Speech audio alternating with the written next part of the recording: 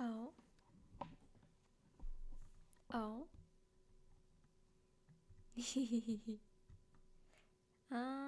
Ba-da-ba-bum. Let me see.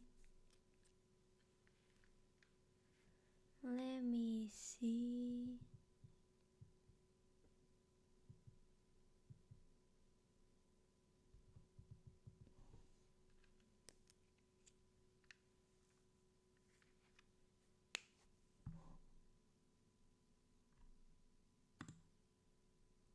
Okay.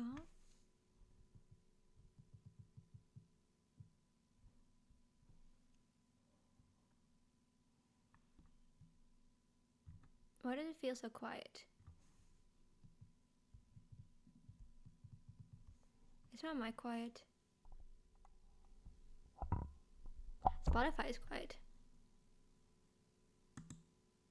Mm.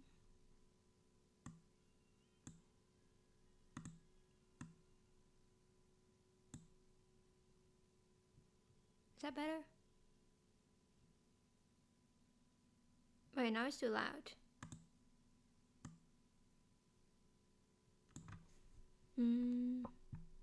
Hold on.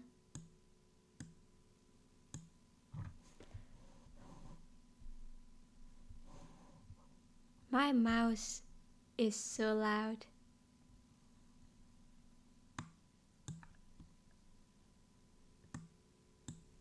Okay.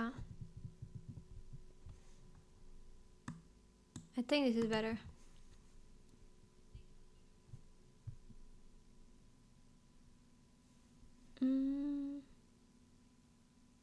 Did I tweet? Oh, I did tweet.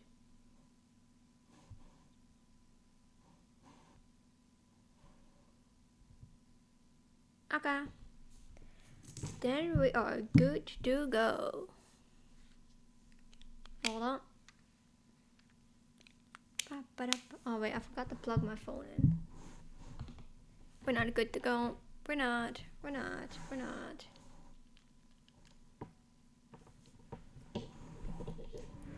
Wait, 1 second. I'm gonna disappear for a second. Okay.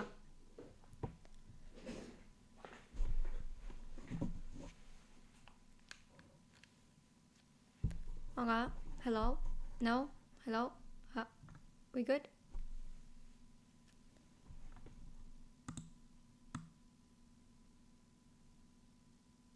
Okay.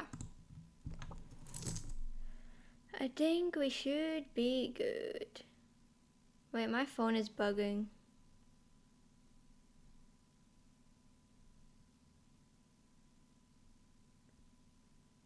Okay. That's what it should be saying. Yeah. I was saying I was still streaming a date with that for some reason. I almost thought I forgot to switch the category. Okay. I get to stream this game with my mother. I'm excited about that. Hold on. I'm dealing with cables and I don't like it. I should get... I mean, I do have wireless headsets, but I can't use that one for streaming. So maybe I should get another one just for streaming. Okay. I'm gonna be honest.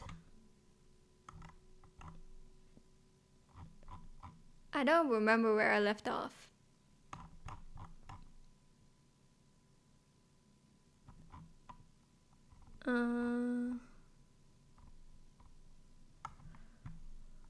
Did I start on the DLCs already?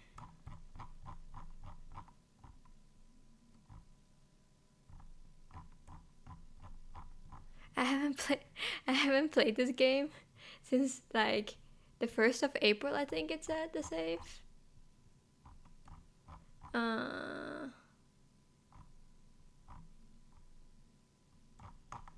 So I don't remember.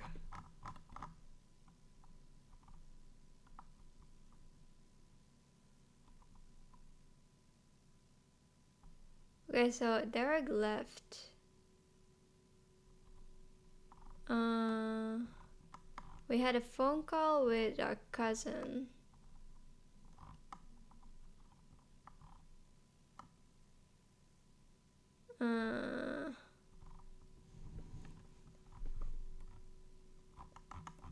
That went on for pretty long.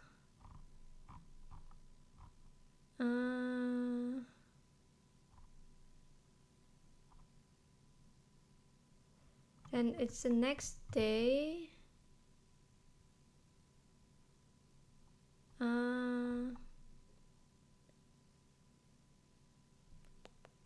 Ba-da-ba-bam.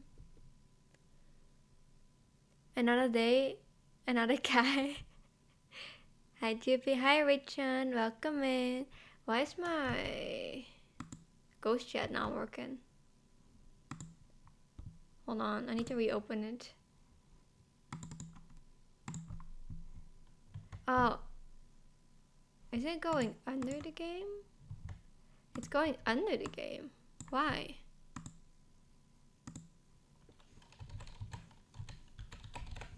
Why? You should be going over the game.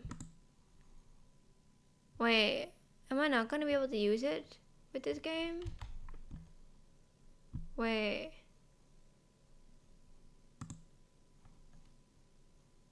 It's on full screen though. It's gonna be annoying. Why is it being like that? Yeah, no, chat is fine. It's just the app I use to read chat on my main monitor. Normally it should work above the game, so that I can just read it and don't have to look over to my second monitor all the time to read chat. But for some reason it's not sticking above the game. This is the app I'm using is like something you guys can't see. It's just what I can see. But app overlay issued, yeah. So I might just close this and read chat on my phone for today, because this game is being annoying. But that works too, I guess. I'll just put my phone like right in front of me.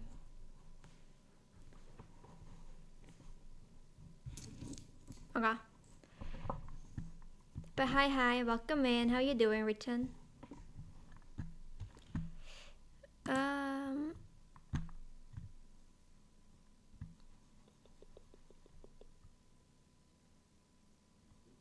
Okay, so we were having breakfast.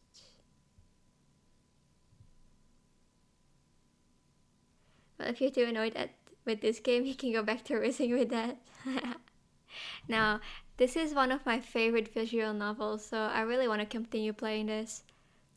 That will have to wait for probably next week. I'll continue dating that.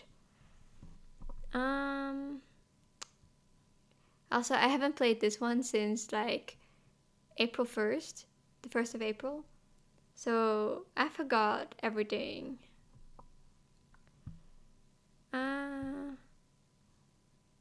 Okay, so we were leaving the house and someone said hi, Juppie. Confused, you looked over to where an unrecognizable woman was waving at you, a friendly smile plastered on her face. You racked your memory for where you might have seen her before, but nothing came to mind. Did I turn off the music? Oh.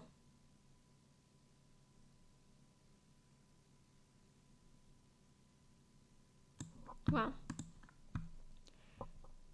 Not your school, or from the country club your moms took you to. You had absolutely no idea who this woman was. The woman crossed the road towards you, and you were a little unsure whether you should stay put or go back into the house and lock the door. I'll stay put. Oh, I know where this is. Oops, I'm sorry. Was I Ma'am, why are we using big words? Was that presumptuous? Presumptuous? Presumptuous?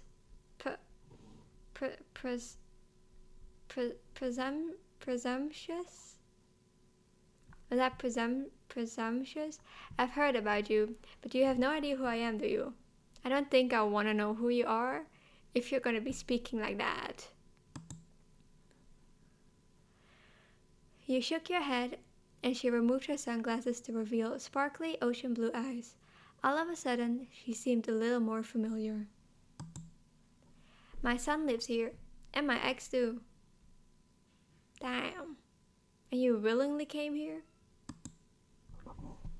With a bent smile, she lifted a hand to point at the condo across the street from your own house. She was Ko's mom. You didn't know why you hadn't realized sooner, now that you'd gotten a good look at her. Hold on, I think I might turn Spotify off if I'm using the music from the game, because it's getting a bit too much otherwise.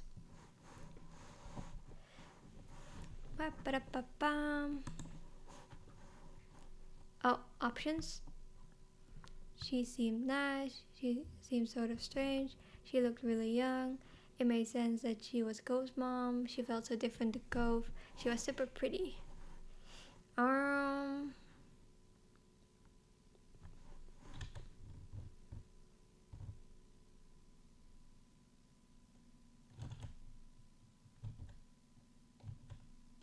She's nice.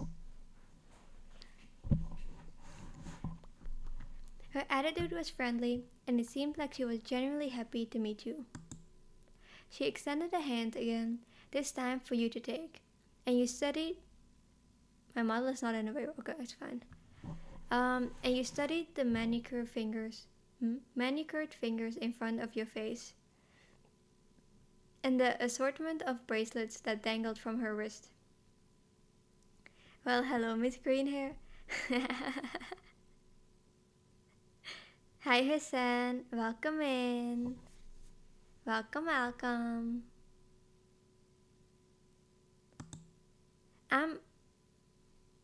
Is that Kira or Kyra? Kira? Priest? Kira? I'm Kira Priest. You can call me Kira. How friendly are we feeling today? How friendly? Isn't this game where you're... Yeah. I think right now we're still in the... Is this still the first? No, this is step... Is it step 2? I think this is step 2, so we're still a child, yeah. I think. Yeah, because I don't think I've done all Derek's DLCs yet.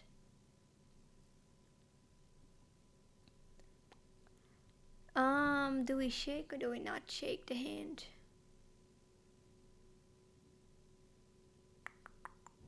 I can shake her hand. She's hot. It's the mom of Cove, you know, the childhood friend kind that is technically the main love interest that I just refuse to go for. Yeah, she's his mom. If it makes you feel better, she's single because his parents are divorced. You reached out and took her hand, and she shook yours firmly, grinning wide. I'm Juppie, but you already know that. Hold on. A tiny bit too loud. Well, hello, miss. You speak? That I do. Cove's mentioned you to me Cove's mentioned you to me before. It's nice to officially meet you, Juppie. I can't speak already. I'm already struggling to speak.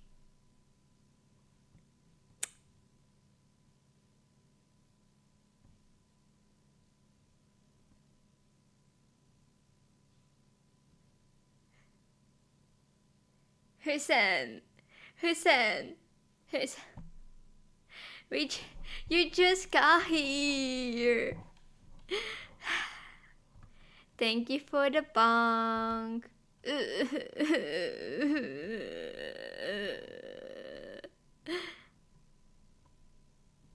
Thank you for the bank redeem. Thank you, thank you. Don't be weird. I'm never weird. He did? Gove and I aren't really friends.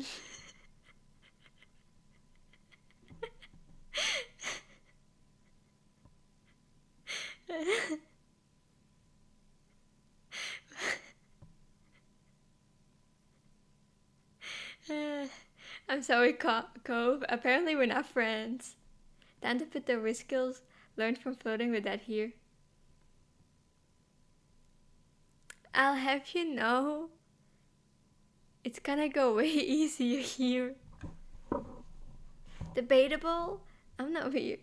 What skills? You mean all the time she got rejected? No! I promise he loves me. I promise he loves me back. I promise. He loves me. He loves me. I've also heard that. Maybe that would change one day. Are you also gonna offer me a $20 bill to be friends with him?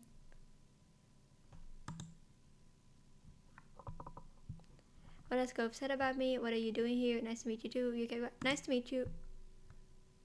And the delusions are getting worse.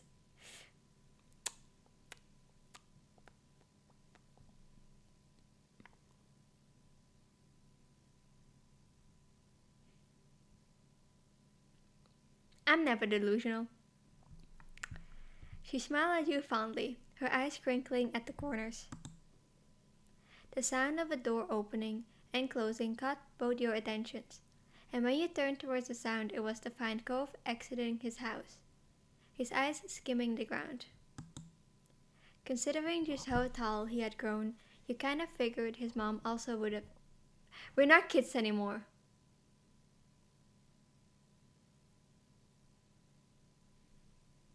How old are we?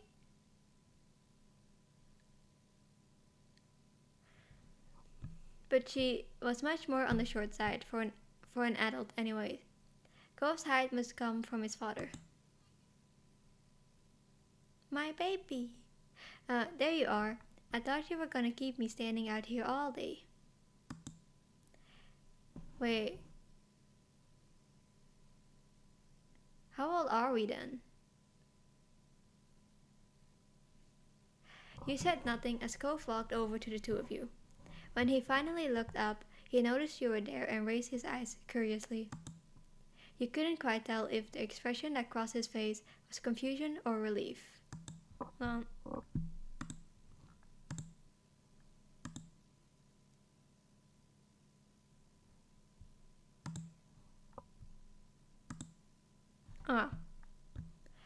Cove and I are heading into town to grab something to eat while the snore is at work. Okay. Kira beamed at Cove and ruffled his hair, which only seemed to upset him more. You assumed the snore she was talking about was Mr. Holden. Oh, that makes sense. Hey, you should come with us, Droopy. I'd love to get to know you better. Can I say no? Can I... Hold on. Can I decline? Yeah, you should come. Can I say no? I don't want to socialize.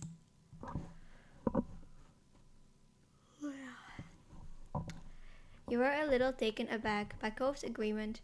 You hadn't imagined being stuck with him and his suddenly appearing mom for the afternoon, especially not if he was going to be gloomy the whole time. Of course, we'll run it by your parents first. Responsibility and all that. Any what? Any whoosies?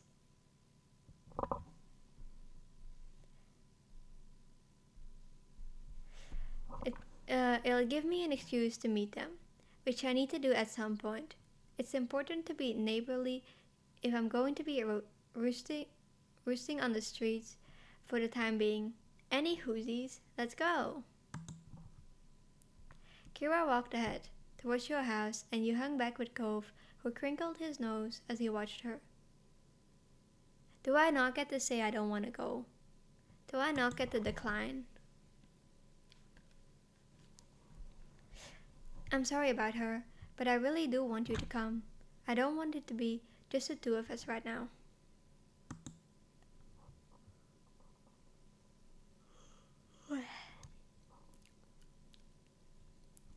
I didn't know your mom was coming over. Don't you usually go to where she is? Yeah, she's gonna be staying with us for the summer. She just got here this morning.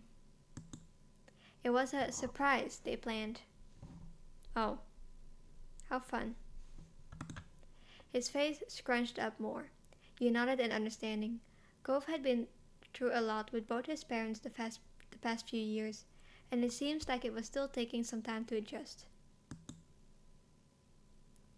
The two of you headed over to where Cove's mom had just knocked on your front door and stood behind her. Mom answered the door after a minute, her eyebrows lifting in surprise at the group she found in front of her. You realized that like you, she would have no idea that it was Cove's mom who was hanging with you. However, after blinking at the woman a couple of times and looking between her and Cove, the realization seemed to strike on her. Hello there, I'm Pamela. I see you've met my kid, Chippy, and I'm guessing you've already known Cove for a while? Kira laughed, and you and Cove exchanged looks at your parents' weird sense of humor. I'm Kira Priest, Cove's mom. It's so nice to meet you. A head of purple-brown hair caught your eye as Ma popped up behind Mom, squeezing herself in beside her. We have company. I was wondering what all the commotion was. She grinned excitedly at Kira. The two of them introduced themselves and shook hands. Hi, Chippy, Cove. Cove smiled at Ma shyly, and she gestured a hand towards the living room. There's no use hanging around in the doorway. Why don't you come in? I'd love to, but I promised to take my son out to eat, and I wouldn't want to hold you up with a surprise visit. Cove grimaced. He likely took offense at how she didn't want to put them out with a surprise visit, but not him apparently. Oh, I understand. You're welcome to stop by anytime. Hold on. Let me adjust. Oh, let me adjust in my seat. Ugh. Okay. I'll take you up on the offer when I can. Count on it. Would you mind too much if Juppie went with Cove and I? My treat. We won't be driving, just a quick walk down the road. Sure, that sounds nice. Where is my permission?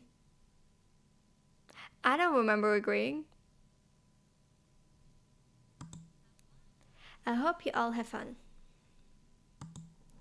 You gave your moms a look, and they smiled at you fondly.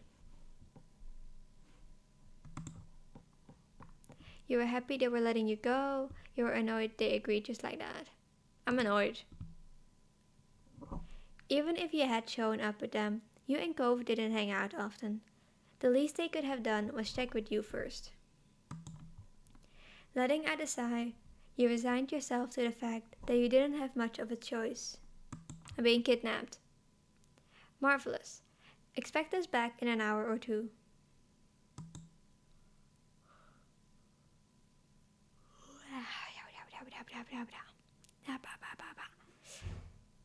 We look forward to seeing you again. Take care.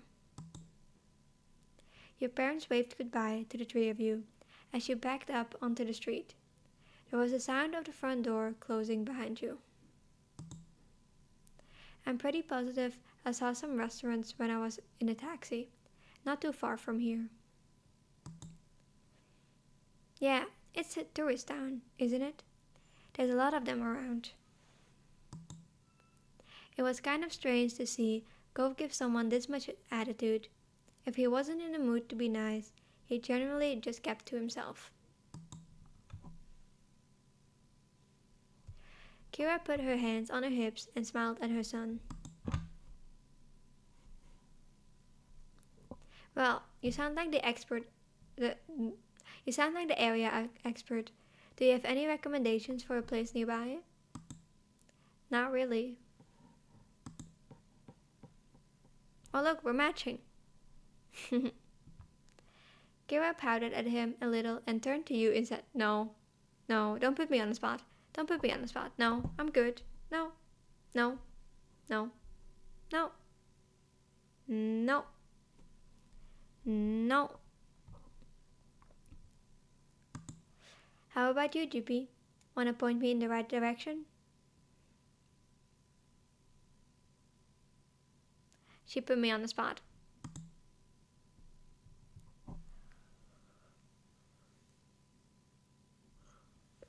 I keep yawning.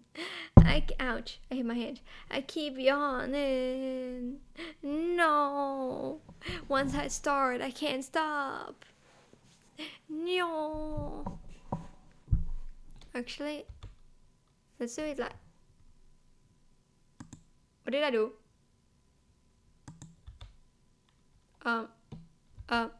Guys, what did I do? Okay, we're good. We're good. We're not pressing that button again. Let's see. You sure? Not really. Sure, I have a couple of favorites. You nodded.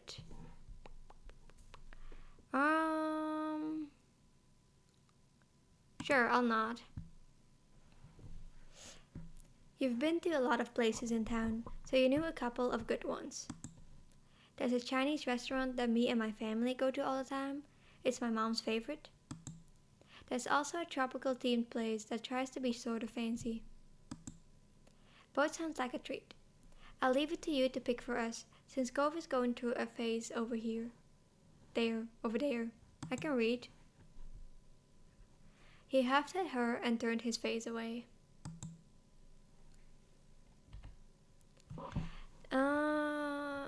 We're going to a Chinese restaurant. Thank you, Jupi. You're welcome. Will you show us the way?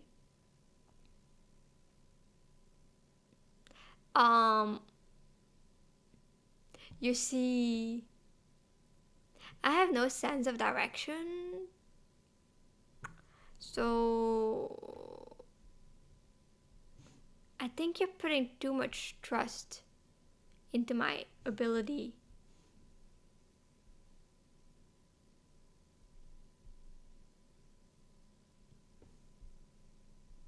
But okay.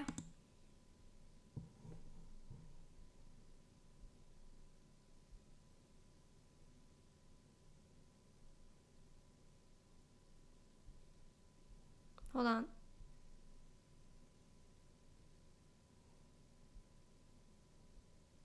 Okay. You nodded, taking the lead of your little group as Cove and his mom followed behind you. Together, the three of you left the neighborhood behind. The walk was about 15 minutes, and along the way, Kira asked a lot of questions about the area. Cove was quiet most of the time, so he ended up answering her instead.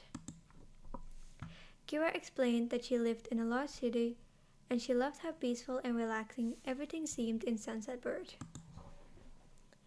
The restaurant was busy as usual, but luckily you were shown right to a small table. Kira lowered herself into the chair, while Cove picked the one diagonal to her, not facing her or to her side. It was awkward.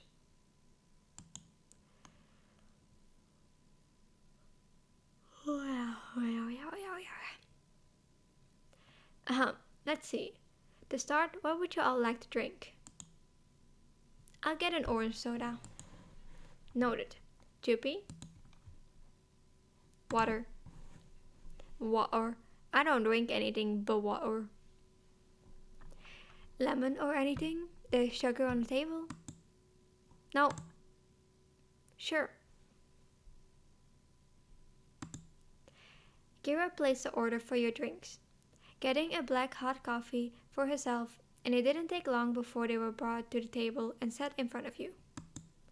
You took a long sip of your drink as you looked around the restaurant. Your small group checked over the menus, and you decided to order a usual thing. You had been to this restaurant many times, so you knew what was good and what wasn't already. Oh, really?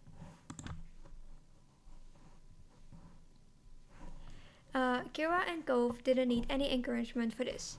They were totally focused on the information in front of them. Soon the meals, too, were ordered and the menus taken away. You glanced at the table service, waiting to figure out what to say.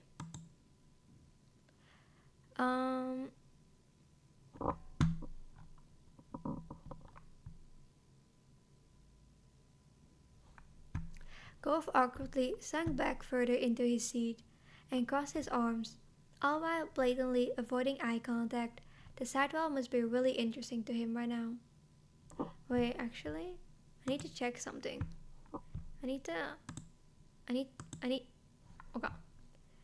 I need to check something real quick.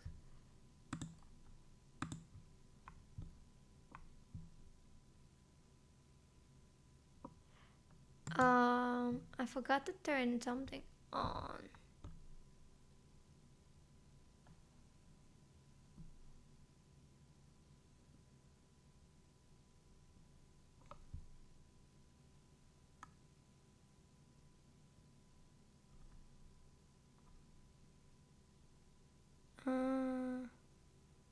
Okay.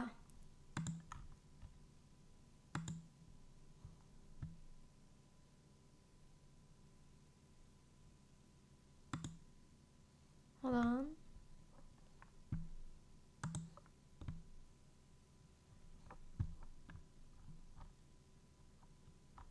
Just some technical difficulties to decide. Ignore me, ignore me. Well, actually, don't ignore me. I'm streaming. Please don't ignore me. I'll cry.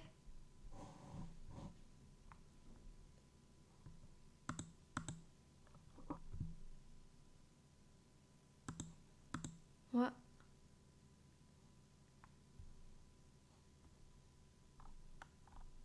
What is it that I need?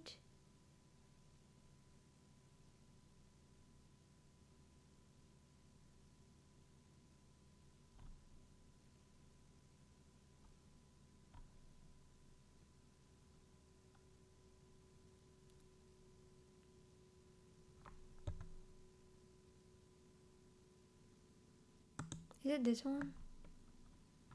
I think it's this one.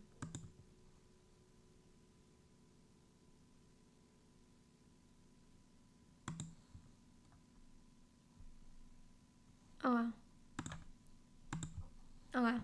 That can wait now. Okay, sorry about that. I had to check something real quick.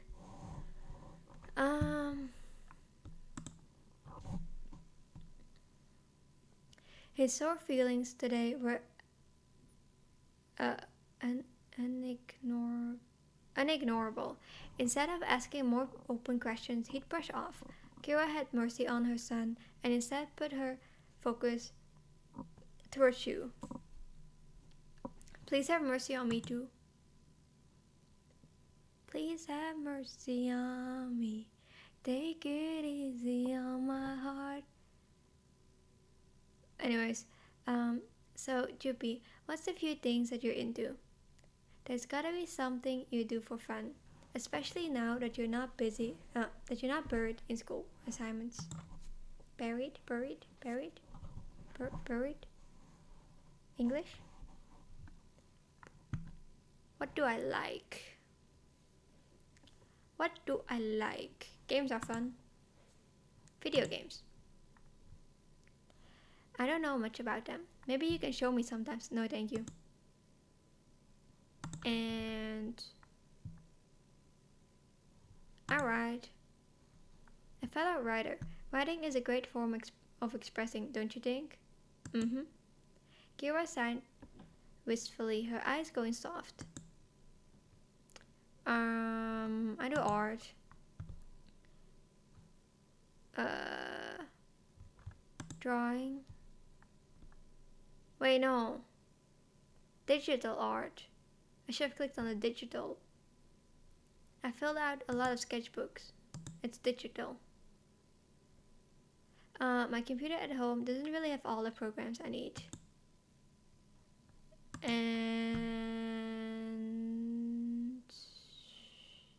music. Listen to music.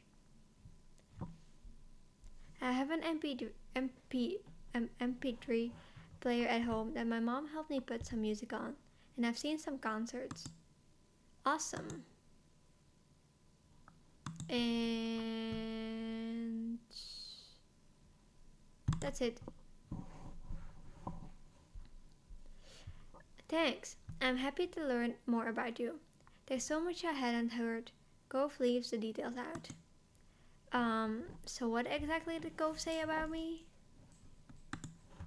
Kira laughed, holding a hand in front of her mouth.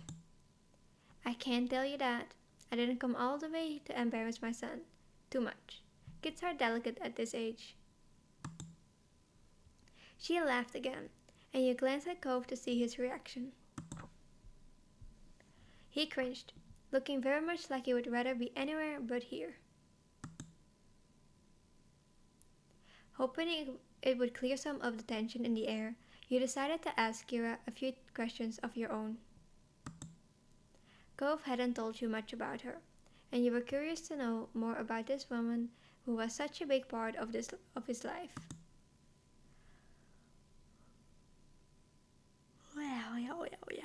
Oh, yawning again. What exactly do you do for work? I'm a travel writer for magazines and things. I keep people in the loop on what's worth seeing. It's good work. Wow.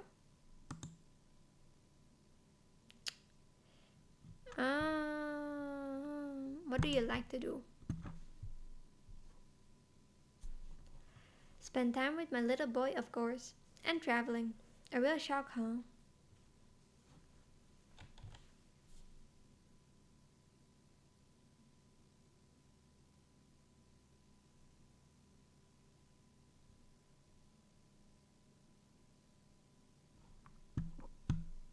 Wait. Hold on.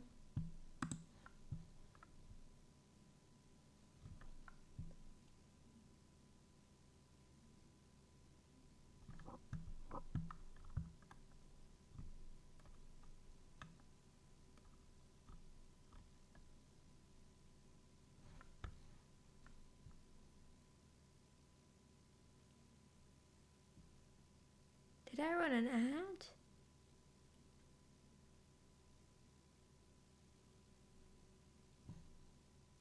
Why did it tell? It told me I ran an ad? Oh well. Oh well.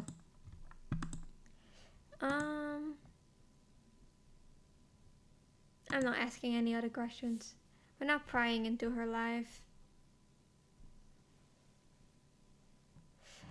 It didn't seem to bother her that the conversation dropped off. Gove sipped his soda angrily, slurping up the remaining drink with furrowed brows. He looked ready to run straight out of the restaurant. You wondered if he was annoyed that he was spending the time talking to his mom, but he hadn't seemed to want to talk to her at all.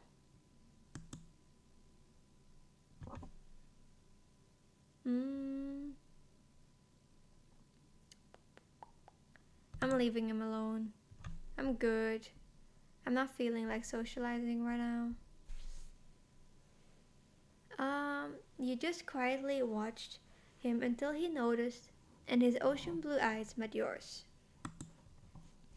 It was subtle, but you swore you could see the hint of a smile tilting the corners of his lips. You two seem really cute together. Ma'am, I'm not interested in your son.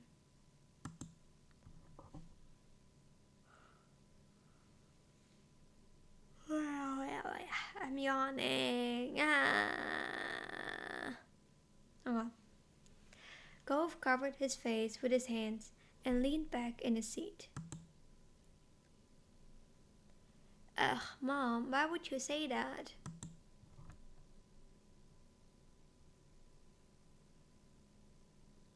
Thanks, we are cute.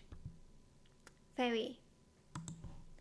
Your meals were delivered shortly after that, and everything was so delicious, even Gove enjoyed his food. Alright, now that we're all full and content? Can you explain, please, why you've had a bug up your butt all day? Gove's face instantly returned to its scrunched form. Seriously, baby, what did Mom do to make you this mad? I haven't even been around a full day yet. He gripped the edge of the table, refusing to make eye contact. The words he spoke were barely audible over the din of the restaurant. You could have told me. She leaned forward to not miss anything else, eyebrows raised. Told you what? He finally seemed to find his voice and spoke the thoughts that had been on his mind. That I wasn't gonna visit you this year, that you were gonna be coming here instead. Didn't you invite me? You wanted me here with you? Gove's eyes began to shake, and his frustration ebbed. I do want you to be around, but I didn't know it'd be like this. It's not the same, and nobody said anything. I see. Hold on, my voice is dying.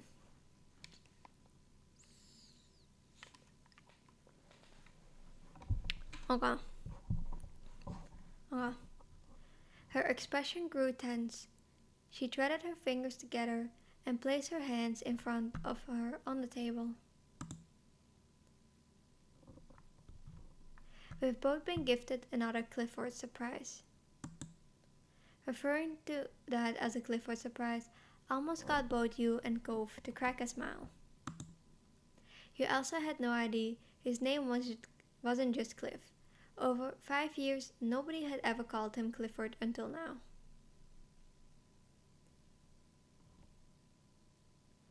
Wait, 5 years. I think we're about like 13 or 14 years old now. She smoothed her hair out, not letting go of her stern look. The more things change, the more they stay the same. They let out identical sighs, but smiled weakly at one another afterwards. I can go home, Gove. We can we can still set up a normal trip to my place before the summer ends.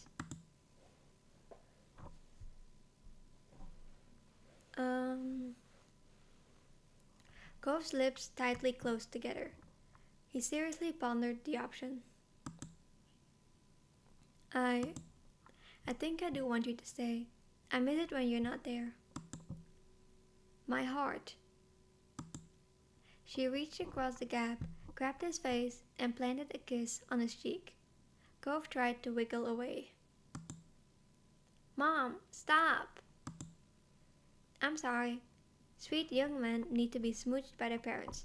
If I don't, they'll take away my mom license. Kira was completely enthused by Gove's admission, though a tone of seriousness did return to her voice when the conversation continued. Do you want to talk to your dad too? No. Gove had snapped the word instantly, but reeled his annoyance back in just as quickly. Maybe later, not today. I understand. We can shelve it. What does that even mean? Thanks, Mom. Thank you for talking to me, little mister. She grinned affectionately at him before turning your way. And thank you, Juby. What did I do? Huh? What did I do?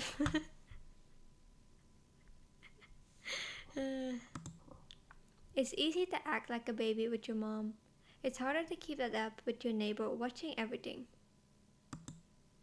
Mom! She just ruffled his hair with a laugh, then moved her hand down to tap the end of his nose. Nose? Nose. Nose. Not noise. Nose. And that was how the issue was resolved, at least between Cove and his mom. When the three of you left the restaurant and Kira had paid the bill, you walked back to your neighborhood slowly. You had eaten so much by that time, you were beginning to feel sleepy.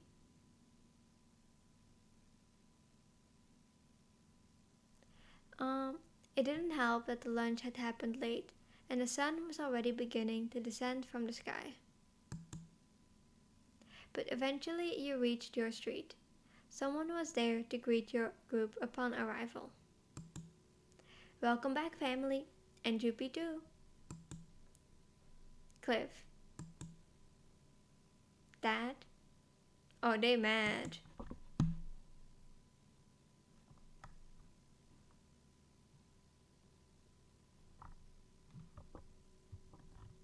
They mad. The two walked past him into the condo without sparing another word. Despite the summer heat, their shoulders were cold. Uh-oh, I'm in trouble. He rubbed the back of his neck with a crooked smile, but his eyes were soft as he looked on after them. He's so much like his mom, don't you think?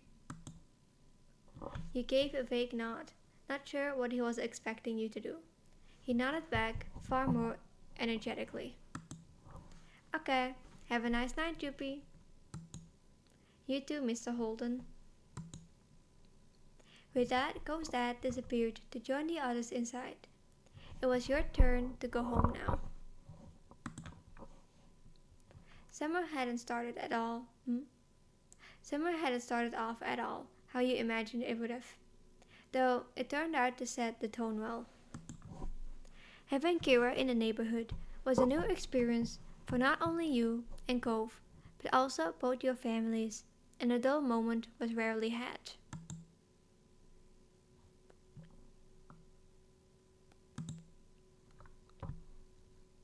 Oh, it's starting, guys! Guys! Guys! Guys! Guys! It's starting! This is the moment I've been waiting for! Thanks for purchasing Derek's DLC. I bought that like ages ago, but you're welcome. Play all 5 of Derek's DLC moments. Okay. Choose to remain in touch with Derek during step 3. Then you have the option to play Derek's epilogue during step 4.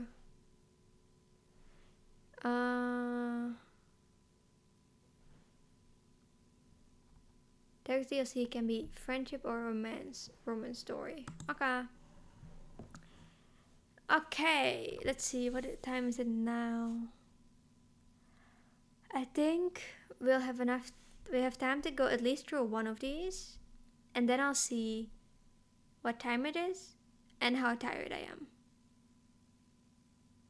But I am definitely gonna do all 5 of them on stream, because I need all 5 of them to be able to get to his ending. Okay, let's start. The pool of Derek's condo complex was a perfect setting for a late morning outing. Wait, hold on, guys. I need to be awake for this. I need to be awake for this. Hold on. I need to be awake. It was early enough that the day hadn't yet reached its hottest. The air still held the crispiness of morning. Despite its pleasantness, only you and Derek were there. Of course, given the location of the ocean, maybe everyone else who felt like water side was fun at the maybe everyone else who felt like water side fun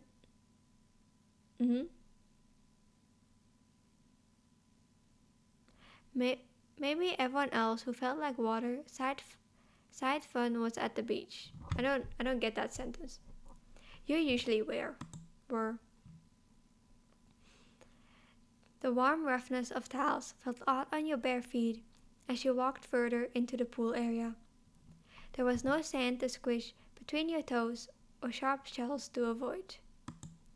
You surveyed the area while Derek finished putting his stuff away on a chair. The chlorine was sharp in your senses, and the entire space was so orderly. Launch chairs sat in neat rows, umbrellas spaced out uniformly. The depth of the pool was marked out in clear text along the sides. Every single element was intentionally and expertly crafted to be convenient for its human visitors. It was extremely different from the wild mistress of the sea.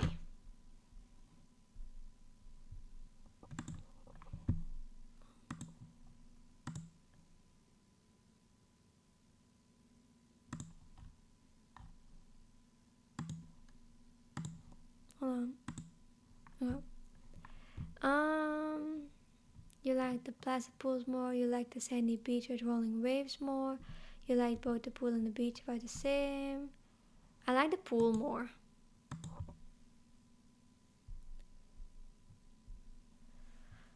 The ocean was always so unpredictable and chaotic. The waves were never this calm. Plus, the beach had sand, gritty coarse sand that got everywhere.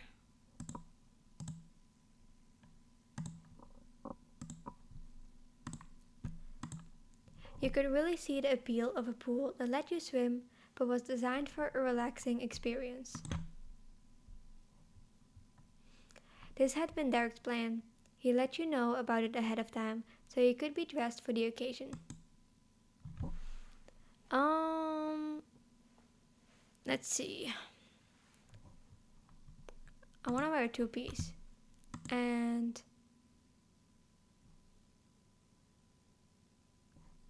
a t-shirt. Your swimming gear was familiar even if the pool wasn't. You felt prepared. Guys.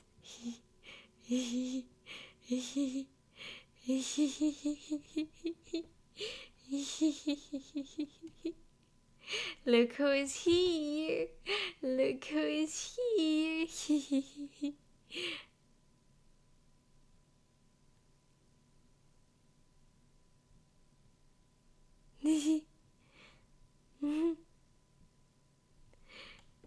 Teehee. Teehee. Anyways, Derek bounded up to you in his own swim trunks, flagrantly ignoring the no running sign in his enthusiasm. Watch, I'm gonna do a cannonball. As soon as he knew he had your attention, he took off to the deep end of the pool. He built up speed and then leaped into the air. Leaped into the water. Leapt. I don't know. His curled up body created a huge splash on impact.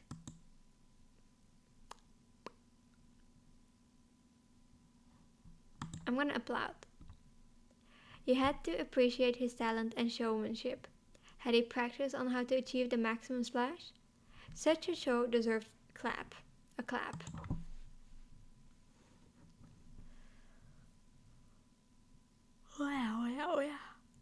Wow. I keep yawning. He stayed under for a while longer. He touched the pool's bottom before he kicked himself back upwards. When Derek's head popped out of the water, he swam to the edge of the pool and propped himself up with a grin. He watched you expectantly.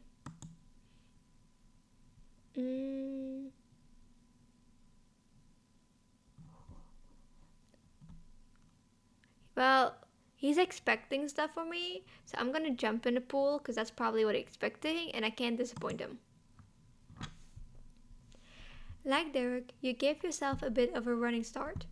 You reached the end, took a deep breath, and leaped as far as you could. Frigid water burst around you, feet first, but soon covering you entirely.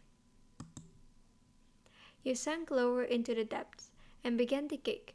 You breached the surface and sucked in for the fresh air. You noticed two things. One, that the water wasn't actually freezing when you got used to it, and two, that Derek was clapping for you. Yay!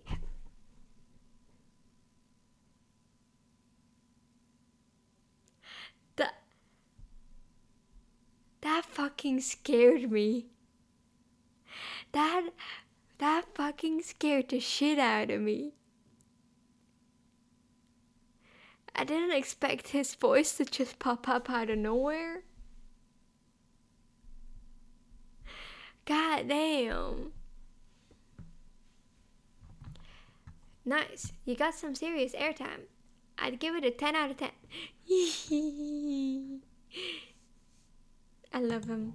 I love him. I love him. I love him.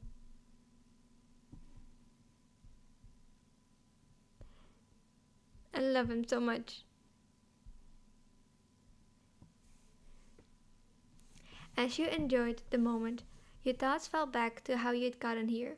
Last night, Derek had called with a different sort of request. You remembered that his voice had been a mix of nerves and hope. He had a favor to ask, very unexpected for him. Derek's mom needed him to watch his little brothers in the afternoon. It wasn't anything out of the ordinary, but that was a part of his problem.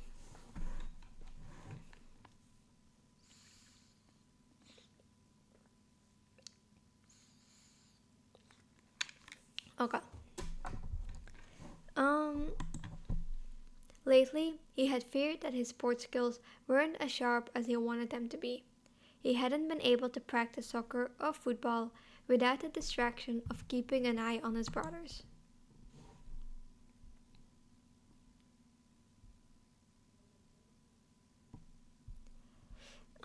His idea to fix this had been to ask for your help watching the kids. If you agreed to go to the park with him and his brothers, then you could manage his brothers while he had a chance to focus on practice. That's how he explained it.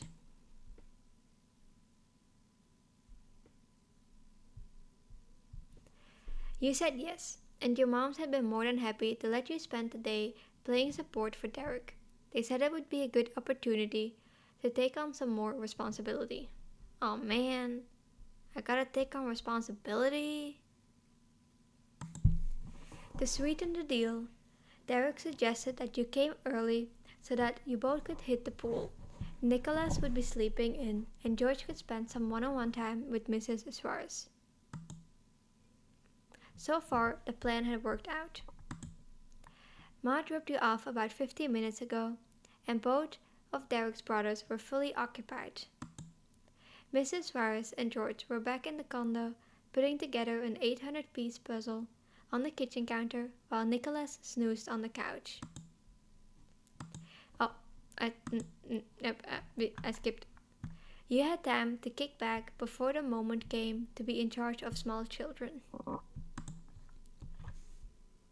A sloshing sound pulled you back to the present. Derek had climbed out of the pool. I'm gonna jump again. Wanna join?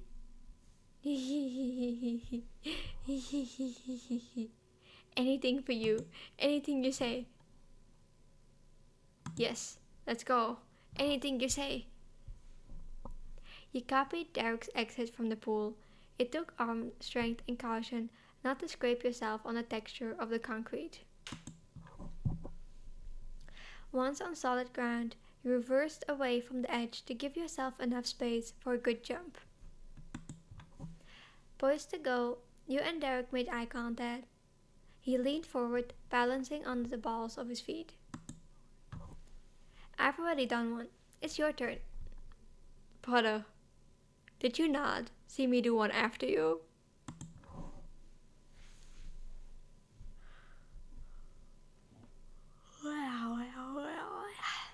ippy. Ippy. What do I want to do? We can hold hands. Let's do it.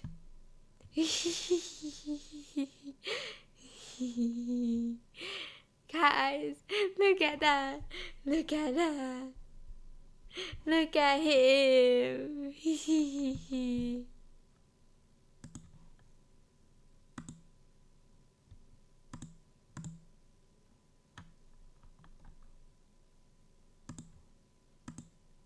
He's so cute.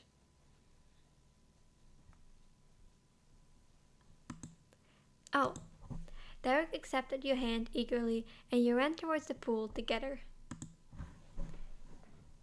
Well, he can read his own voice lines apparently. You leaped and flailed. You leapt and flailed your legs for a split second. Derek lifted your arms into the air and kicked a foot out before you landed in the water. You stretched out and reached up towards the surface, parting your arms to paddle over to dry ground. Derek was laughing boisterously. It was his turn next. By the curve in his grin and the lift of his chin, he looked to be in a mood to impress. His eyebrows drew together in a deep furrow and he considered his launch. He can impress me with anything he does. 'Cause he's just so adorable in anything and everything and his whole existence is just mwah. Yes. Derek took a few bounding steps to the edge, jumped up, and tucked his body in. Unlike his previous cannonball, the energy went into a spin, and he flipped, making a full rotation before he crashed through the surface. The water droplets from the splash dazzled you as they exploded out from his impact.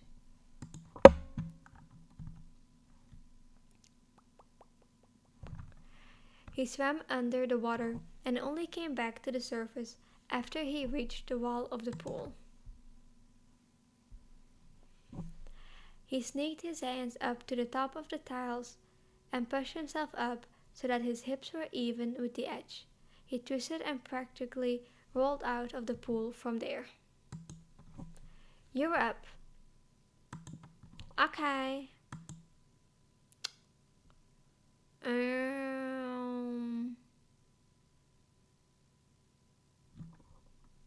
Let's do a cannonball. We can do a cannonball. You backed up a little more to give yourself more space before going for it. You kicked your feet up, running to the edge, and leapt. Curled into a ball, falling quickly, the air rushed past you, and then you were sinking towards the bottom of the pool. He likes it! He likes it! You kept switching back and forth, trading off between silly jumps and then more impressive tricks. From watching Derek's well-practiced dives to performing your own jumps, there was never a boring second. After several leaps, Derek called a break time, and you took a breather at the back stairs to the pool. You waited for your strained heart rate to even out from all the exertion? I don't know how to say that. After a pause of silence, Derek spoke up. He pulled his fist to his cheek in thought, squishing his face slightly. He's so cute, guys. He's so adorable. He's more adorable than me. Look at him. Isn't he more adorable than me? Where's my mouse? Oh, there it is. Hey, I probably should have asked before, but have you ever babysat somebody before? Nope.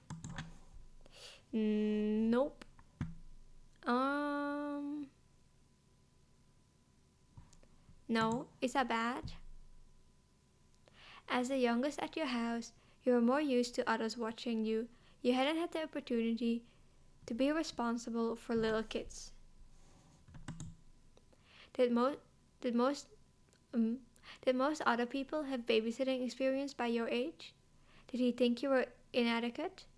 He chuckled at your apparent worry. It's not bad. It's not like I'm leaving you totally alone with them. I'll be right there if anything goes down. Thanks.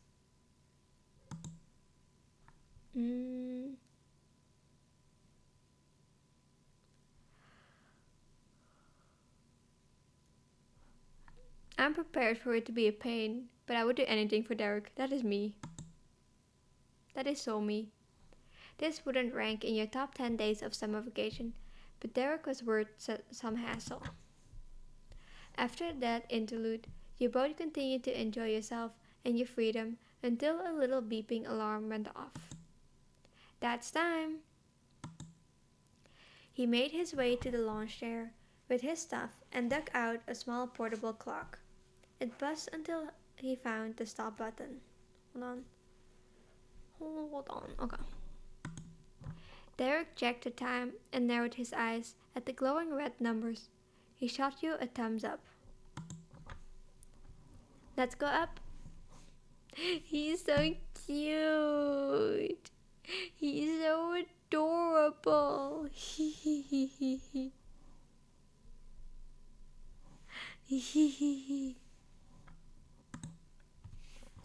You helped him gather the towels, grab the rest of the stuff, and then tried to drip as little as possible while rushing through the halls of the complex. When you reached his apartment, he dumped everything in his arms on the ground and scrambled to find his key. Just give me a second. I don't want to knock or anything in case Nicholas is still asleep. He finally spied his soccer ball keychain and snatched up his keys from where they were tangled in his towel. He inserted the key into the lock, and both of you shuffled inside the Suarez home.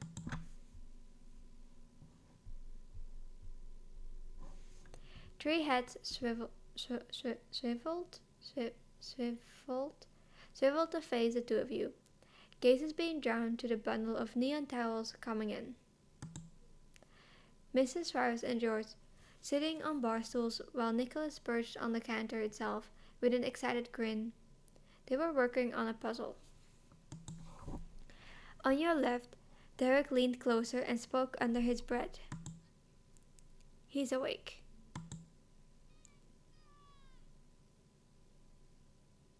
I'm not repeating that.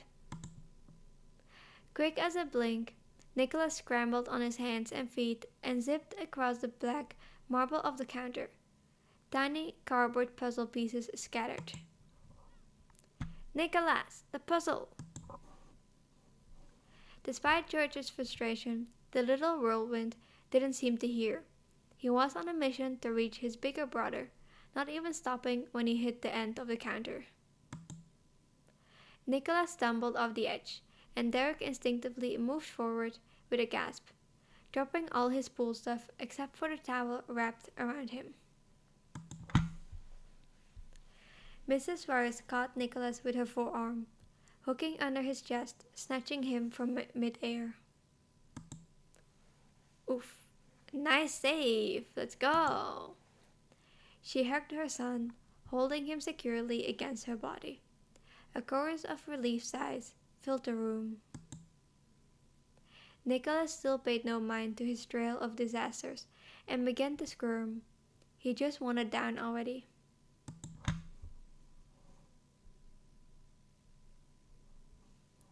Derek took another step forward. Derek took another few steps forward, making his way over to the scene.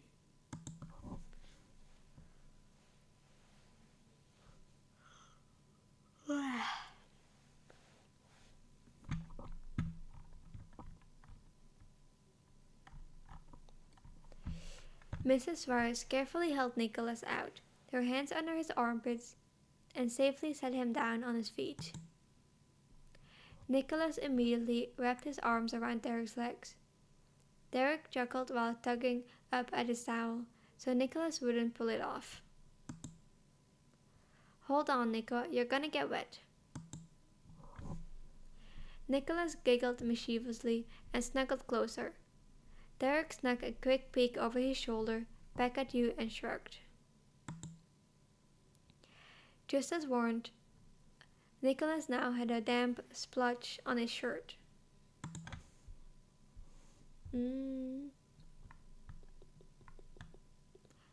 Let's ask about the puzzle. He asked George if his puzzle was alright. The counter was littered with pieces. You could see that there were large sections of the puzzle put together, and several scattered parts that had been broken back up into many individual pieces. Some had even been knocked to the floor, and you picked a few up to hand to George. How is the puzzle? George stared at the pieces pinched between your fingers distantly before accepting them. He signed over the mess. Yeah, it's alright.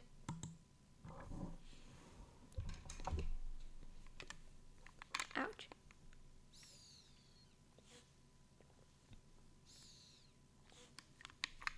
Oh. George nodded at you, appreciating that you had asked. He still seemed unhappy, but no major harm done. Well.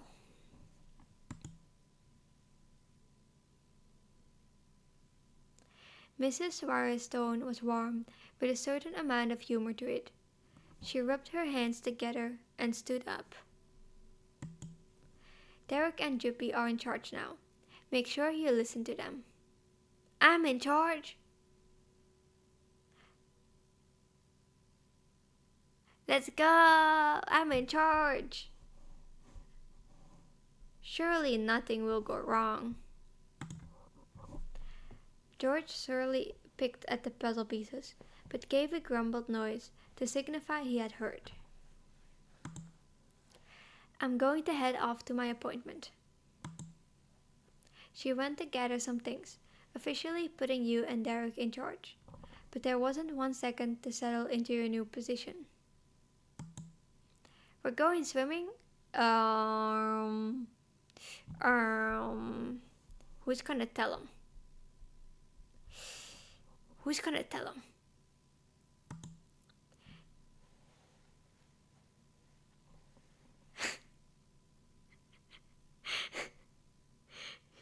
Chippy, is that a child in a dating sim? So you see, right now, we're like 13-ish year old, I think. And he's the same age, I think. And that's his little brother. He's like 5-year-old, I think. I think he's like 5 years old.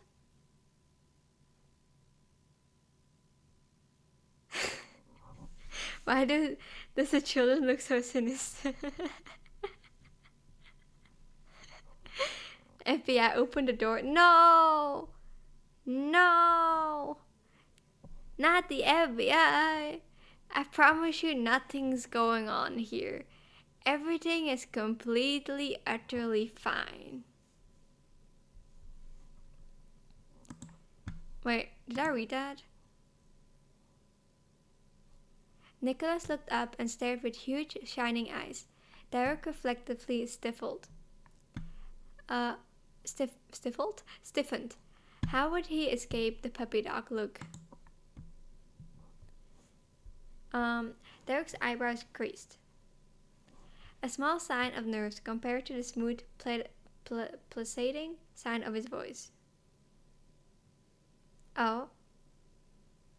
Thank you for the pop-up, Redeem Hussein. Thank you for checking in. Hello, hello.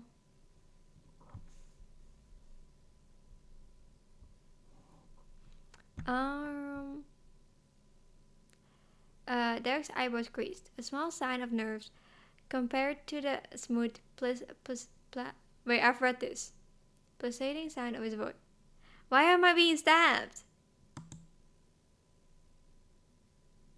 What did I do this time?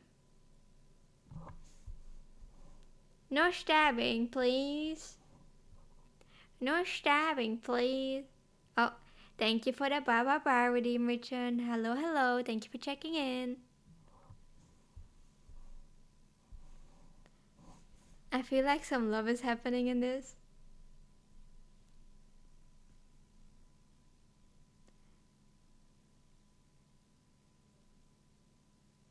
No comment. No, even better. He leaned down and lowered his voice like he was about to share a secret. We're gonna go to the park. I don't think he liked that. I don't think he liked that idea. Speechless because I'm right. No comment. Nicholas instantly frowned. He wasn't convinced by Derek's act. He grabbed at Derek's towel. You were swimming.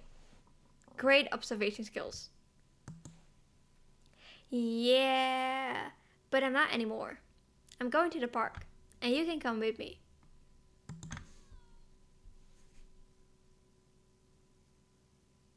I don't want to take care of a child anymore. The littlest Suarez whined and stomped his foot.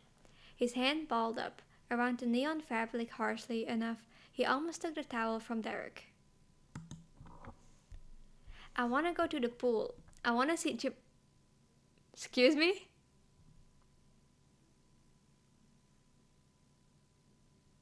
Child is saying what? Child is saying what?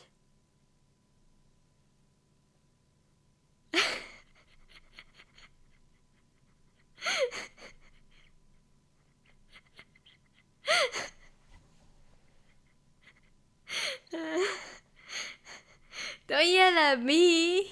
I don't know where this came from.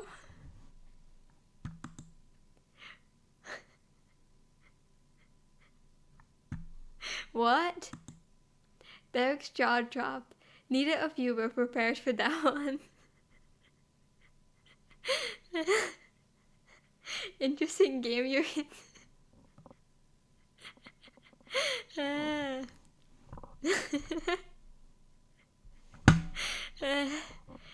We're moving past this. Did you hear Nicholas right? You looked down at yourself, currently wrapped in a bright fuzzy towel. You switched your gaze to Derek's youngest brother, your brain trying to make sense of what was happening. Why would you want that? Wait, wrong button. There we go. Why does Nicholas want anything? George rolled his eyes and continued mumbling into the counter. It was obvious to him, and he couldn't believe the rest of you were taking so long to catch up. There's another child, by the way. Because Derek does. Oh, options? I feel like we all thought at the moment, excuse me, he said what? Yeah, for real. For real, for real. Child said what?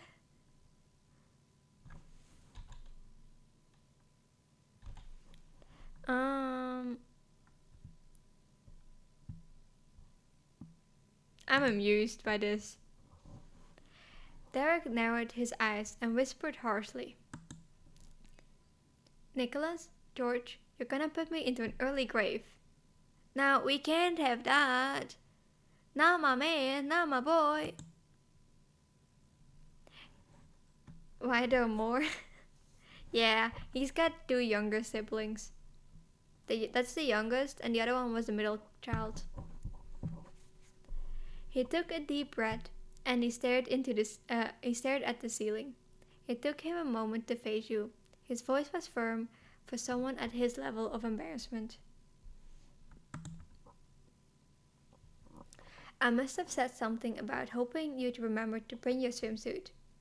I was excited for us to be able to swim, so I did want you to have one.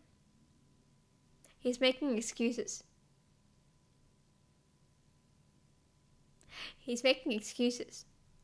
So that's why the middle one appeared for 10 seconds and disappeared.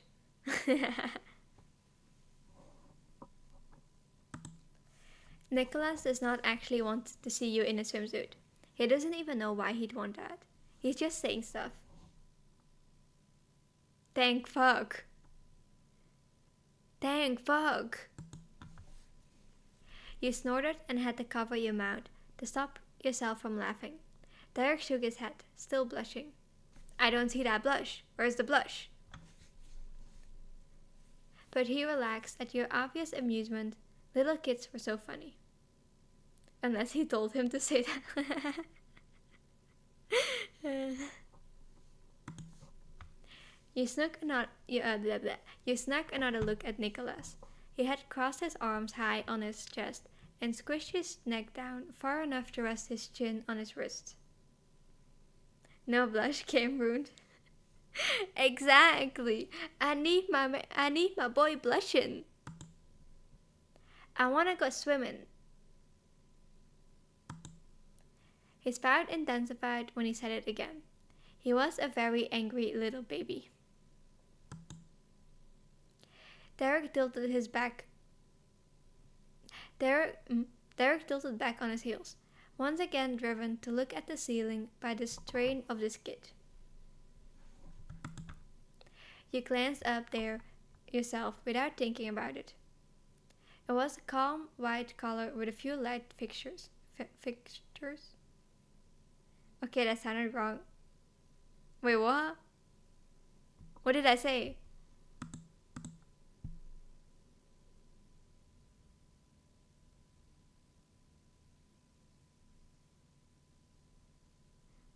Which part?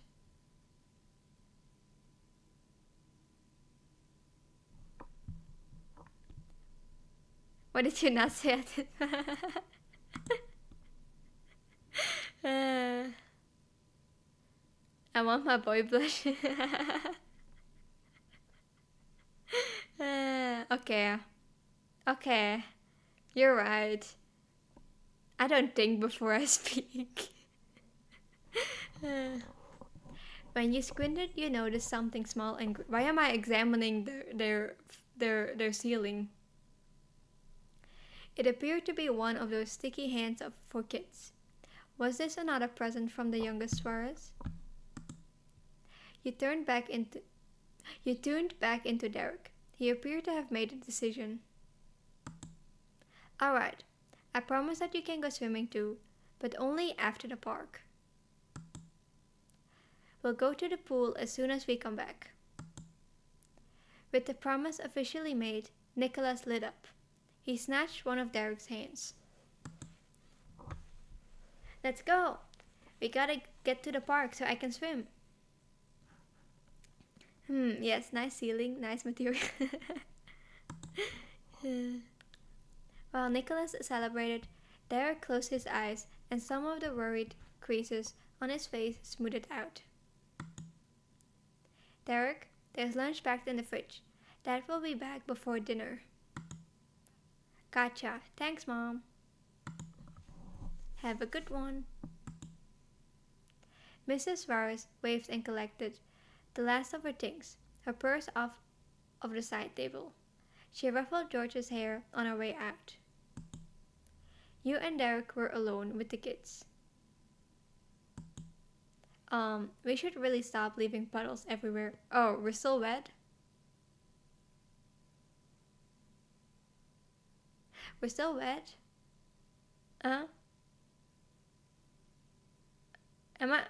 Why are you bonking me?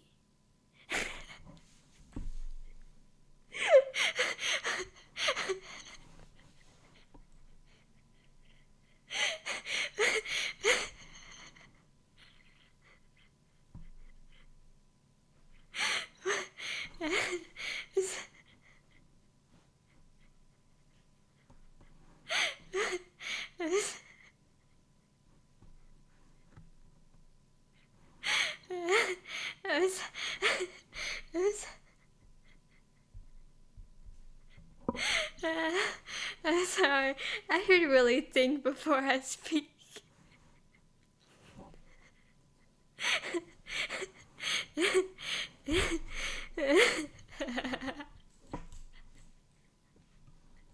Uh,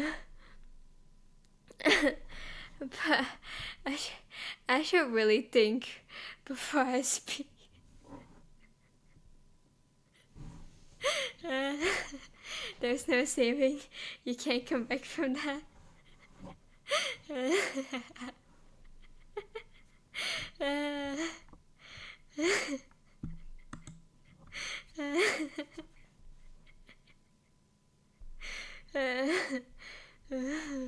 Whoopsie. My bad. Um, he gestured at the drops of water pooling at his feet. Good idea. You and Derek took turns changing.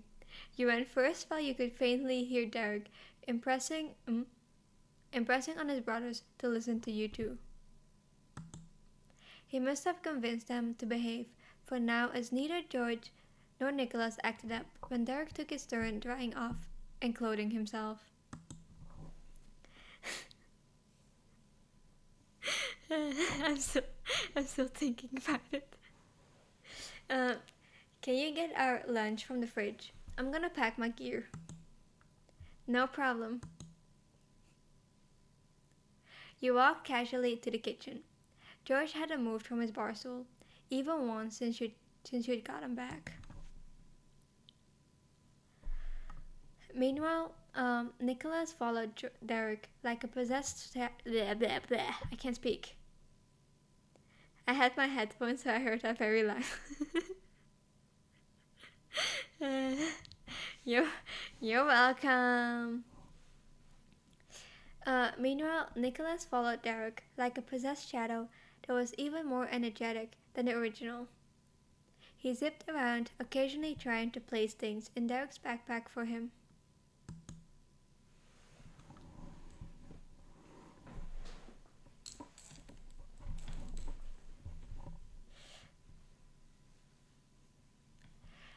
So far, Derek had said no to the rubber duck.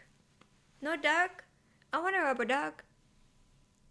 But he had agreed to bring an extra pair of socks that Nicholas had determined were absolutely necessary. I want a duck. Okay, got everything. Derek returned with a backpack in one hand and Nicholas's small hand in the other. I'm actually scared of any words that come out of your mouth. Teehee. Teehee. Teehee.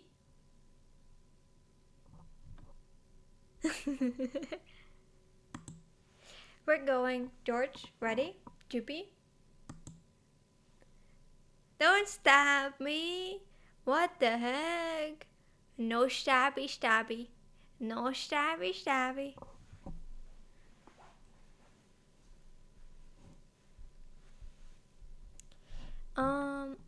I'm pretty sure. Sure. He pushed away from the counter and finally hopped off his chair with the enthusiasm of a plank of wood.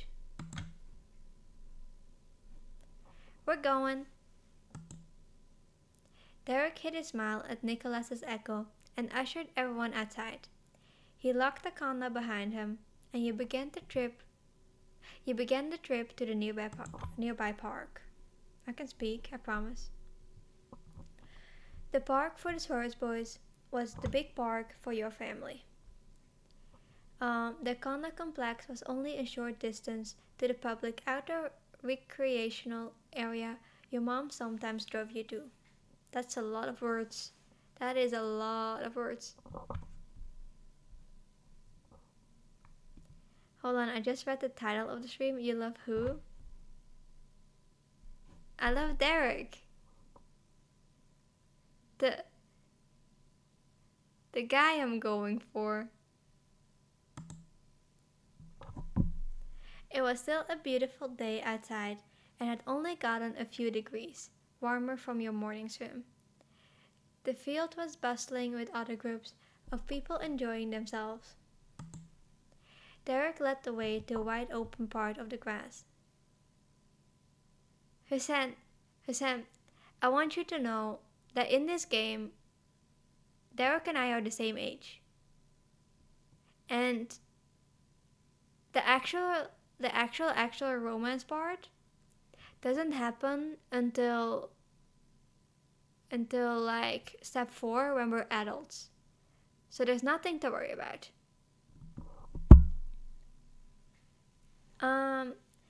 Derek led the way to the wide open part of the grass that no one else was using. He stopped in the middle of the field and turned 180 degrees to face the little boys behind him. He shrugged his backpack off of his shoulder and dropped it to the ground. He kneeled down to root around inside it. George and Nicholas waited in place for their brother. Hold on.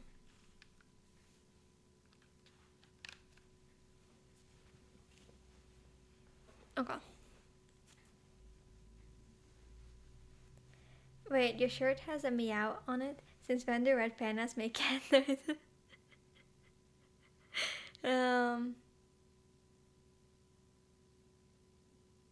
I'm a defective red panda, or meow meow.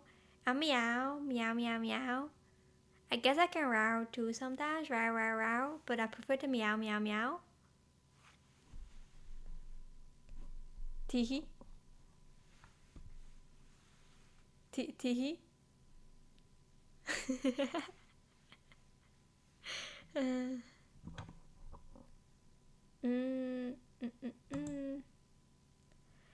Derek gathered a couple things in his arms before pushing off the ground with his knees to get up again.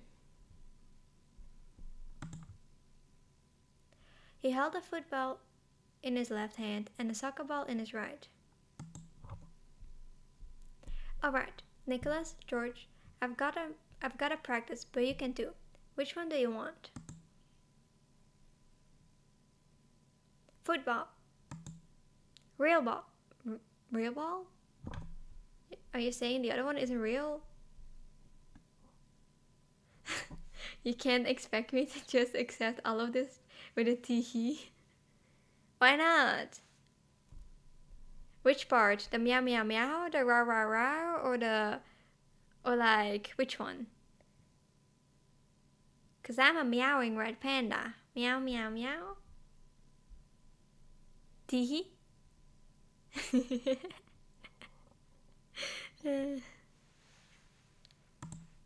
You raised an eyebrow at their shouts. Derek leaned over to you and whispered with a laugh. He means the soccer ball.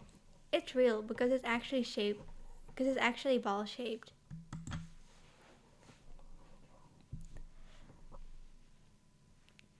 Oh man. Thank you for the bank redeem, Hussein.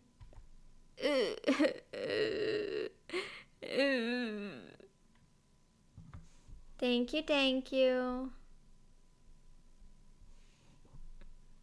I should have seen that comment. Is that a problem? They won both. Derek simply grinned. I thought so. He tossed George the football first. George caught it from out of the air with one hand and began to bounce it up and down in his fingers, feeling the weight of it. Derek popped the soccer ball gently over to Nicholas, who watched his brother intensely. Nicholas had to catch it with both hands. He wrapped his arms around the ball and hugged it to his chest. And with his brothers taken care of, Derek crouched again to reveal a third ball. He brought a second soccer ball. Derek had been prepared.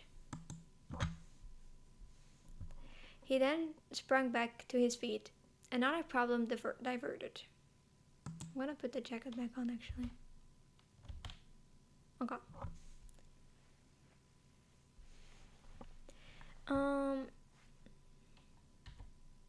Okay. George, Nicholas, you can use this half of the field. I'll use that half. Juppie, can you be Blah, blah, blah. Chippy can be your ref, so don't get too far from her, alright?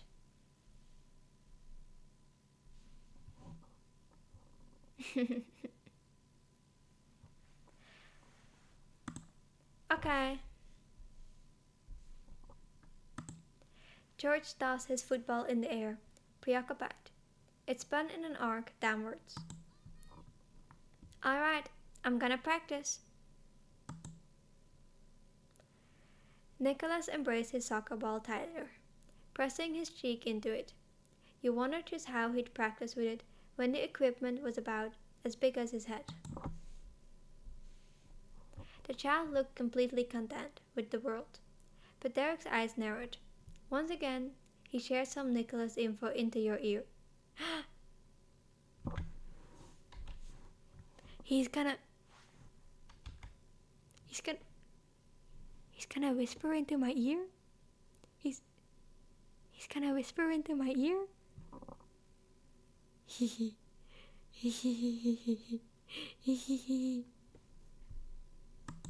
I'm listening.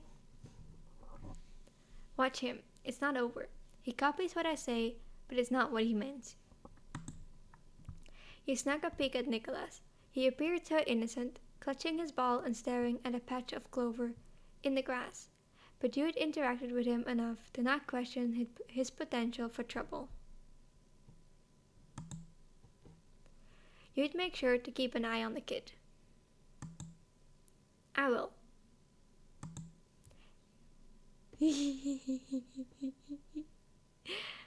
Thanks, Drippy. You're a lifesaver. Anything for you, Derek. Anything for you.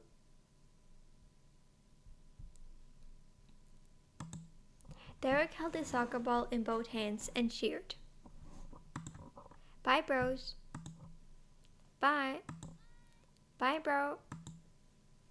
Derek put on a smile as he picked up his ball, tucked his soccer ball under an arm, and jogged to his side of the field. He didn't have time to lose. You stood with the younger Suarez bros, effectively turned loose. George stared at you with uncertainty, while Nicholas's mischievous smirk could only make you guess what he was thinking. You weren't going to make Mr. and Mrs. Suarez regret letting you come, and you especially weren't.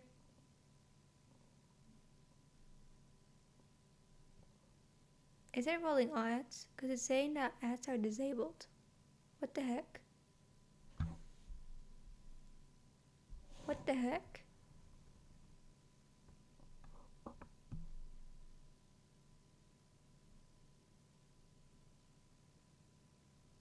Oh, is it running ads now?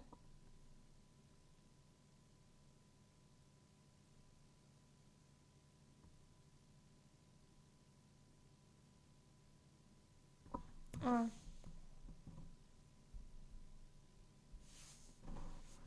Pa pa da pa pam, pa pa pam, pa pa da pa pam, pa da pam.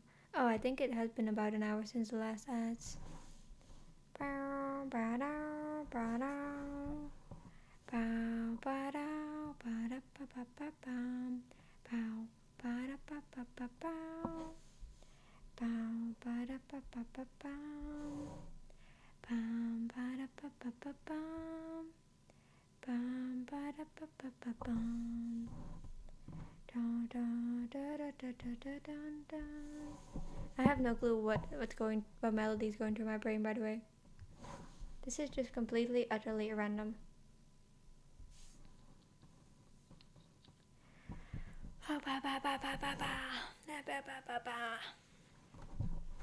I'm really EP. Really EP. Very EP actually. Oh, I don't know when it's gonna end.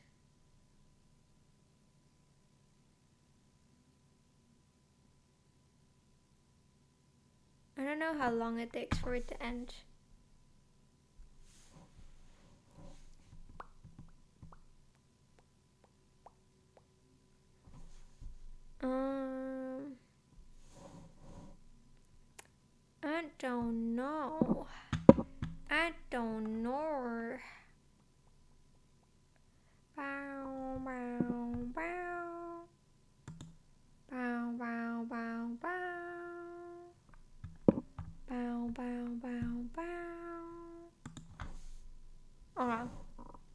it's gonna continue now, cause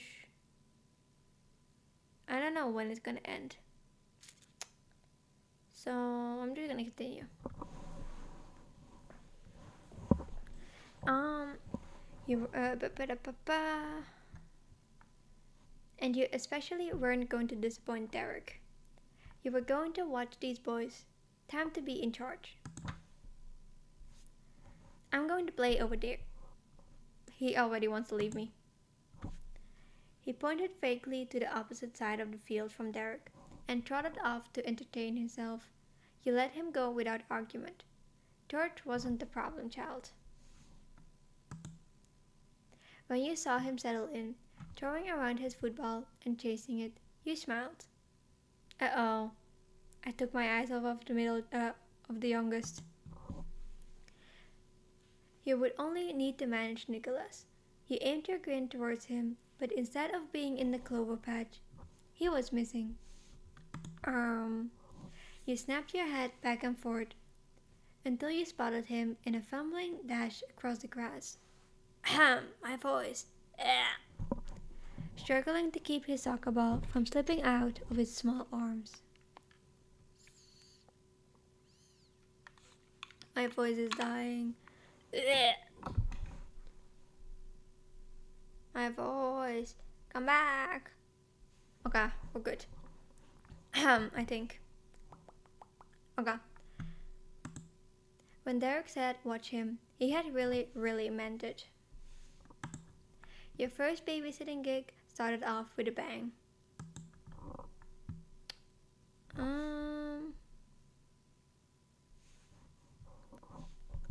Let's see.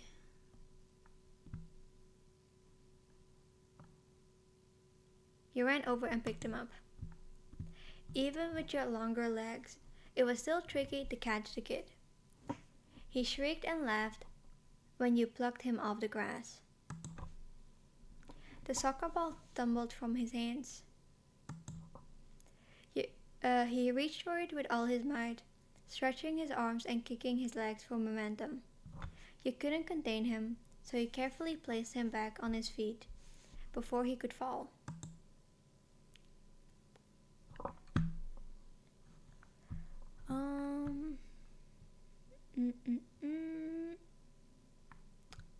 Hey Nicholas, you're hanging out with me just like Derek does. Surely he's gonna pay attention if I mention his beloved brother. Nicholas paused, finally interested. Oh? He raised one of his bushy eyebrows and you said the magic words, like Derek. He spends a lot of time coming to see me, remember? Now it's your turn to be the person I have fun with. Pretty cool. Nicholas's cheeky grin fell, but his eyes began to sparkle. He pumped one of his fists in the air. Yeah, I'm hanging out with Joopy. God damn, no one's ever been that excited to hang out with me.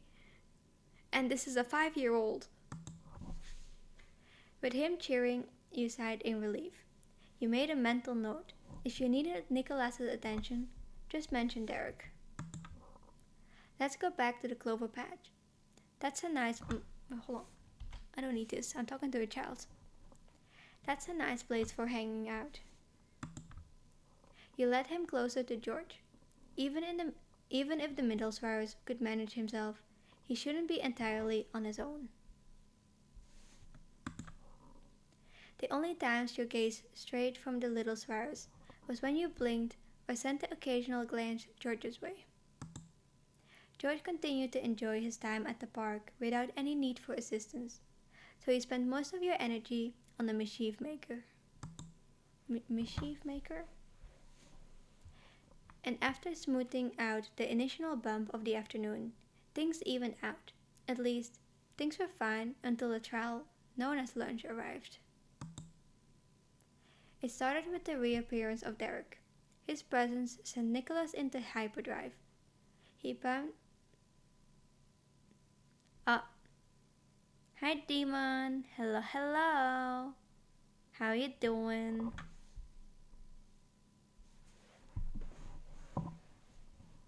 Ba-da-ba-bum. He bounced on the tips of his toes and waved both his hands frantically. EP slightly, how are you? I'm also EP, but you know, I can't keep my boy waiting, you know? So I gotta be here, gotta be awake.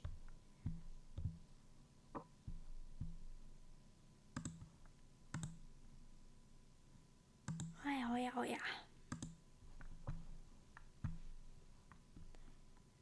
I'm not yelling. I'm not yelling, Dad. Derek's back. Yay. He tackled his older brother and latched around Derek's left leg. George, like half of the entire park, noticed the shot. He jogged over to see if any important updates were happening without him. Derek winked. Hey bros. Hi Joopy, I hope you're doing alright. Yes. If it's you asking, then yes. As he spoke, he let his bag drop to the ground. He crouched over it and scrounged up the packed lunches. I can't read.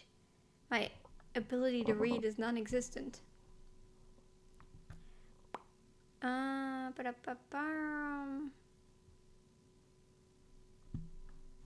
It's all good. Felt? He gave a thumbs up and Derek grinned, very impressed. Ugh, my voice is dying again. Okay.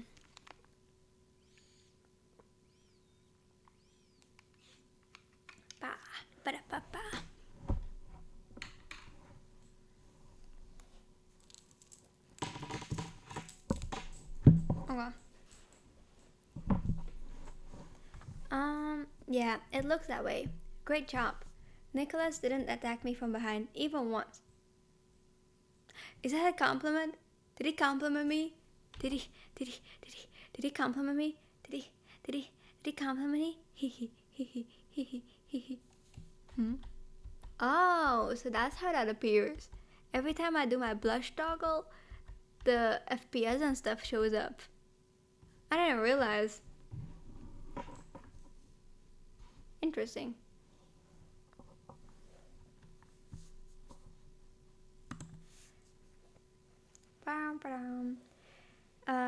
Derek set aside 3 paper bags in the grass.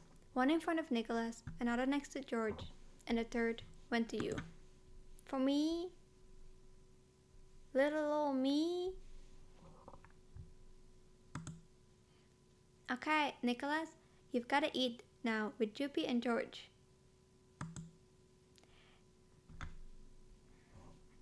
Nicholas glanced Derek's jeans more desperately as he whined. You're not gonna eat with me? You're not gonna eat with me? What about me? I don't care about your brother. What about me? You don't want to eat with me?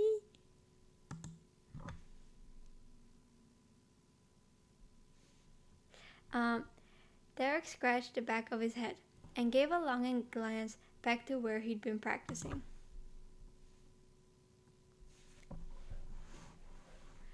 Do you mind, Joopy? I was hoping I'd have more time to practice. Now, if you're gonna be like that, I can't say I do mind. God damn it. He bit his lip, hope clear on his face. No! I want you to eat with me, but now I can't. He had confidence that you could handle lunch alone. Oh man.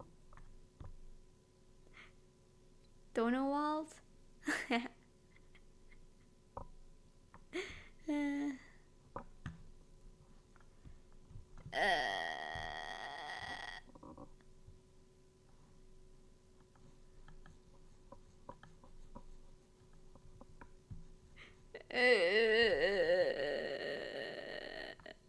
I'll handle it. I'll handle it. Thanks, I owe you one.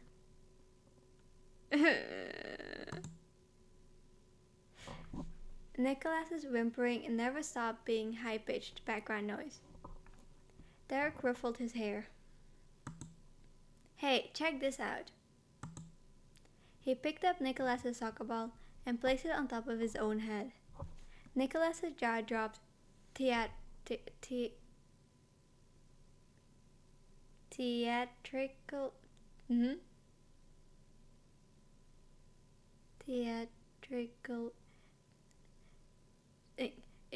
English? What is English? Hello, English? Please, please, please come to me. Theatrically? Theatrically? I give up. As Derek fully stood up while keeping it balanced. I don't care about English anymore. What is English? English doesn't exist. Wow. Nicholas cheered and jumped up and down, still holding onto Derek's leg. Derek bent his knees and then popped up fast enough to launch the ball in the air. He caught it on his head again. I'm not repeating that. He did it perfectly. Anything he does is perfect, actually. Oh.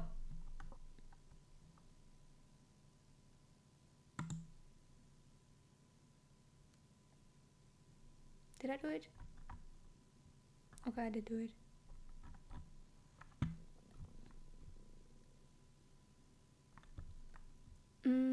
Nicholas let go of his brother to clap.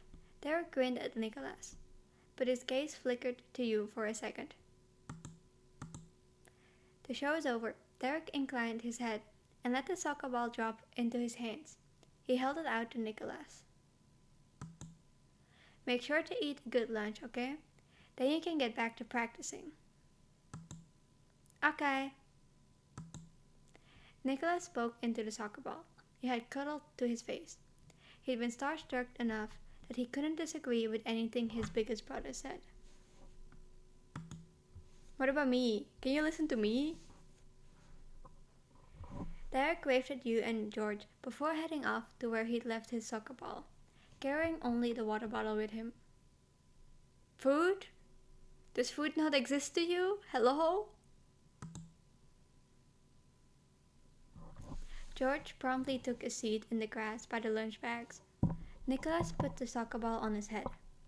It immediately rolled off. He just tried again. He's a 5-year-old, he's a 5-year-old, he's a 5-year-old. Don't laugh, don't laugh, don't laugh. He's a 5-year-old. Anyways, you reached over to the lunches. Each bag had a clearly written name in black marker ink.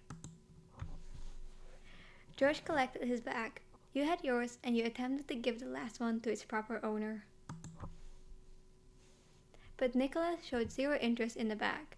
You imagined he would have been more interested in Derek's lunch bag, even though they probably had the same meals. George scoffed, knowing his brother was going to be difficult again. He took a sandwich from his bag. My jaw just cracked. That's annoying. From looks alone, you guessed it. My voice. Okay, we're good. From looks alone, you guessed it as a sliced deli turkey, a pale colored cheese, and some veggies. With Nicholas clearly busy, you took his sandwich out for him. The sandwich was ham and some sort of orangey cheese. Cheddar, almost certainly. You offered the food directly to Nicholas, and he still didn't bite. He wanted to play. Aw man, he's being difficult.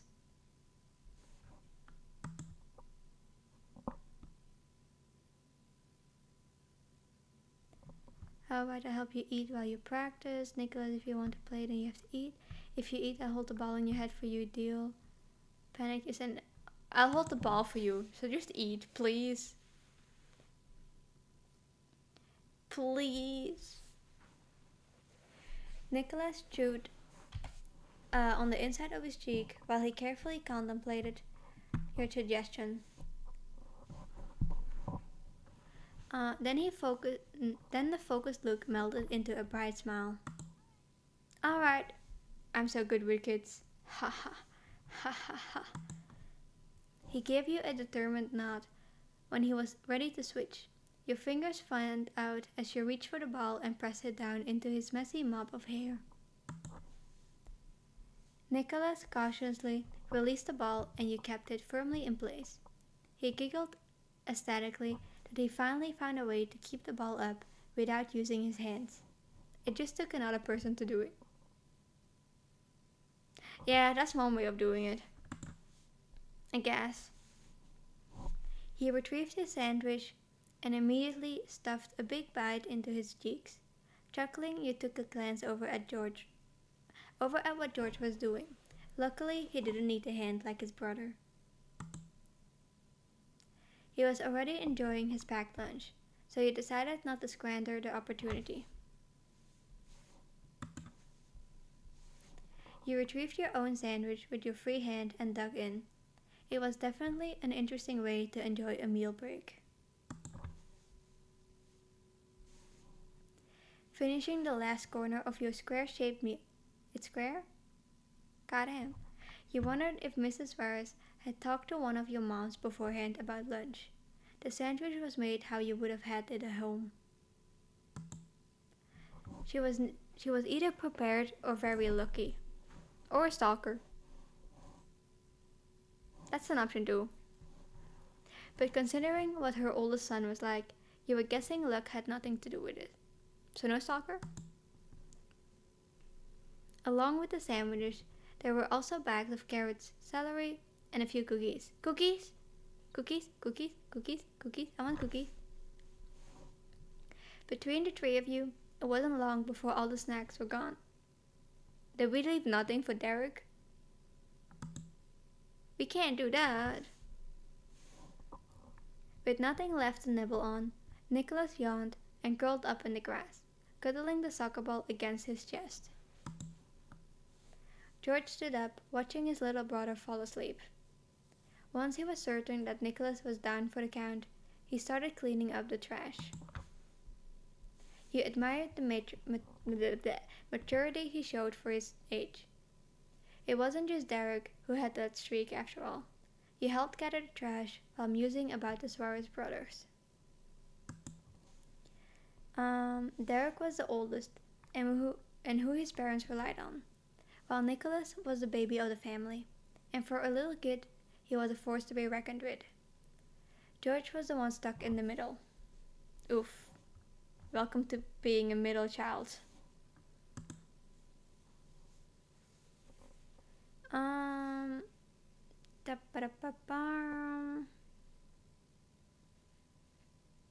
saw your football chores earlier. They were really good. Can't relate, I'm the youngest. Goddamn, I'm the middle child. Older sister and younger brother. Teehee. And it's so annoying.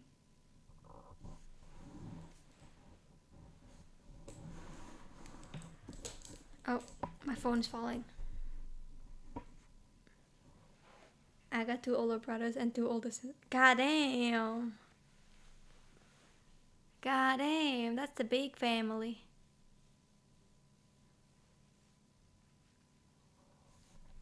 Bow. George spun around on his heel. He seemed stunned, like he wasn't sure if he imagined your compliment or not. Why are you so surprised? Just a compliment. In a couple of years, you could totally get on a junior football team.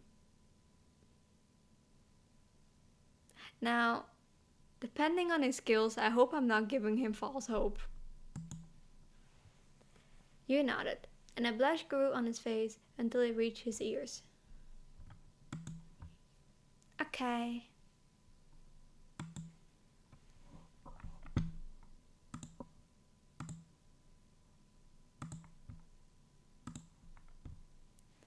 He hurriedly went back to what he was doing before.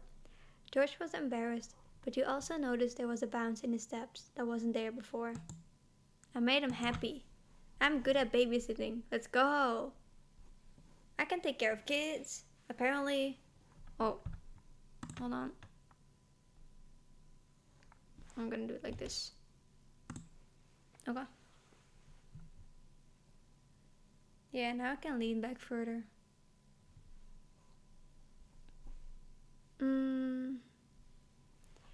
The park suddenly felt empty with Nicholas asleep. He took up a lot of space despite his tiny size. Chuckling to yourself, you found a comfortable spot in the grass and scanned the area for Derek. You eventually caught sight of him running in the distance. Even from here, you could tell Derek was persistent about his practice. He went back and forth, repeating the same set of moves, reassessing and refining his form every time. Though, it wasn't long before he paused to wipe his brow with his black wristband. With his black wristband. Derek happened to glance your way at that moment and realized that he had an audience of one. He gave a huge wave with both hands that required he crossed both his arms over his head. And before you knew it, Derek's strides were bringing him back over to you and his brothers. Phew, that's it. I'm gonna be done with practice. I'm back. Welcome back. I missed you. I missed you. Thanks for watching George and Nicholas. I didn't mean for it to be so long. Anything for you. Anything for you. I mean, what? You're welcome.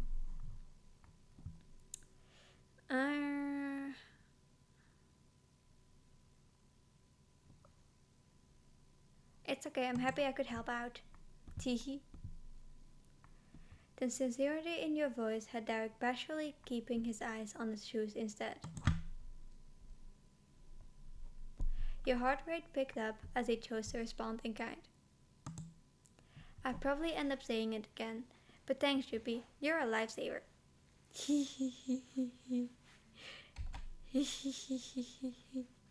You're welcome. You're welcome. Next, he shifted his attention over to his brothers. George gave a little wave. He'd been waiting patiently for his big brother to wrap up his conversation with you. We're going back. George simply got up, not needing any more guidance, while Derek kneeled in the grass to nudge Nicholas out of dreamland. A single eye cracked open at first, and then they both popped wide open when he realized who was with him. That was louder than it needed to be.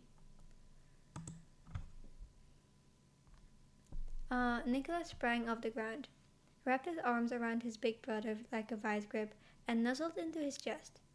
Derek gave Nicholas's head a single pat.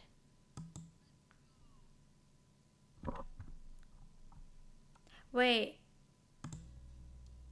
I just realized something, guys.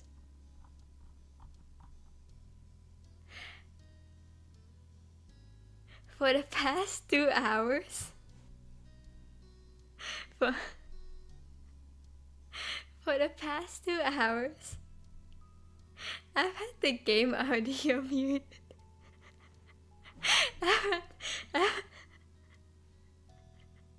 I've had the game audio muted.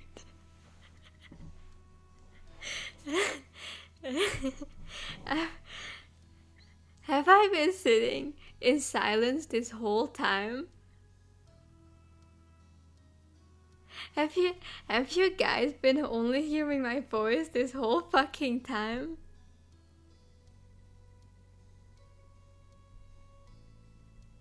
Yep. I even turned Spotify off at the start of the stream because I was like, there's game audio, you guys don't need Spotify. Nobody fucking said anything? Nobody fucking said anything?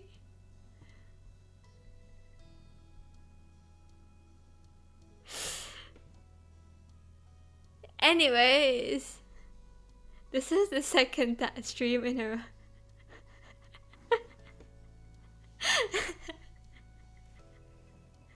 I thought it was a serious moment with no music. No, I'm just stupid.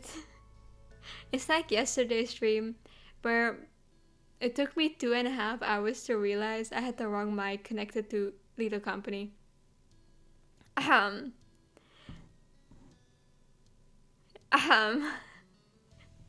You know, it can't be a Joopy Joopyster stream without any scuff and me being stupid. Teehee.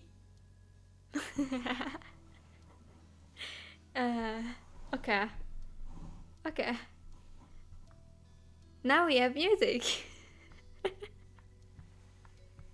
There's always gotta be scuff. Exactly. Exactly. Okay. Now there's no more just Joopy silence. Just my voice. That's gonna be awkward as fuck in the VOD. Oh god. I'm not watching my own VOD. Practice was good today. Let's go home. Let's go home. Let's go home. Nicholas's hushed voice echoed his brother, put a warm smile on your face. Surveying the area, you made sure that nothing would be accidentally left behind. Then you breathed a sign of relief. You made it through your first time solo babysitting. I survived babysitting, let's go!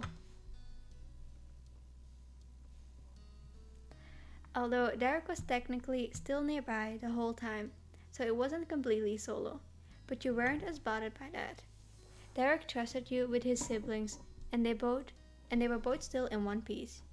One piece? What? One piece? Teehee?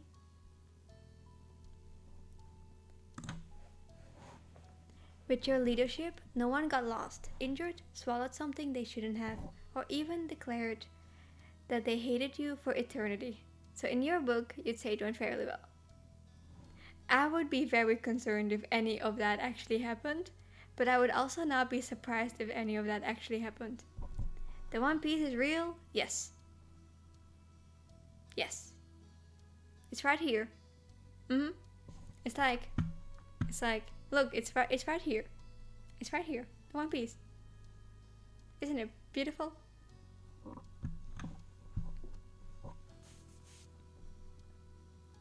Is that a trash can though? That's a trash can, I think. Oopsie. Am I? Oh, I am blocking the text now. Oh well, I don't care. The 50 milk. Blah blah blah. Did you call One Piece trash? No, that wasn't my intention. I love One Piece. No, no. One Piece, my beloved. No. Nobody tell my big sister. She's gonna disown me if she hears me call One Piece trash. She's gonna disown me.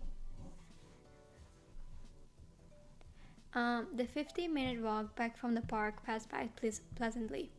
The late afternoon sun fell behind you and your shadow soon stretched across the sidewalk.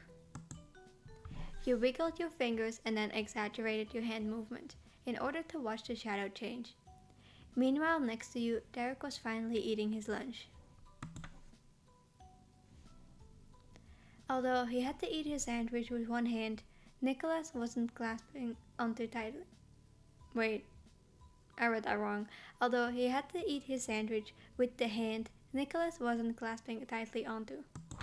I can read. Sometimes. George entertained himself with the football he still carried. He periodically tossed it up into the air and caught it again. You could easily imagine how often the three of them had made this trip before, with only the three of them, but you didn't feel out of place strolling alongside the group. It felt natural.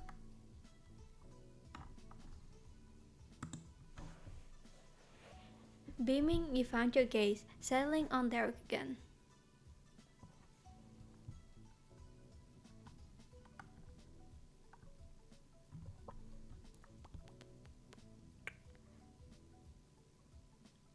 My brain just froze for a second. Hold on. Beaming, you found your gaze settling on Derek again. You knew without a doubt that the way you felt was because of him. He was so good at making you feel welcome. In time, you made it safely back and Derek dropped his back on the floor, with a quiet sign of relief. Any hope he had to take things easy for a second immediately evaporated. We're going to the pool as soon as we come back.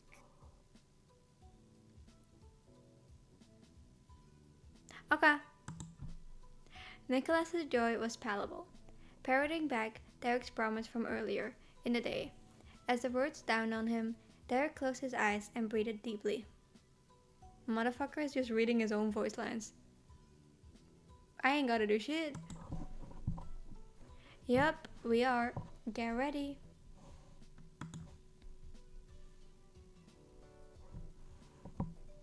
And that was all that the approval Nicholas and George needed. They both dashed off to their shared bedroom to get changed. Derek sluggishly opened his eyes, but his tiredness softened when he looked at you. It's okay. Practice is done. If you want to stay up here, if you want to stay up here until your moms can come get you, that's cool. Nuh-uh. Nuh-uh. Nuh-uh. Your cute face is not gonna be able to say that to me. I'm staying with you. I'm going with you. Nuh-uh. Derek gave a partial shrug, and then ran a hand through his hair shyly. We don't have to go swimming again. Nuh-uh. You're not getting rid of me. Nuh-uh. Bam.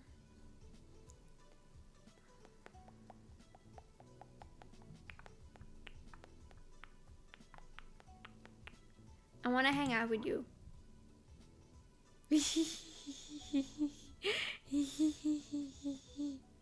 He's blushing.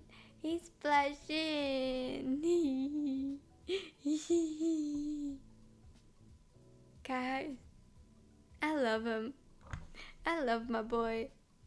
He's so cute. He's so cute. The tips of his ears burned red at your declaration, but he didn't turn away from you. He spoke cheerfully instead. Thanks. Me too, Chippy. He wants to hang out with me too.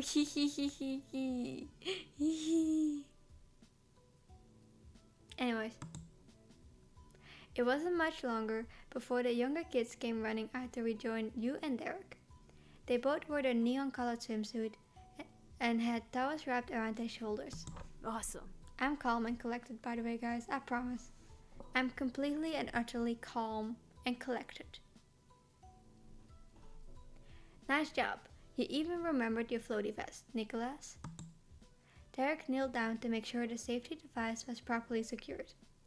Nicholas stood tall with his chest out proudly. He didn't fear the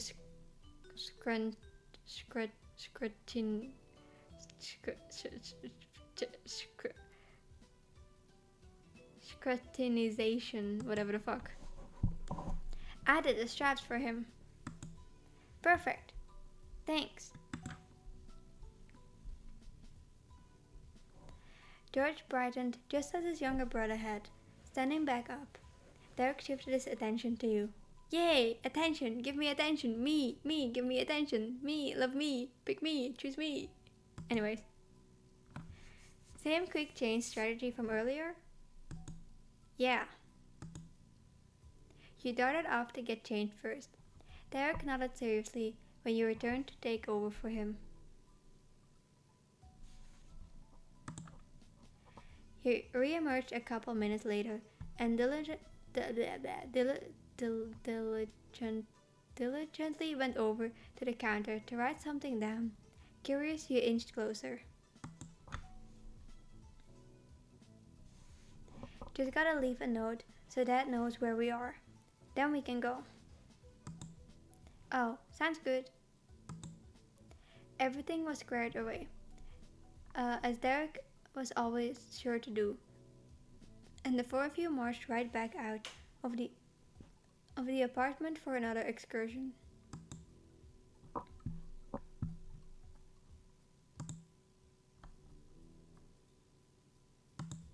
Bow, bow, bow, bow. Bow, bow, bow. Bow, bow, bow, bow. By the time the distinct smell of chlorine tickled your nose, the sun had fallen low in the sky.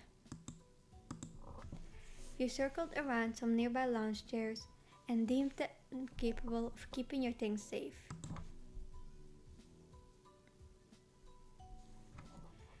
Inspecting the gleaming water, you noticed that George and Nicholas hadn't moved towards the pool yet.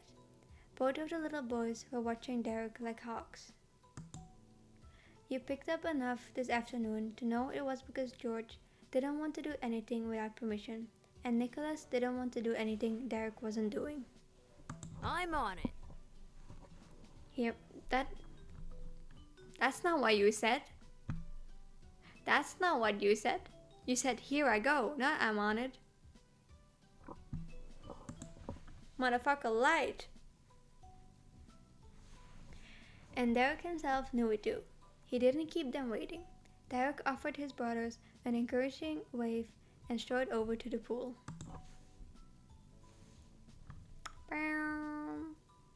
Let's follow him into the water. Wait for me. Derek paused at the pool's edge and glanced over his shoulder. He beamed at you. All right, on 3. 1, 2, 3. Yay, we can count. You English, come to me, please. You simultaneously leaped into the pool, making a huge splash. After a few seconds, you made your way to the surface to take a deep breath. Derek, meanwhile, stayed under.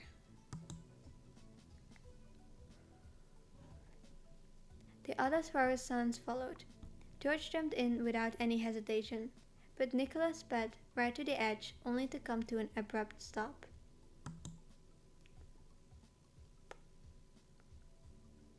I'm so tired. I'm so tired. I keep yawning. The yawning is back. His toes curled around the edge of the pool, and his lips were pressed into a tight frown. Nicholas tipped his head and stared down at the water, clutching his hands together. Guys, look, I can read with my eyes closed. Can you believe it? I'm amazing, right?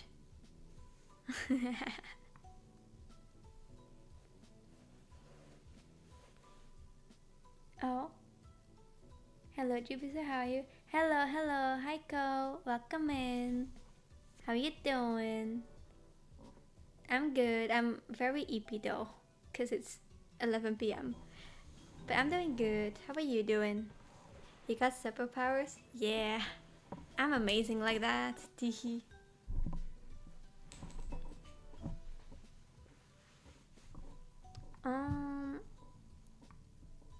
He was scared to jump.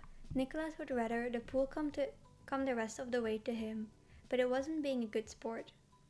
Oh man, imagine not having the pool come to you. Derek and George popped out of the water with matching wide grins and droplets clinging to the tips of their hair. Neither were surprised that they were missing their baby brother.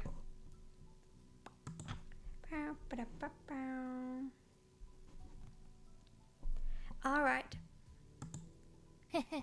Woohoo! That was awesome.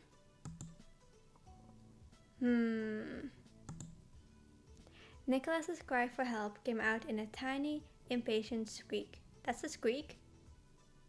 Goddamn. He began wriggling in place. Derek chuckled and swam over to a shallower spot. The 6-year-old, oh, he's 6, not 5. My bad. The 6-year-old followed closely, toddling along the edge. Oh? Thank you for the half part, Redeemco. Wait. Thank you. I appreciate it a lot. I love half pats. Very cute, Red Panda. Thank you. Thank you.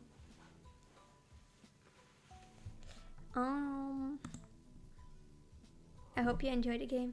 Thank you. I love this game so much. It's one of my favorites. When his feet touched the pool's solid bottom, Derek stood up. He kindly held his arms out towards his brother. This is gonna be great. Come on in, Nico. The water's fine. Trusting him completely, Nicholas let go of his fear. He took a step over the side and walked into his favorite person's hold. Derek embraced Nicholas as he dropped against his chest. Then Derek slowly lowered him closer to the water before he completely let his little brother go. My voice is dying again.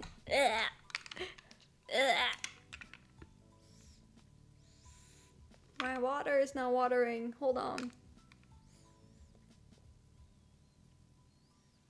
Wait. That sentence didn't make sense. My water is not watering? I meant to say my water is not coming out of my water bottle. But okay. Okay.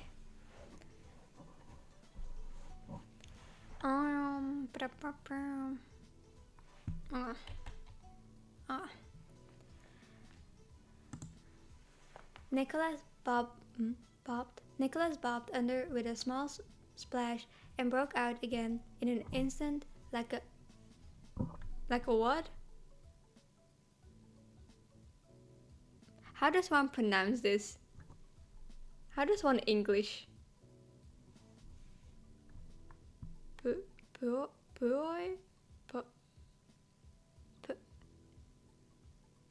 Buoy? Like a buoy? But that makes no sense. It's not spelled like that. It's not spelled like that.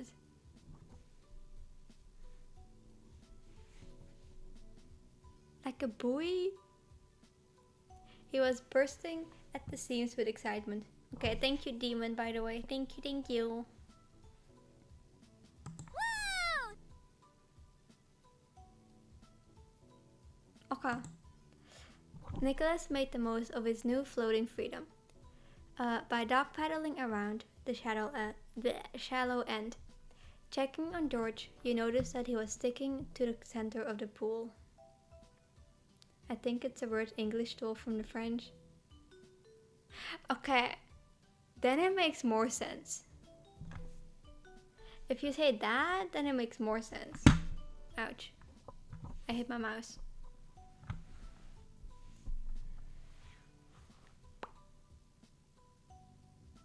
Did I read this already? I think I did. He bounced himself from the floor to the surface for air and then pushed back down to do it all over again. He leaped all around in a circle. Derek rested an arm across the pool's edge and took a moment to watch his brothers do. You swam over to Derek and settled against the wall with him. You closed your eyes and signed. The water's temperature was pleasantly warm against the cooling evening air. Derek kept his main focus on his family, though he spared a moment to tilt his head in your direction. A few beads of water trailed from his hairline down the side of his jaw.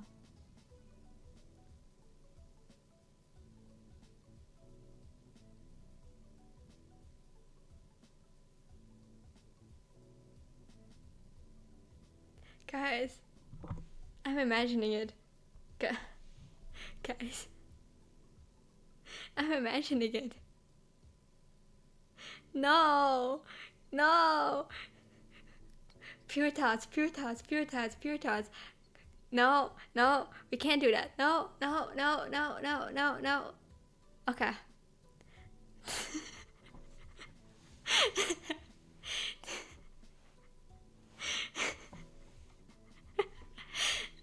Thank you for the bank redeem, demon.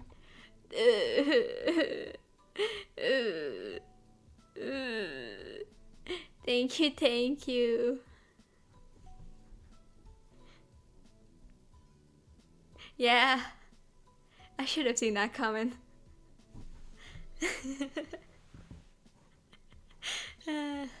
Okay. Could I'm still imagining it. That's why I'm here. Honey. I can't get it out of my brain. I'm say so. I'm say so. I'm say so. I'm good. I'm good. I'm good. I'm good. Okay, we're good. We're good. Babysitting went as well as you thought, huh?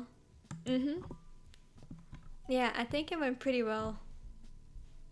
Honestly, My brothers are fun, some of the time. He chuckled at his own joke and ran a damp hand down his face to try getting at least some of the water up.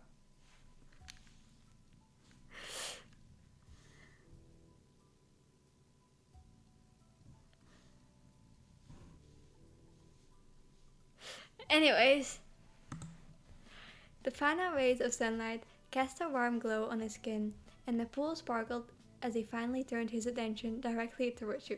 Guys, it's too late for this. It's like 11:30 p.m. My brain is not functioning, and now they're doing this to me? God damn.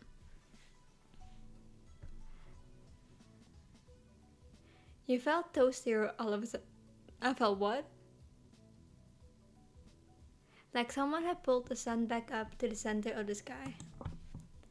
Derek's mouth turned into his usual wonderful smile. I don't know what I'd do without them.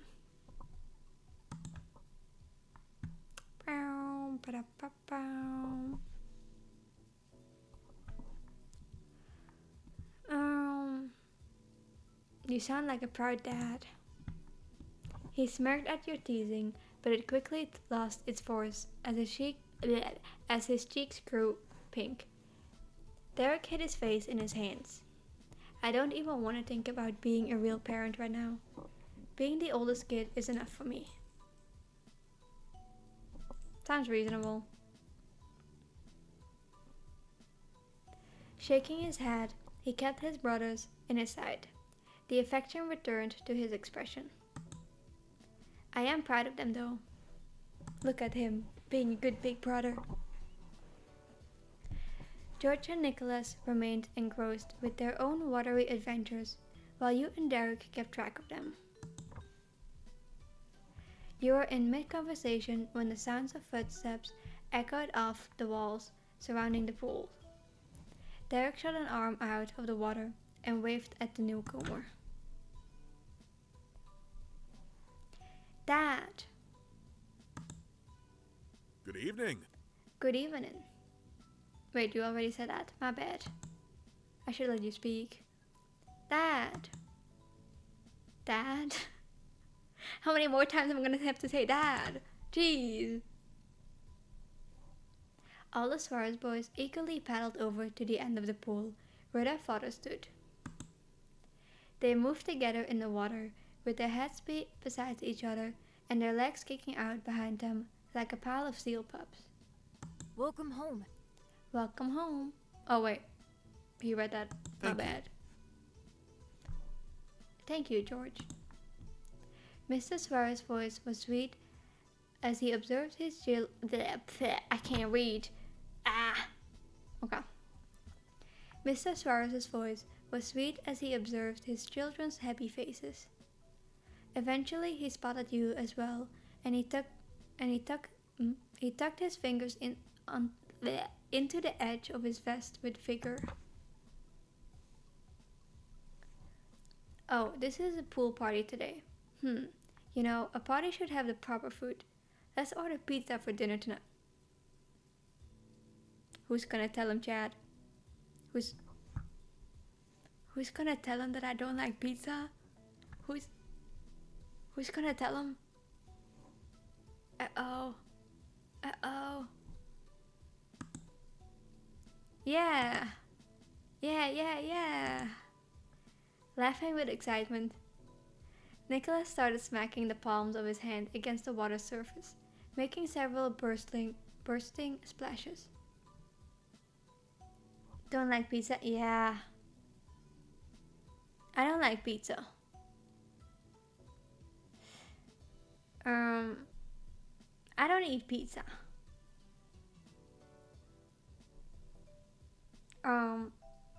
Tea.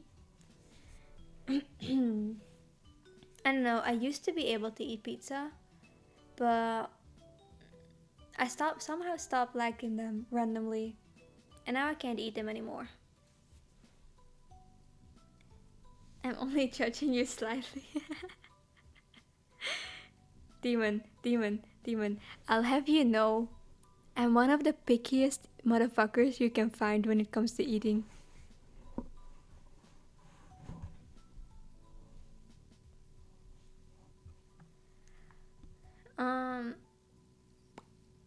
I've read that. George flicked the droplets from the tips of his fingers at Nicholas in retaliation. Same, but I at least like pizza. I do not like pizza.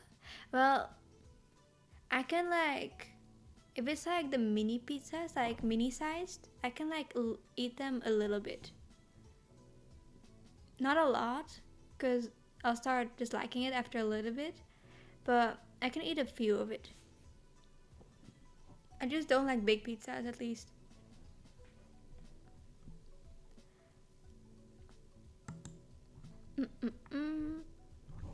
Chuckling over the scene, Mr. Suarez brought a hand up and held onto his chin.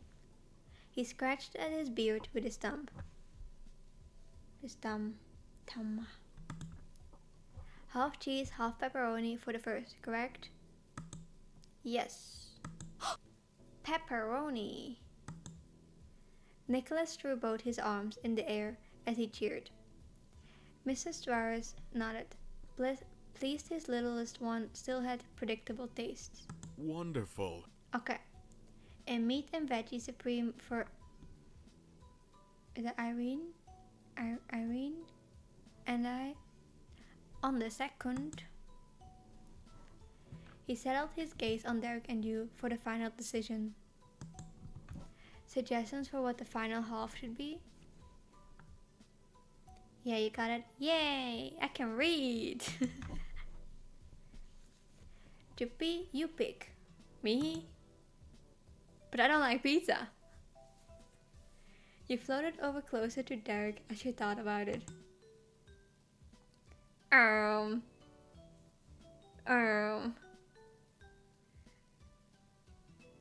Awkward moment for Juppie right here.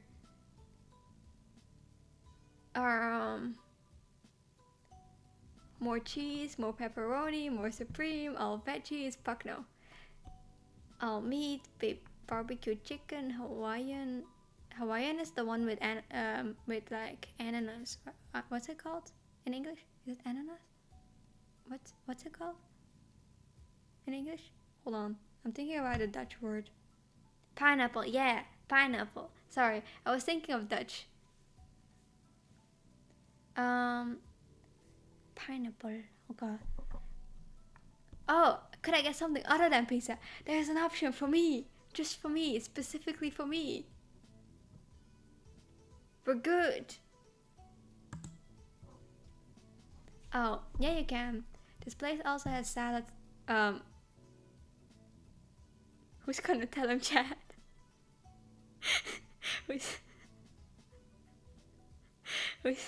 who's gonna tell him that I don't eat salads? And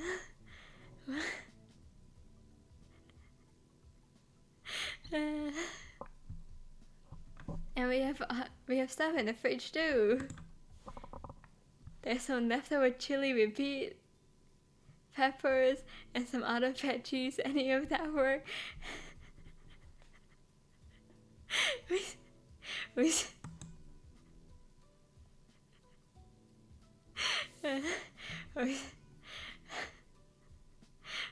gonna tell him, Chad? Actually, I do want to pick the pizza. Sure. Let's go with the cheese.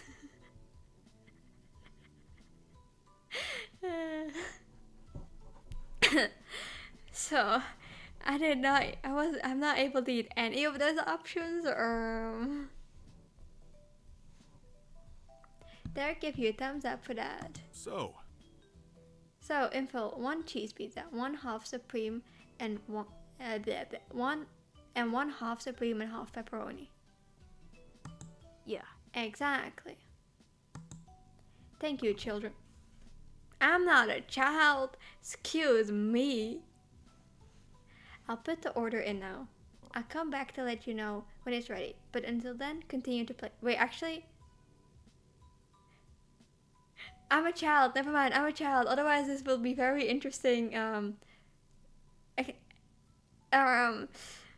a child. Don't worry. Thanks, Dad.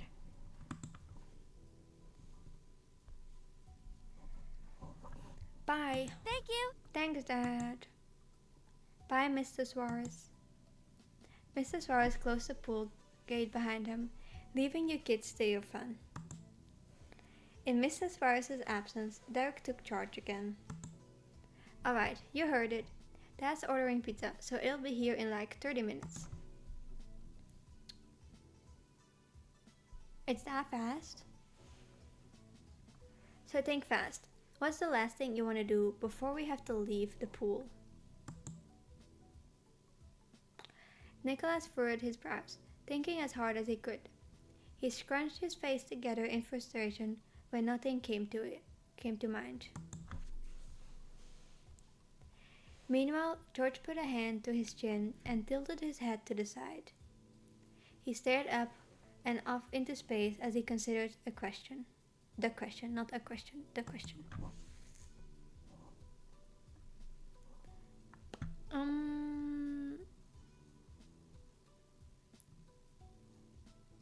Do we let the kids decide? Or do we go for a water fight?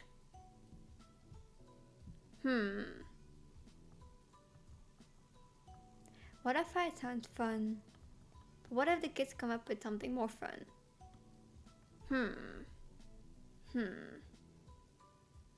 Thinking.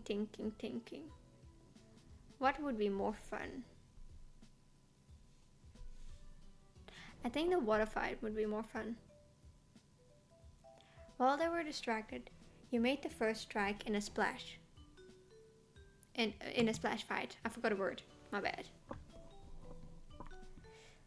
The younger Suarez brothers may have been unsure or overwhelmed with how they wanted to spend their remaining pool time, but you weren't. You knew exactly what you wanted to do. You subtly angled your position in the water, carefully deciding your plan of attack. The corner of your mouth bent, and you flung a mighty splash towards Derek.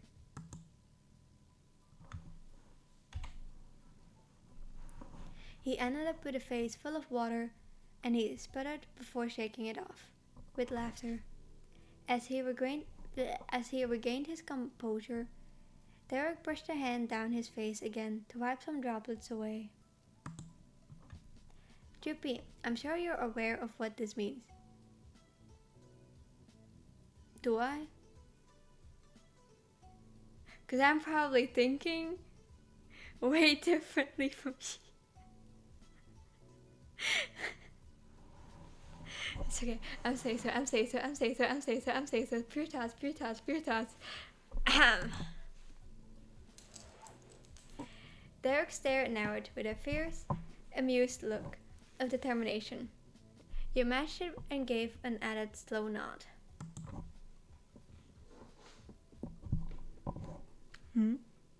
Is there? Oh, there is a cable bumping into my chair.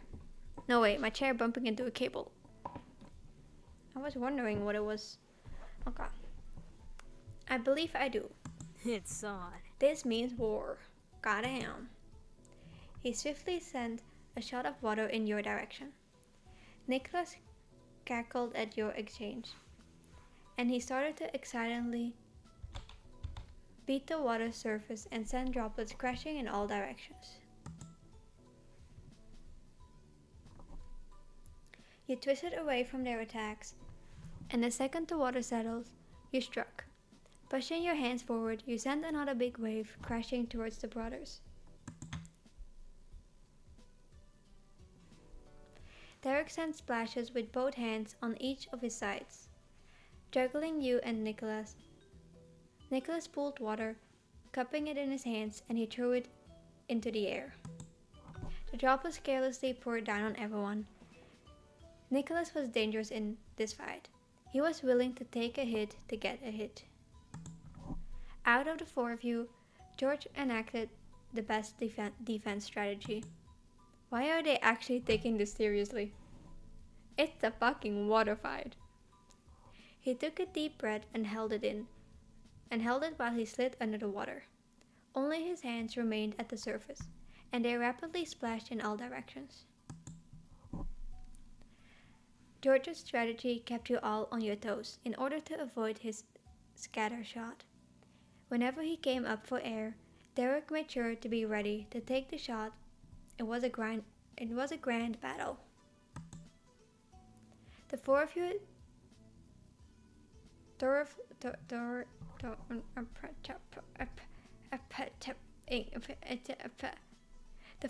enjoyed your time at the pool. It flew by so fast that you were surprised when you spotted Mrs. Furs cruising down to the water's edge once more.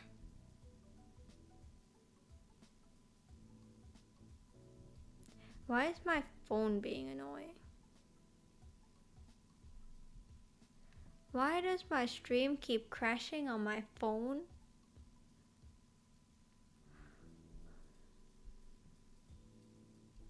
What the fuck? That's kind of rude. Okay. Dinner's here, and even better, Mom's home. Yay! The youngest Suarez threw his wet confetti into the air one more time. Even his dad wasn't safe from it. Mr. Suarez took it in stride and wiped his glasses against his vest. I keep thinking my stream is freezing because on my phone it is, but it's not, because I'm not dropping frames. Hold on. Let me just...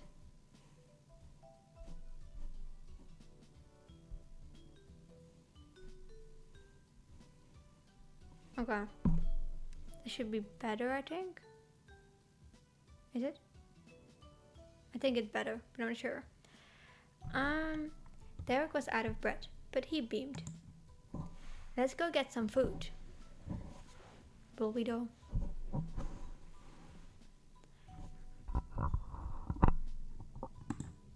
Yeah.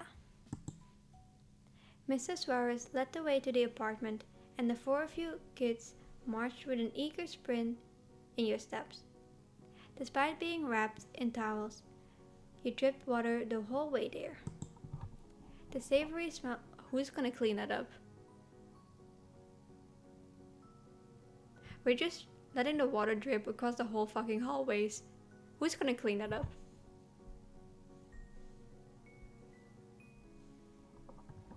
The savory smell of hot cheese and garlic crust was there to greet you when you arrived at the door. You could hear the musical words of Mrs. Suarez too. Welcome. Welcome home. I'm home? Question mark. I don't live here, but I'm home. Hi. Hi, Mom. Hi. Hi, Mom. Feeling a bit awkward and out of place, you gave a tiny wave. Mrs. Suarez didn't miss it, and her voice softened as she spoke to you first. Oh my god, me first? Me first? Hello, Joopy. I hope you had fun today. Yes. Yes. Yes. I did. We had lots of fun. That's great. Very good. Mrs. Suarez then went over to the kitchen where the food was set on the counter. She popped the boxes open and delightedly glanced over at her husband. This was such a good idea. Wait, what was? Oh, the pizza? Yeah. Sure. Thank you. Mr. Suarez dipped his head in a tiny bowl. He followed that by gesturing a hand towards the food. Well then. Come get dinner, youngest to oldest first. Wait, youngest to oldest order. Despite the order given, it was no surprise that George was the one who moved first. You figured Nicholas would wait for Derek, even if he didn't have to. George tore off a paper towel from the roll and used it to grab a slice of plain cheese pizza.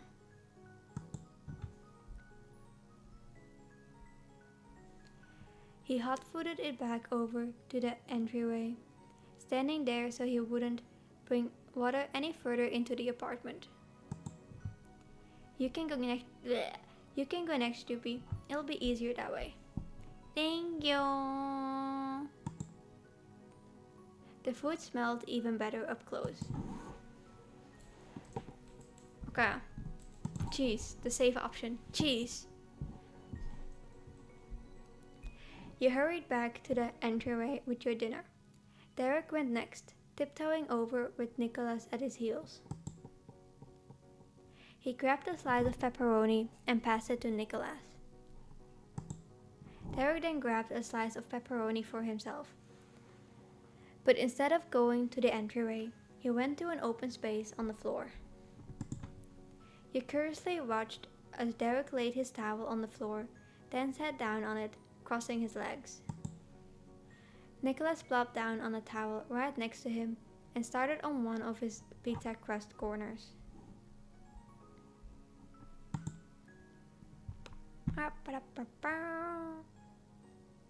I'm gonna stay standing with George. You didn't mind eating on your feet, but you also didn't give yourself much time to think about it. Taking a big mouthful, you focused on filling your belly instead.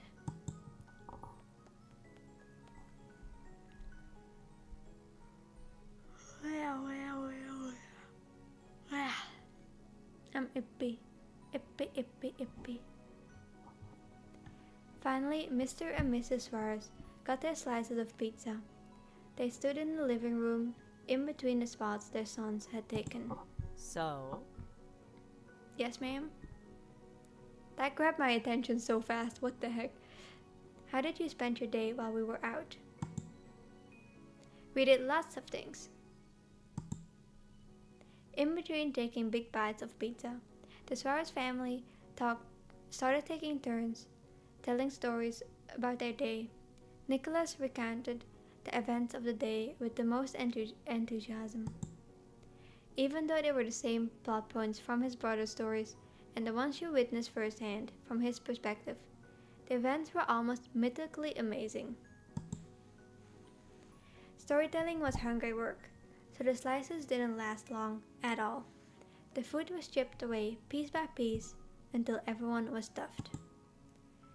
Nicholas laid down on the floor. Limbs stretched out and still wrapped in his towel. He was completely tuckered from the day.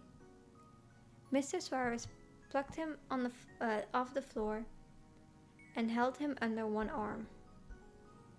Like a potato sack? Or do you carry it on your shoulder? Wait, was it on the shoulder or under the arm? Did you carry the potato sack? I forgot. Oh well. Bad time. Come on, Junior. Yes, Dad. Yes, Dad. Hold on, guys. I need to I need to stand. I've been sitting. Oh, where the fuck am I going? Hold. Hold on. I've been sitting for the past 3 hours. I need to fucking stand and stretch my legs. Ouchie, ouchie, my legs hurt. Ouchie, ouchie. Eesh.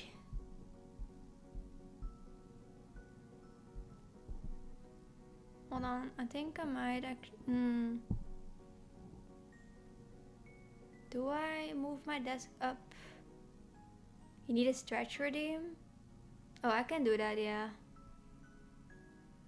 I'll set that up after stream. Wait, let me write that down. Let me...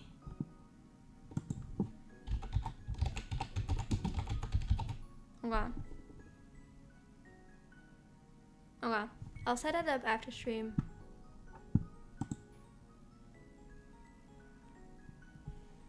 I'm also actually... I don't... Let me see. How high do I need to make it? This fine? Okay, this is fine. I'll just stand up for a bit. Cause I got a standing desk. I'll just stand. So I can stretch my legs a bit. Okay.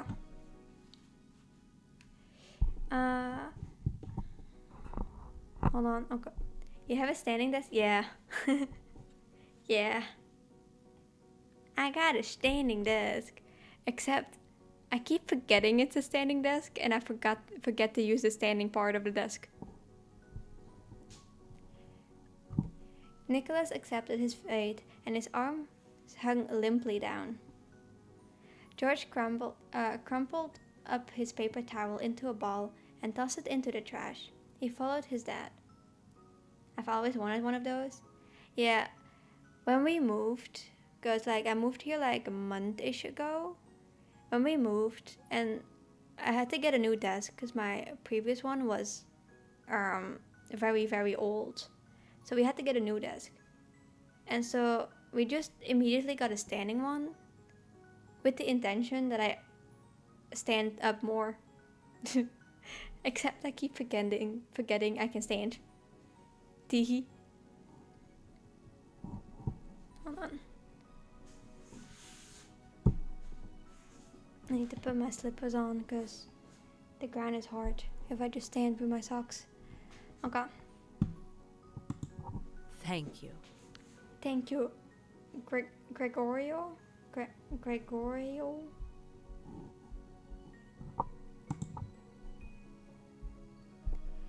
Mrs. Suarez watched them go with gentle affection in her gaze. She patted her husband's shoulder as he passed by and then strolled over to you and Derek. Now you're gonna see me make more movements though, because I cannot stand still for the life of me. And thank you for a good day's work. I appreciate you both taking care of Nicholas and George today. Her cheeriness reminded you so much of Derek's. She pointed with her thumb over his shoulder. Dad and I will take them from here. Thanks, Mom. You could see the wave of relief wash over him, as clearly as the actual water you had just swam in. Wait, actually, I need to lower this a bit, because I'm standing a bit higher now. Okay. I'll keep an ear out for the phone. If Pamela said she'd call when they're on their way here to get Juppie. Okay. After that, Mrs. Rose excused herself to go help get George and Nicholas ready for bedtime. When she disappeared down the hall, Derek leaned back on the palms of his hands. He lazily rolled his head in your direction. Hey. We can get dressed again. Then would you want to hang out in my room until your mom gets here?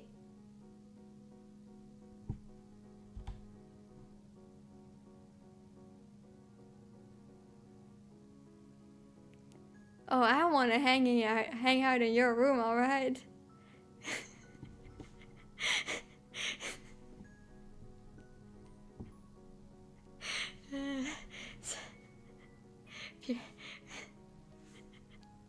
Pure toss, say so, pure toss. Okay, we're good. I'm calm. I'm calm.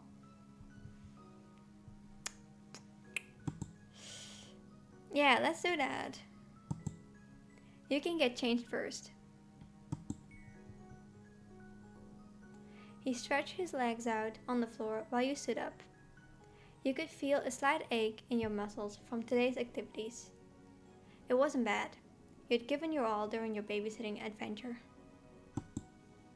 Gathering your things up in your arms, you left to get changed.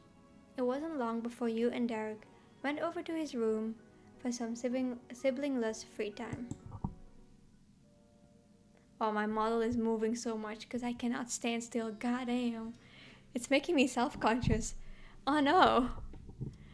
It's making me self-conscious of not standing still.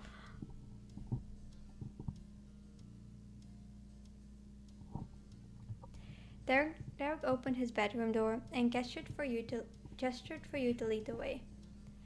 You went in while he followed close behind, shutting the door once more. Your eyes widened as you scanned the small space. Usually you were outside when you hung out with Derek, so this was the first time that you'd been inside his room.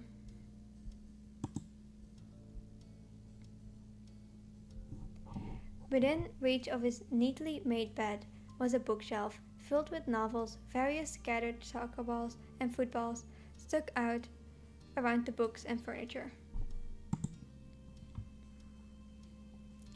Things were arranged and organized with the same care Derek put into most things he did. If there was one more thing you were sure there were, if there was one more time, you were sure there were tons of more trinkets and treasures to spot here. Like a game of I Spy. It wasn't big, but Derek made the most of his small piece of the world. God damn, I can't read.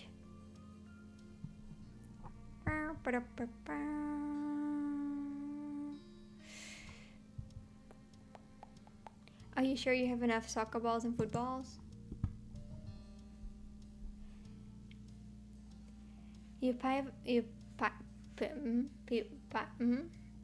How do I?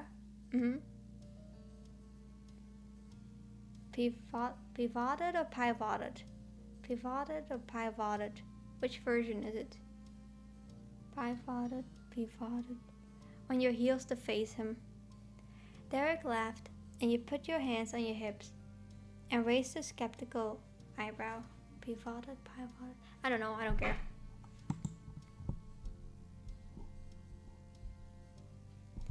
You saw how things went down at the park today. I like to be prepared. Anyway. And I heard you should have at least 2 backups of stuff that's most important in your life. When you put it like that, then no, I don't think you have nearly enough. We gotta fill the room with them. You both bent at the waist, giggling at the image. Composing himself, Derek rubbed it at his eyes with the palm of his hand.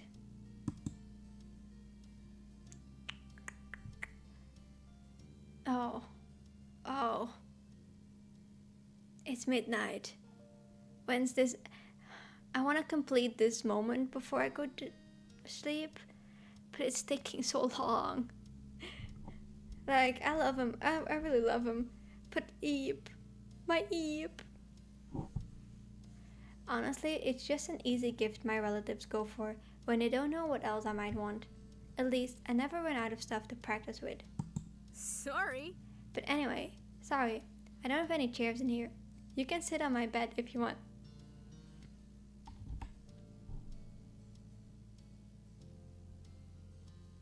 Oh boy, do I want to.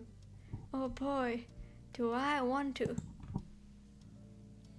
Thanks, I appreciate that.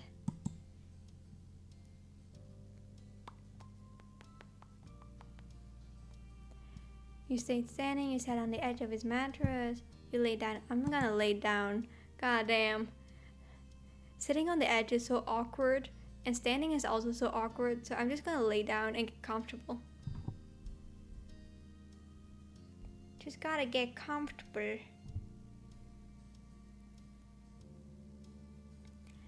You sighed loudly, letting yourself melt into the cozy blankets. Derek crossed his arms and laughed loudly. Sure, get comfortable. Exactly. That's exactly what I'm doing. You playfully propped yourself up on your elbow and rested your chin on the palm of your hand.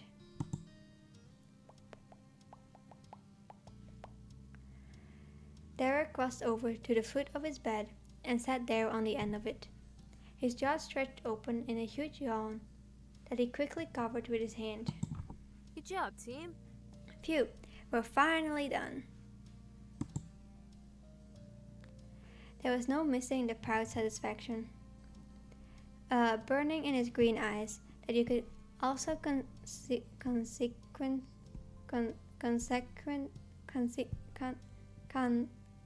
that you could also see the places where he was wilting. Ahem. Oh, hi Tetsuri. Hello, hello. Welcome in. Sometimes you're kinda worried about how he threw himself wholeheartedly into things all the time. Good recovery. I just gave up. You can say it, keep trying. Nah, I gave up. I just gave up.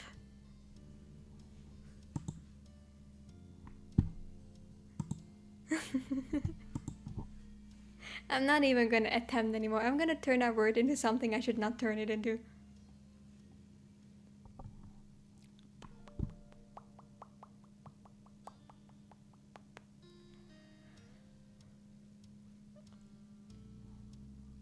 What did I say again? Oh, we're finally done.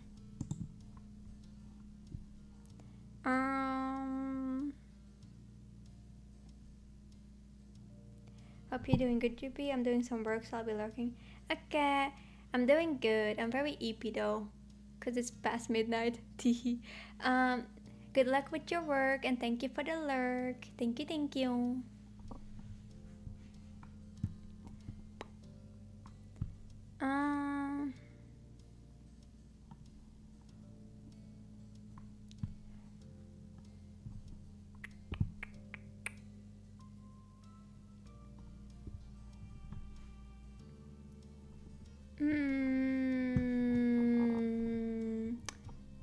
I hope I was least helpful today. Definitely.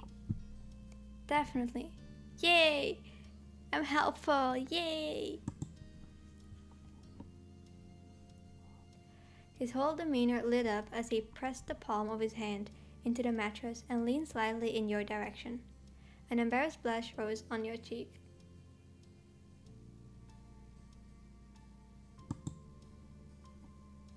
Seriously, Jippy, you were super helpful.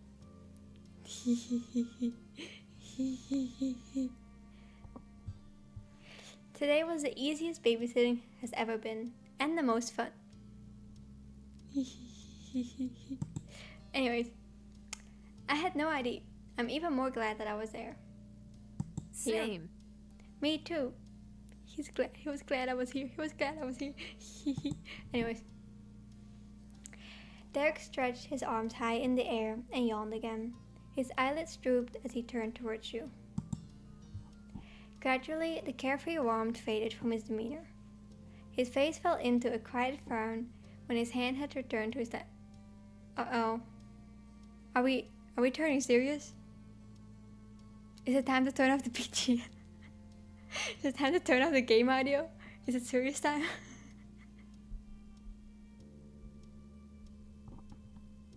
You don't have to. You don't have to do it again, Juppie. Whether it's a good time or a bad time, it's just a lot of time and you have your own things to deal with.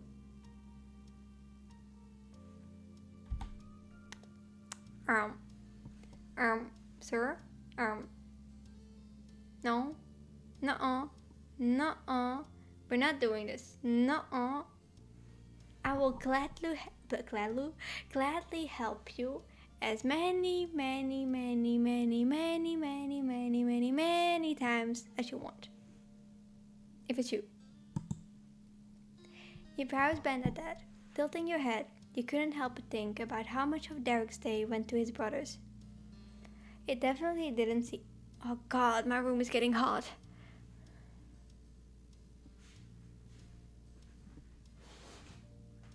This is a problem. Oh god. I already took my jacket off, so I can't take anything else off.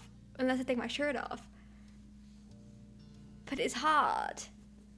Ugh.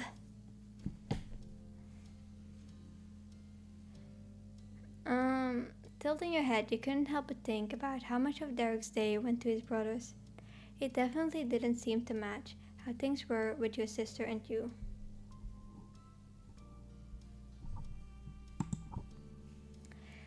But then, as if summoned by your thoughts about him, the bedroom door creaked open just enough to let a giggling Nicholas slip in. He threw his hands in the air. I'm dressed.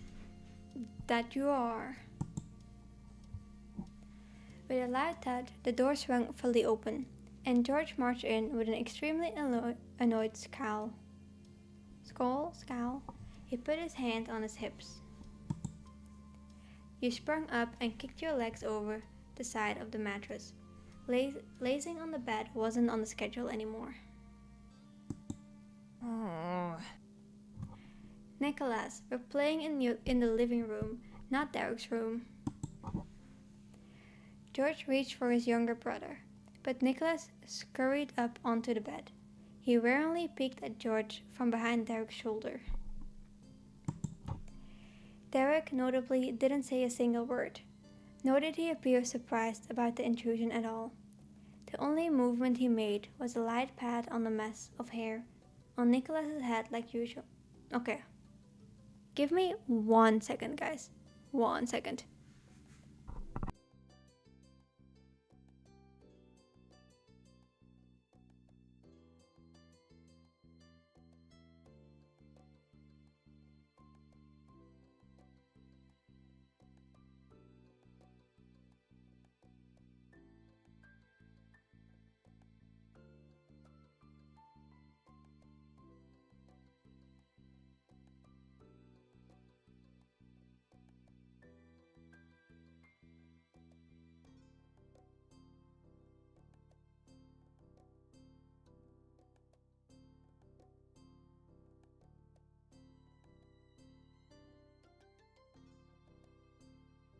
Oh well. I hope it's not gonna pick up too loud on stream. But I turned the fan on. It's too hot. I turned the fan on. I hope it's gonna be fine on stream though. I don't know if stream actually picks that up or not, but it's way too hot.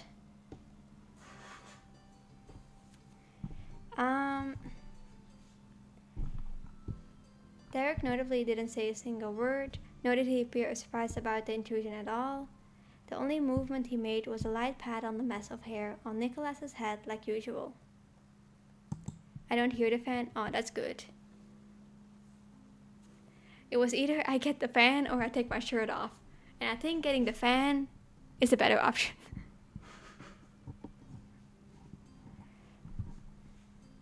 What wasn't unusual was the distant look on his face. He'd accepted the reality at hand, but did not welcome it.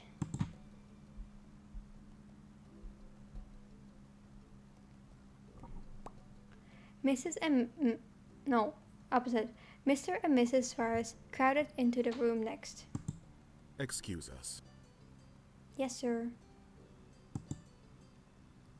Sorry, Derek. He slipped away in a flash. Yeah. Yeah. No more. Come on, Nicholas. Let Derek and Jippy have some peace. Yeah, Nicholas. I want some alone time with Derek. I want some me time. The youngest Suarez stubbornly clung onto Derek's arm, his cheeks puffed out angrily. Nicholas, go hang out with Mom and Dad. Don't you want to see them too? They missed you today. Don't you want to see Mom and Dad too? Come on, Derek. God, I hate kids.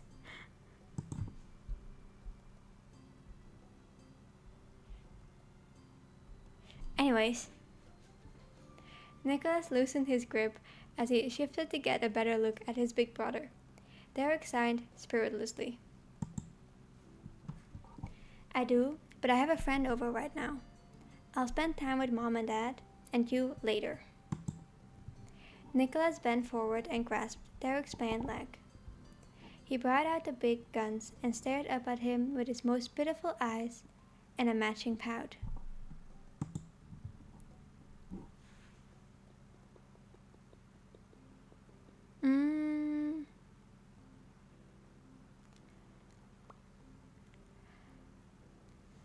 Well, I'm not surprised this happened.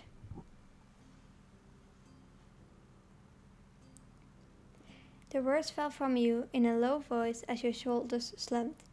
After witnessing the brothers firsthand, you should have known better than to expect some uninterrupted one-on-one time with Derek. Oh man! An embarrassed blush spread across your skin over how foolish you felt. Nicholas did as you expected and refused to budge from his spot, holding onto Derek even tighter. End of discussion. Nicholas, we're reading a story right now. Nicholas angrily shook his head as she advanced across the room. She unapologetically peeled her smallest child off of Derek. The young boy let out a high-pitched whine for the entire extraction.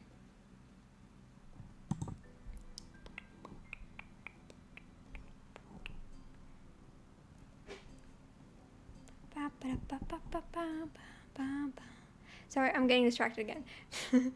my brain is fried. George frowned sympathetically over the confrontation while Derek winced at the noise. When the deed was done, the middle son followed his mom out of the room. You could still hear Nicholas's piercing cry as he was carried away. I'm very sorry about the interruption. Continue as you were. None of us were ever here. Sure. He gave the both of you an encouraging smile before carefully shutting the door again. It was finally silent.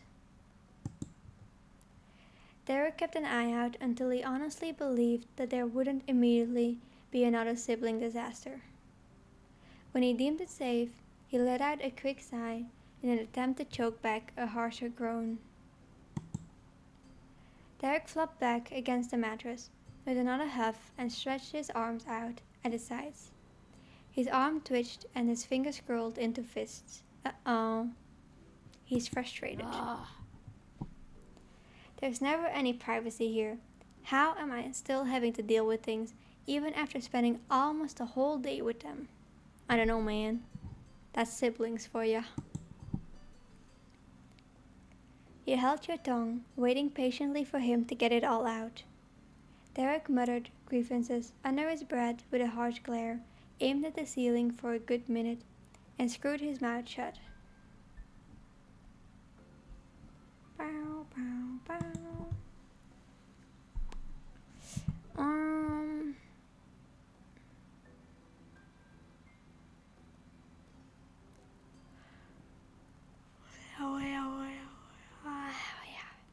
Ippy. I think you've done a really good job with everything.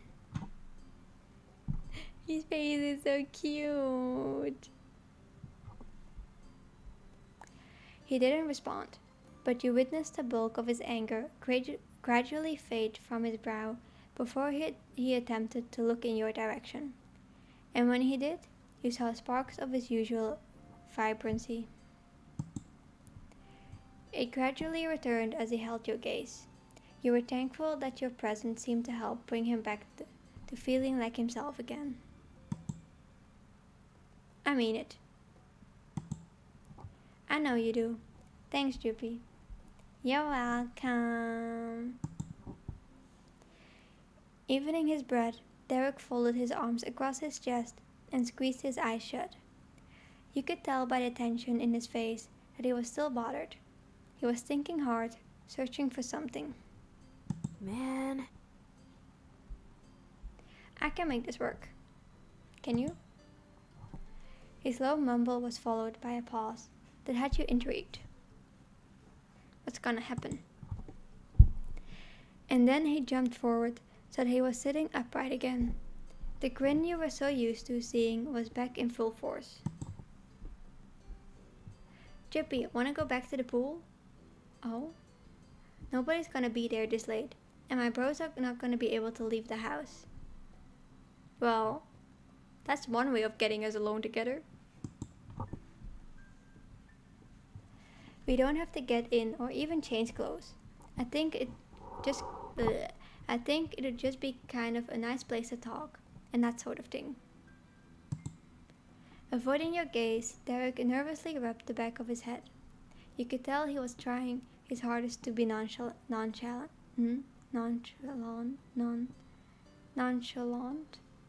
I think, but he wasn't exactly succeeding. My throat is hurting again.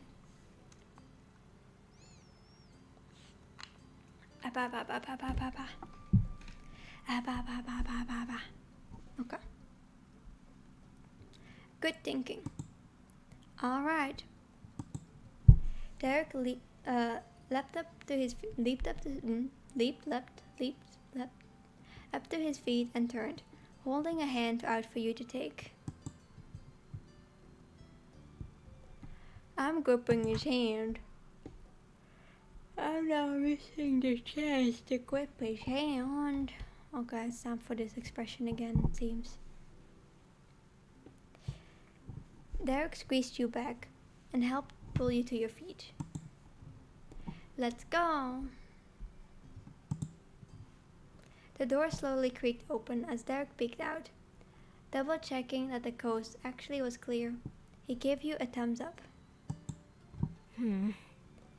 I don't see Nicholas. I think we're good. You returned his thumbs up, silently hoping that this wasn't the calm before the storm. Derek led you into the living room, where you found his dad and George sitting together on the couch. Hello. Mom has Nicholas in his room, enraptured in another exciting session of story time. Good. Chuppy and I were gonna go down to the pool area to hang out. Is that okay? Of course. Of course. He chuckled, knowing exactly what Derek was trying to accomplish. George was perfectly happy where he was with his dad, so he waved goodbye to you both. Don't keep Chuppy out too late. Oh, he can keep me out late, alright. I mean, what? I mean, what? I won't. Thanks, Dad.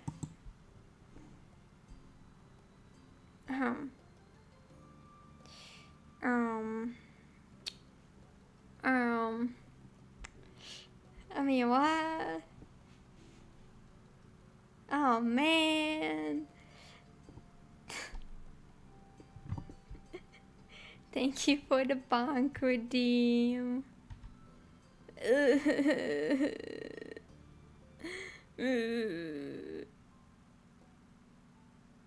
Yeah. Yeah. I should have expected that. Derek whispered with complete confidence. He gave your appreciation in an equally hushed tone. Thank you, Mr. Suarez. The last thing either of you wanted was to alert the youngest Suarez that anything fun was happening without his knowledge, so you both silently slipped out of the apartment. Once you were free from the condo's walls, Derek's excitement was palpable. You picked up the pace and raced to the pool gate. For the third time in a single day, you and Derek stepped foot on the condo's complex private pool deck, but you soon realized you hadn't seen everything it had to offer yet. Under the cover of night, the pool was completely aglow with lights set into the bottom.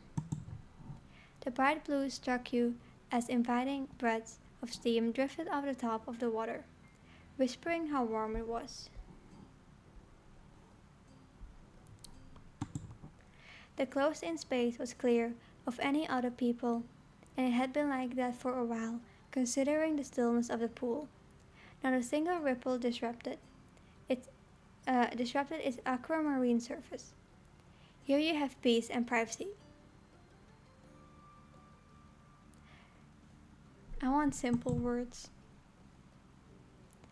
Derek was drawn to the water like a moth to a flame.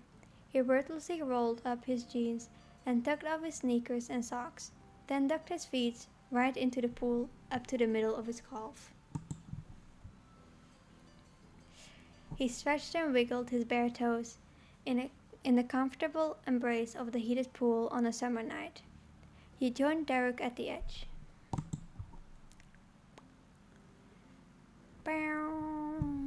Let's dip my feet in as well. You removed your own shoes and let your feet soak in the pool. It was as pleasant as its sparkling appearance promised. The water had none of the slight chill that the air did. It was a perfect amount of heat. Derek wrapped both of his hands around the smooth towel edge and tilted back, one of his legs kicking up as his back drifted down like his upper and lower body were each one side of a seesaw. He grinned playfully at you. I have no clue how to imagine this scene, so I'm just gonna nod and smile. But So, what were we talking about?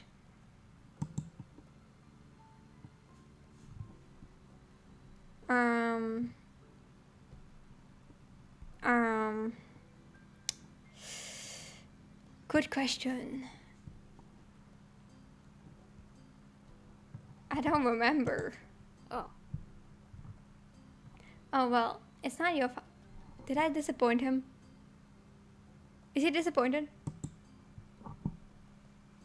He solemnly brought his torso back up until he was hunched over the water. He stared down at it all. All his lightheartedness had disappeared in an instant.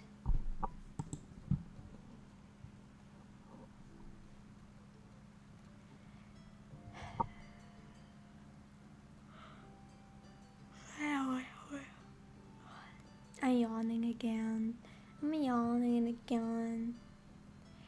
That kind of makes the whole interruption thing even more sucky though. No, I'm sorry. I'll remember. I'll remember. I'm sorry. There wasn't any heart in it, but Derek managed a chuckle. Sorry for making my problems your problems. Nuh-uh. You can make your problems my problems anytime, any day. He dug his finger into the sides of his hair, scratching at it in frustration. it doesn't matter. Hold on. What? I don't even know what my problem is.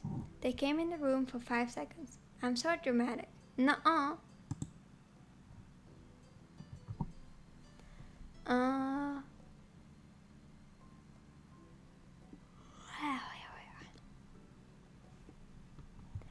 Derek, that's not dramatic. And it wasn't the only thing that happened today. Yeah. Derek crossed his arms tight and pushed him against the top of his legs. The blue water rippled around him as his legs moved against the pool wall. He pressed his heels into it.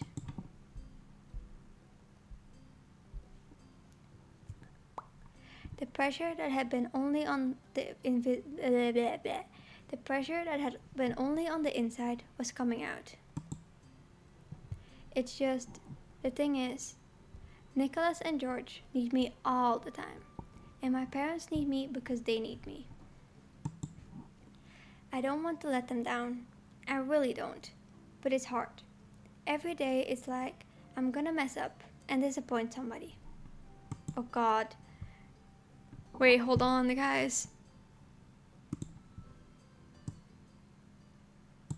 It's time for the serious talk. It's time to turn down the music because it's time for the serious talk. He bit his tongue and released his limbs from the locked positions they'd been stuck in. He couldn't scrub the furrow away from his brows. Forget it. Forget it. Everyone has stuff to worry about. It's not just me. Mom has to take care of them way more than I do. And Dad works the job pretty much the entire day. Okay, no, this is too awkward. This is too awkward.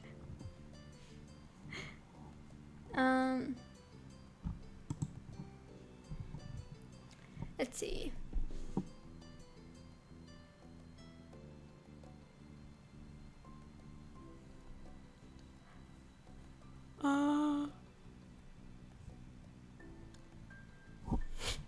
I admire you, but this is probably not meant in the way that I'm thinking it of.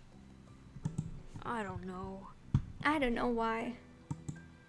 He went silent, unmoved. Nicholas was the one who caused trouble, but somehow Derek had made himself the bad guy. It was upsetting, but Derek wasn't anywhere close to really being grown up. Of course, he couldn't be perfect, even though he acted like he thought he should be. Derek, remember when your dad first came to the pool and you, George and Nicholas were all so excited? You were just like your brothers. Even if you're in charge, sometimes you're still your parents' kids. You don't have to act like an adult, especially not with me. Finally, slowly and carefully, Derek dared to glance at you again. Thanks, Joopy, for saying all that.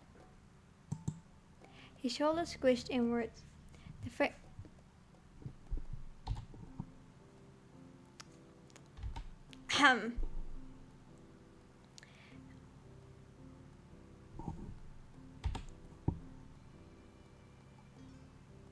Ahem. Let me just admire him for a second. Everyone pause. I need to admire his beauty for a second, his cuteness, his amazingness, his perfectness.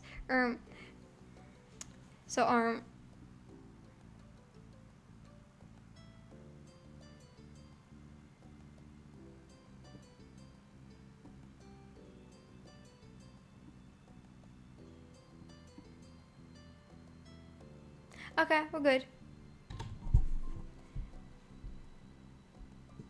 Back to the seriousness. His shoulders squished inward to frame his lowered head.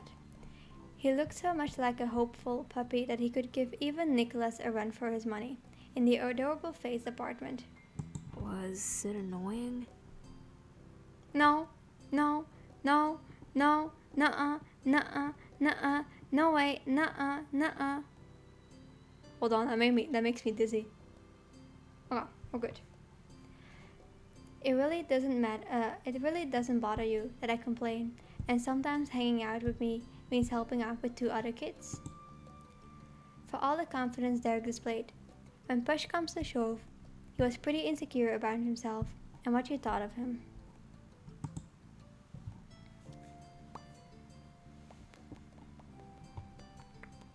Derek, I love hanging out with you no matter what. No matter what. Derek showed his full face to you. It was all lit up by the light shining through the water. The smile on his face was just as glittering. He's so cute.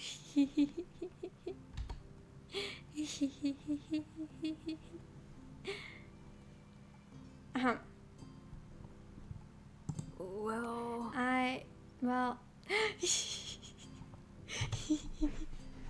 guys, he's so cute. He's so pretty. He's so cute. Anyways, I don't ever want to be a pain, but it's really cool to have a friend who doesn't mind listening to me and being.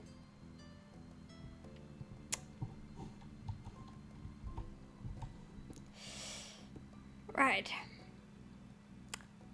Friend. Right. Friend. Friend.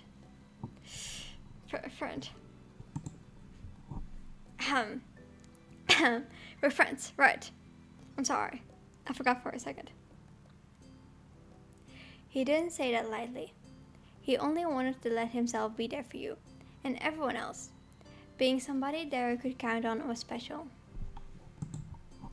His cheeks flushed just admitting it. But with the way your heart fluttered, you were sure your face was a match. Oh boy, my heart's fluttering for different reasons. Then his eyebrows furrowed mischievously, and just like that, he catapulted right off the towel edge into the pool.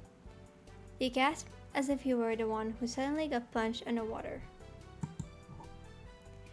Derek burst through the surface with a loud, gasping laugh. The water was great.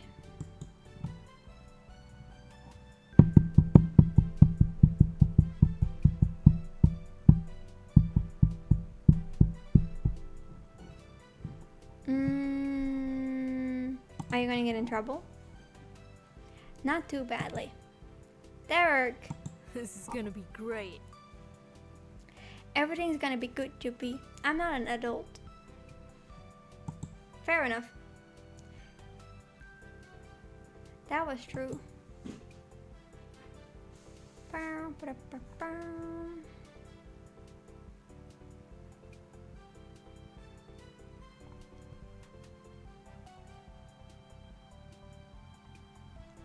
You carefully lowered yourself over the edge.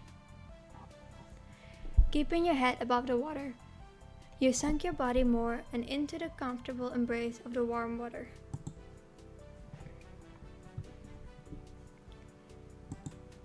Derek pumped both his fists in the air. His black wristbands drooped further down his arms, heavy from being soaked. The two of you paddled through the water together. The added weight of your clothes had you both winded pretty quick. That only amused Derek more. Hold on, I'm sitting back down. Let me just lower my desk.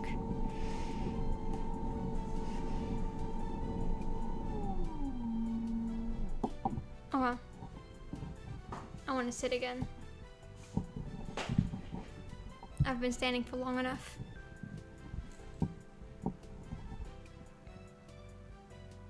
Should be fine. Laughter and sloshing water brought the once stagnant pool to life. You and Derek still had the place to yourself and made the absolute most of it. But eventually, Derek crawled up the stairs out of the pool. His baggy clothes poured out mini waterfalls with every step he took on land. Derek looked especially tiny with his drenched jersey draped over his frame. He waited there at the top. Oh God, sorry. Something flew just past my vision for a second. He waited there at the top of the steps for you to catch up, being the dripped gentleman he was. You held the rail, and with each step up the stairs, you felt the weight of your soaked clothes pressing down on you more. You got a thumbs up from Derek when you made it out. Then he carefully tipped his head to the side and tapped his hand against his ears to get the water out.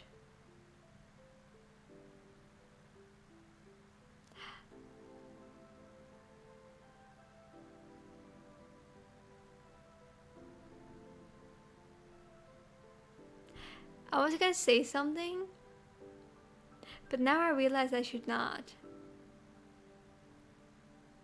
Now I realize I should not. Because I have pure thoughts. I have say-so thoughts. Everything's completely fine. Teehee. Well, Alright, time to face the music. Having to go home dampened Derek's mood, far more than the water on his body. He could do anything here, in the wide open pool with you as his only companion. Going back to his family came with countless expectations and responsibilities, but it still had to be done. Yeah. You gave a small nod, readying yourself for whatever might happen when you arrived at the Suarez condo. Without another word, you collected your shoes and you left the little oasis behind. Oh my god, I can hold hands. We're holding hands. His slippery fingers gripped you as tightly as they could. When you made it to the front door, Derek used the key from his pocket to open it. He hadn't forgotten to bring it, despite leaving under rushed and uneasy circumstances. You're so into it. Right.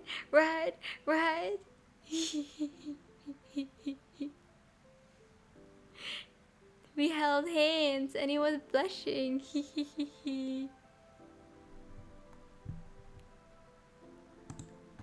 Derek stood there in front of the unlocked door, just staring at it.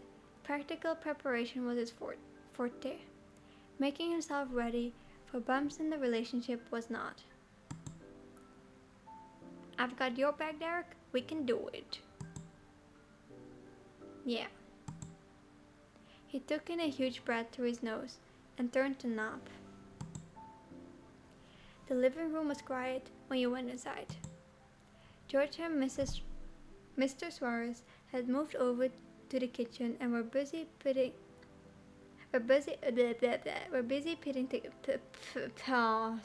pause. Reset.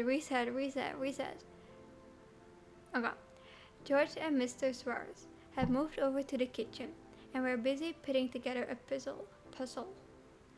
Mr. Suarez's shoulder blocked your view, so you couldn't see what the picture was supposed to be. How long is this moment?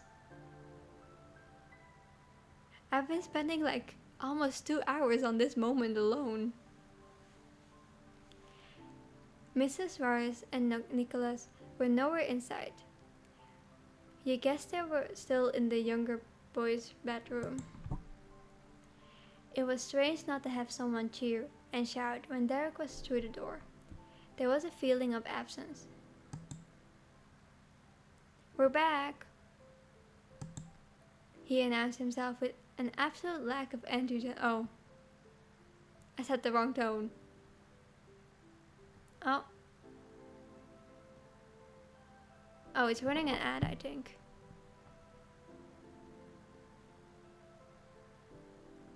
Oh yeah, it's running ads right now.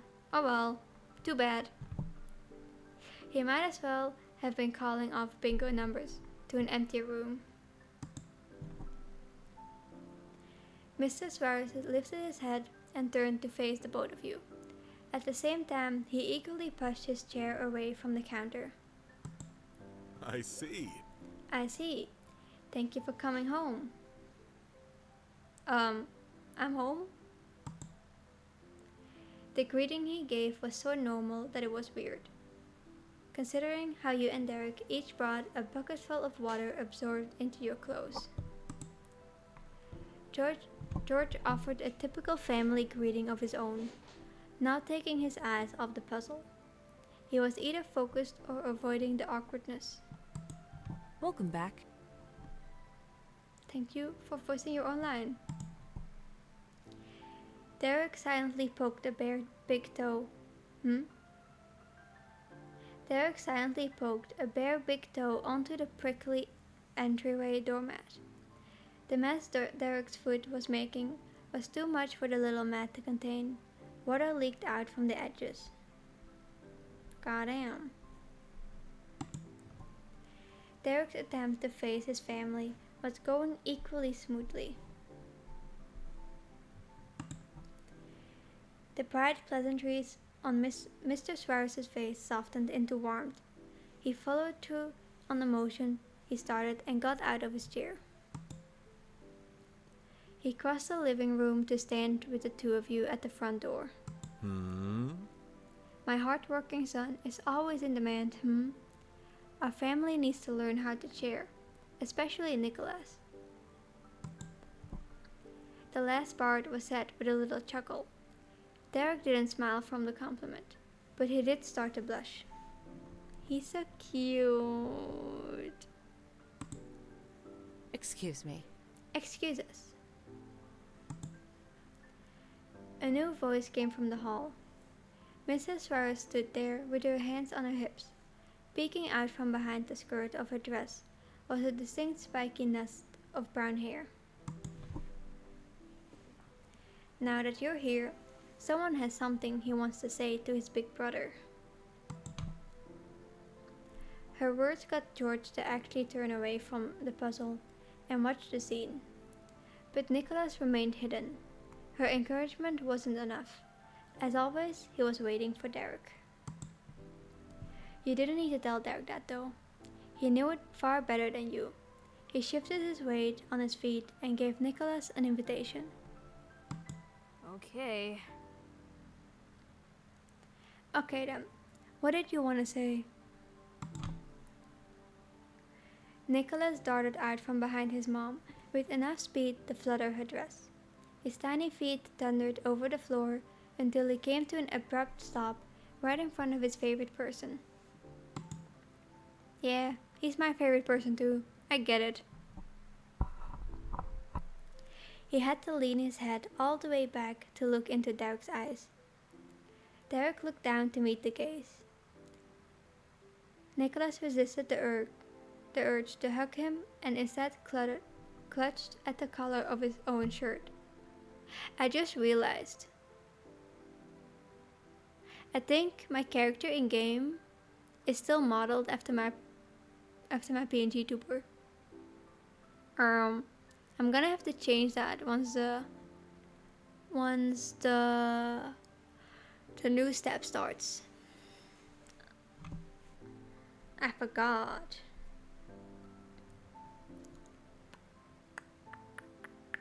I'm sorry. I'm sorry. That's your room. From how much Nicholas struggled to explain his apology, it was obvious he wasn't at a point where he understood why being together at all times wasn't a completely fantastic idea. All that had gotten through was that he'd upset his brother, and that had in turn upset him.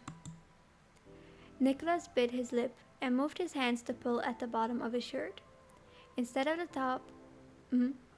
Pull at the bottom of his shirt instead of the top. Why am I getting a notification from Twitter of my own tweet? Twitter? Question mark? Twitter? I didn't tweet. Anyways, the best he could come up with was next. The best he could pause. The best he could come up with next was simply repeating himself. Sorry. Sorry. Derek's lip quirked just a bit as he patiently listened to his little brother. You should say sorry to her too. Drippy helped you a lot today. Nicholas instantly twisted his head towards you and echoed the words. He was very serious. Sorry, Drippy.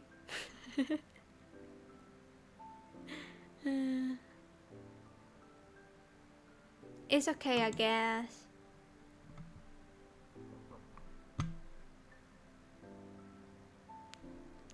Thank you, Nicholas. Nicholas hopped up on the pads of his feet as a nervous but hopeful energy came over him. Your reaction was the first positive sign he'd gotten.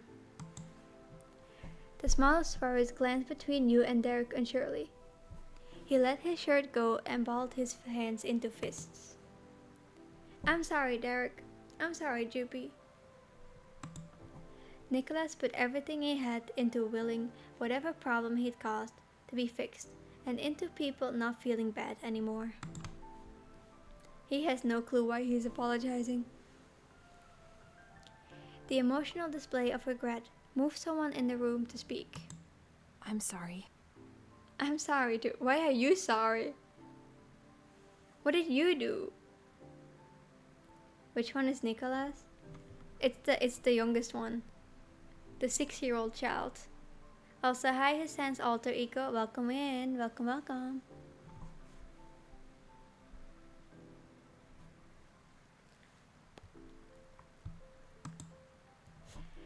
Derek snorted a laugh at the unexpectedness of the interjection. What did you even do? That's what I'm asking. I don't know. The middle child looked down at the puzzle in front of him again, but he was staring through the pieces as if they weren't there. He murmured just barely loud enough to hear from where you were standing. You and Juppie had to watch me today too.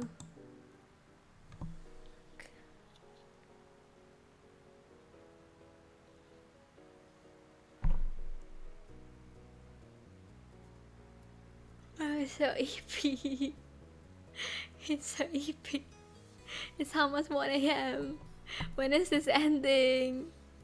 It's been almost 3 hours. Wait, no, was it 3 hours or 2 hours? When did I start the moment?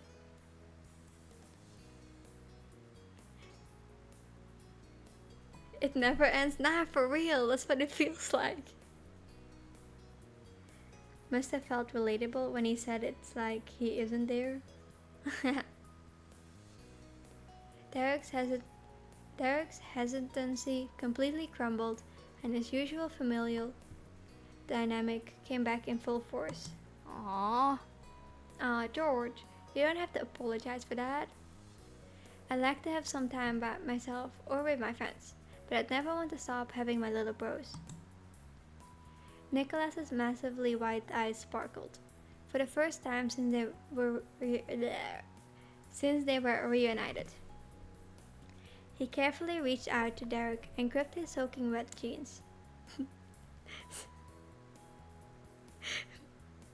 Nope. I'm not saying anything. I'm not saying anything. Derek reached down to gently pat his baby brother's head, as he did, probably every day. Neither boy cared that this time the hand was damp. Instead, they both smiled at the other with unwavering affection. No matter what visions happened, it was inevitable that it would end that way because they both loved their family equally and deeply. Another person took a turn to cut in as Mr. Swears spoke up with vigor. Let's race. Derek, Juppie, let's race, huh? No, I wanna Eve. Let's end this moment already, please. What? Derek chuckled at your confusion and switched his headpad into a full-on hair ruffle. Nicholas giggled excitedly along with his brother.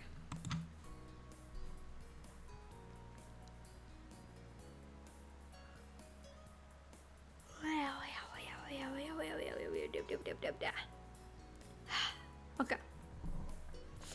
Dad is asking us to play a video game. An old kart racer he likes.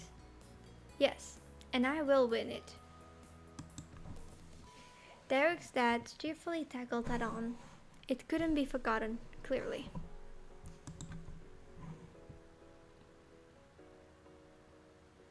I'm about to hit the 4-hour mark in 6 minutes. God damn it. George could be player 4. Mrs. Suarez was the only one who thoroughly kept her distance during the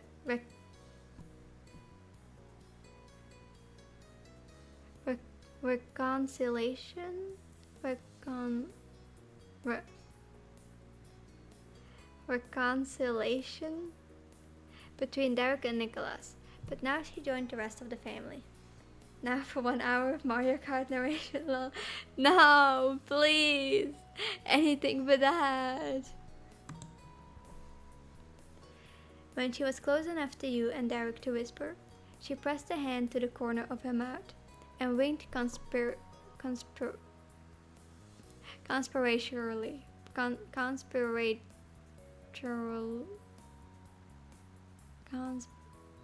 Anyways, I'll give Nico an unplugged controller. Derek grinned at that point and shifted into giving the longest strands of Nicholas's hair a friendly tug. But he didn't accept the invite immediately. He included you in the decision. What do you think, Juppie? I wanna go the fuck to bed. That's what I think. When are my parents coming to pick me up again? It's up to you.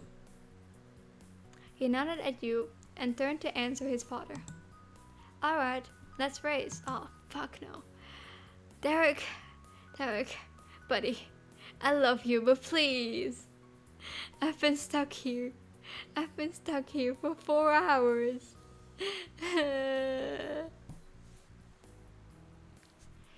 Derek's mom encouraged you and Derek with her words, and Nicholas with her hands, taking him by the shoulder.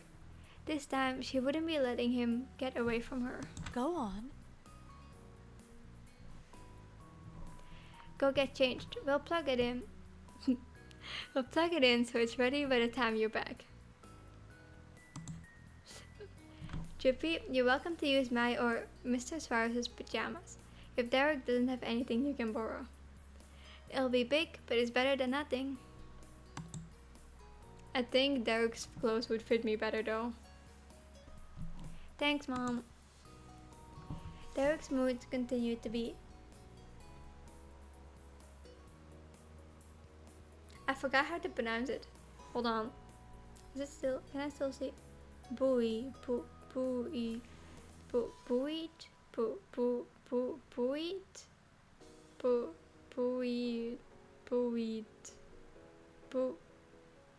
By the support of his parents, and he left to go get changed while walking as lightly as he could in his wet clothes. Thank you, Demon. You followed the watery footprints he left behind to dry off to. He did a quick...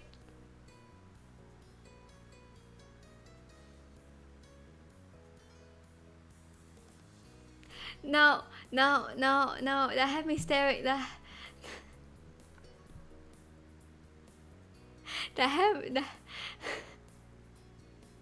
if I don't stop myself, that's gonna have me staring at it. Oh man. Thank you for the bong.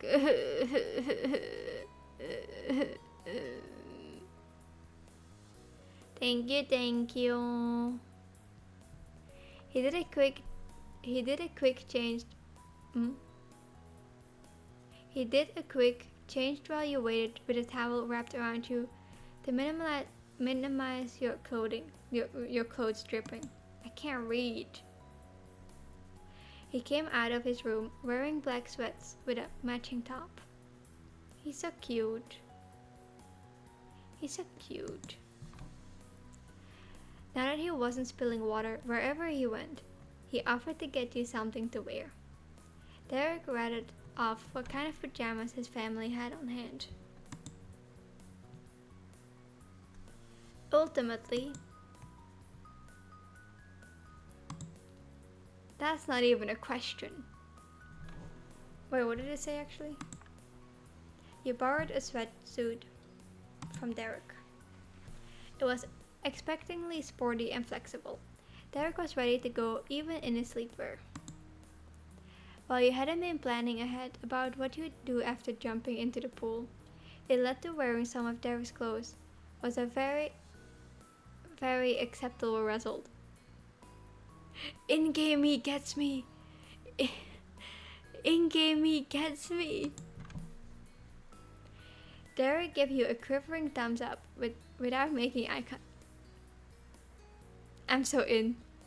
I'm so in, guys. Look at that face. I'm so in.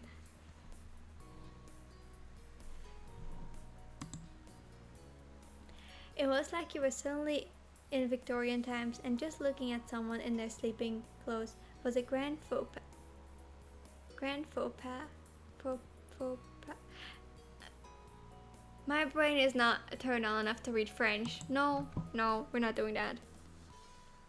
He bundled up the pile of wet clothes and carried them off to the laundry. He spoke over his shoulder as he walked as fast as he could with dripping clothes in his arms. I'll get your stuff back to you next time I visit, okay? Yes. Okay. As promised, the Suarez's dark purple GameCube was fully connected with 4 controllers plugged in by the time you and Derek strolled into the living room wearing your new digs. Next time I do this, I'm taking a fucking nap before I stream. Because what the fuck? A familiar shot filled the whole room.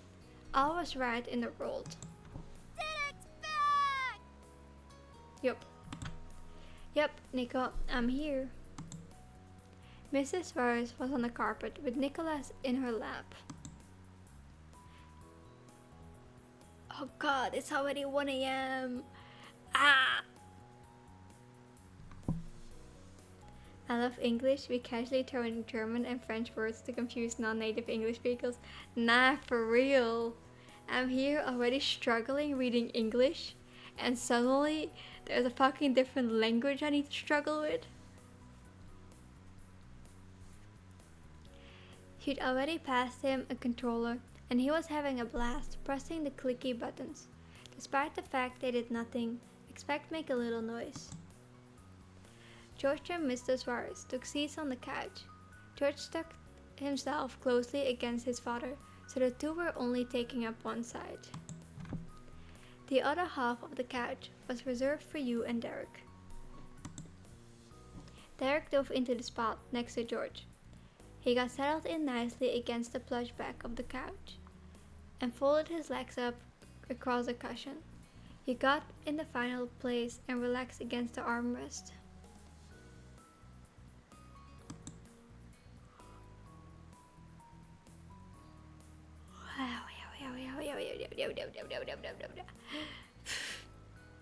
Okay.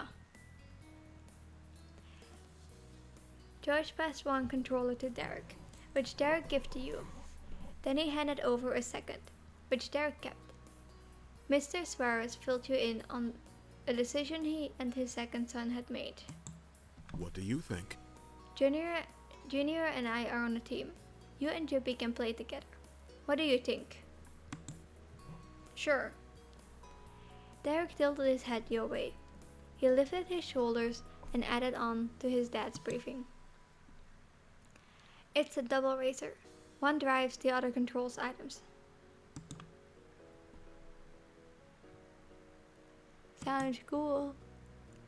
Great. It's me and you, Dan. Yep. The deal was sealed. Packs have been made. George perked up and shook Mr. Suarez's arm. Hey Dad, we're Team Suarez. Suarez. Yes, we are. Derek's fingers were on the buttons, and he was leaning over his crossed legs in anticipation for the game to begin. He replied, unbothered. Hold on. Oh.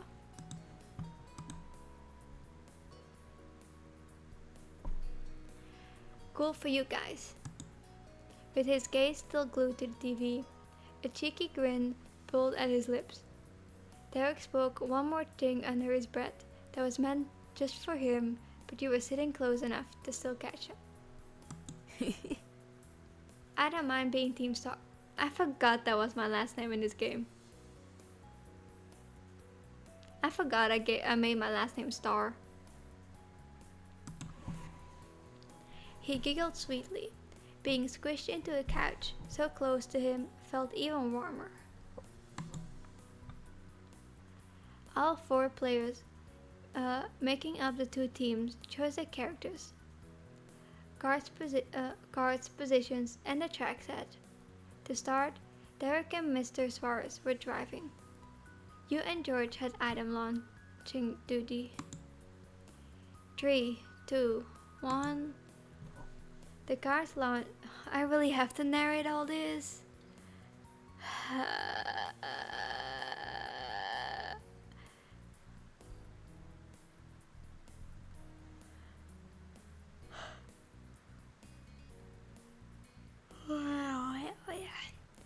The cars launched across the starting lines, with both drivers getting an extra boost. Team Star and Team Suarez were off down the colorful jungle road. There would be 3 laps before the race was over. Lap 1 was a frantic race for the top spot. The cars were neck and neck to each other, and every hill and around each curve, neither getting ahead or falling behind. I didn't actually think I was gonna go into a Mario Kart Double Dash narrate. Demon, save me! I'm being held hostage. This moment won't fucking end. It's been 3 hours for just this moment alone.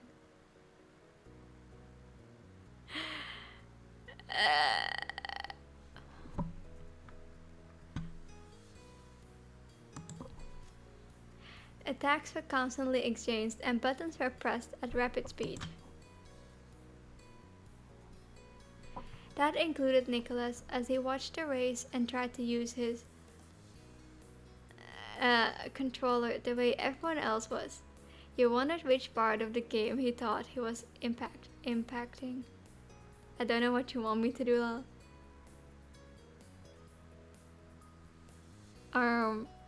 I don't think there's anything you can do to save my prison, to save me from prison. I'm stuck here in hell in prison, except there's a cute guy on my screen, so it's not really hell in prison, but you know.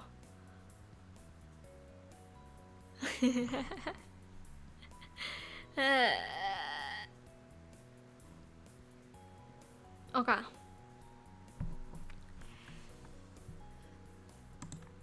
By lap 2, Team Star had taken a strong lead. Almost nothing from the Suarez camp could reach your cart. You got this. Yeah, I got this.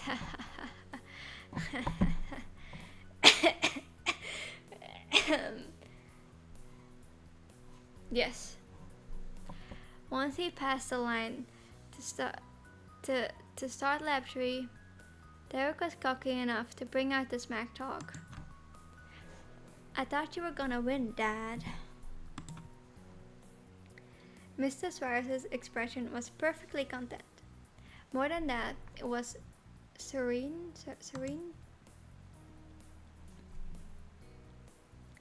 And it was with that calm face Derek's father carefully reached across George.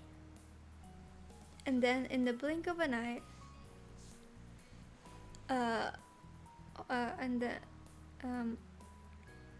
then in the blink of an eye, locked his large hand around the comparatively tiny controller Derek held.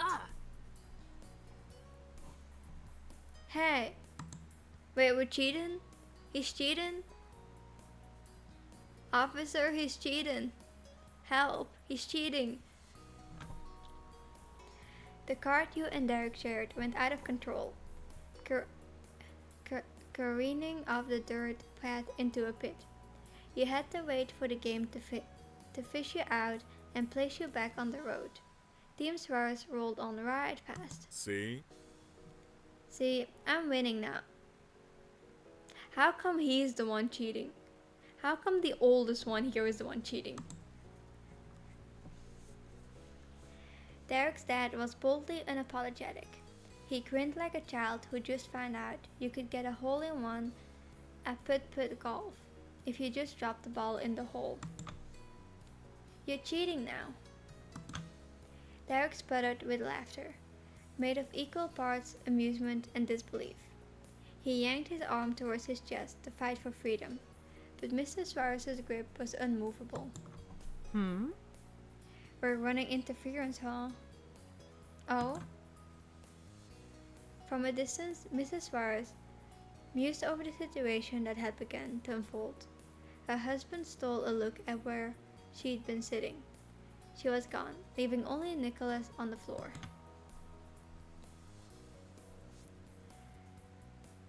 Mr. Suarez lifted one thick eyebrow and pressed the other lower.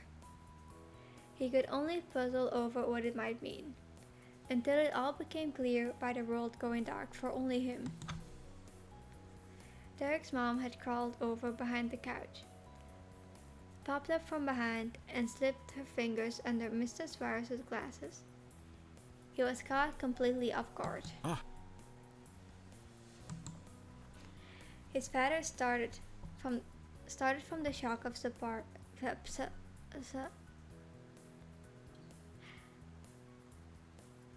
From the shock of surprise. From the shock of a surprise attack that wasn't committed by himself. I can't even process words anymore, guys. Yeah, Mom. Derek hadn't gotten his controller back. Mr. Suarez was stubborn in his hold, but his dad was just as incapacitated as a driver. Yeah, Mom. An echo of Derek's cheer came from behind. All the excitement in the air had stirred a fire in Nicholas. He wasn't just playing with an off controller anymore. Hey, you got that one? Oh, I said that correctly? I was struggling to figure out. He crawled on all fours at a rapid pace until he reached the couch and launched himself right at his dad's stomach. It was powerful enough that Mr. Suarez sprung forward, and Mr. Suarez's hands were yanked off him. Oof. But Derek's controller was finally freed. Mr. Suarez had to let go of both controllers to catch his squirming child.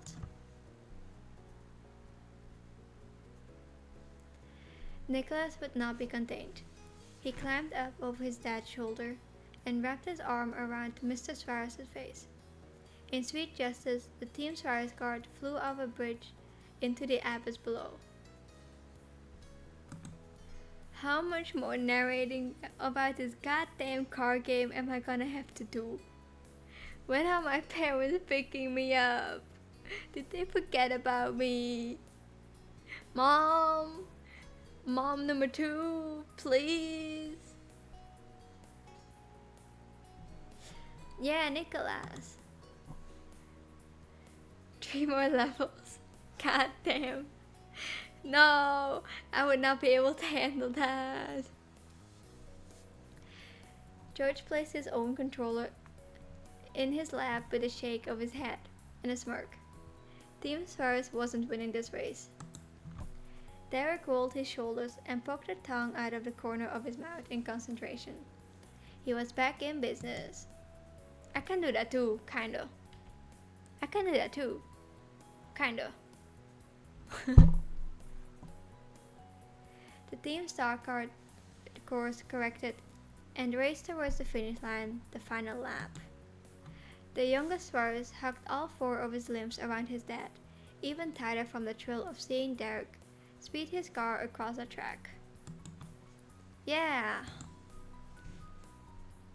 Yeah. Items weren't needed now. but you were just as invested in watching your card make the last stretch. And Derek brought it home, crossing the finish line. Let's go. We won! Derek threw his fist into the air, bumped them back down to his chest, and turned to you with a palm out for you to smack.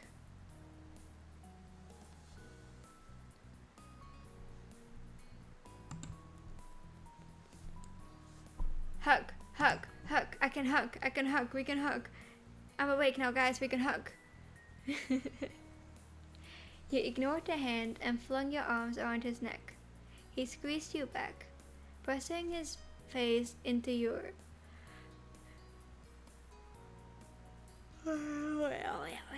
pressing your face into his shoulder.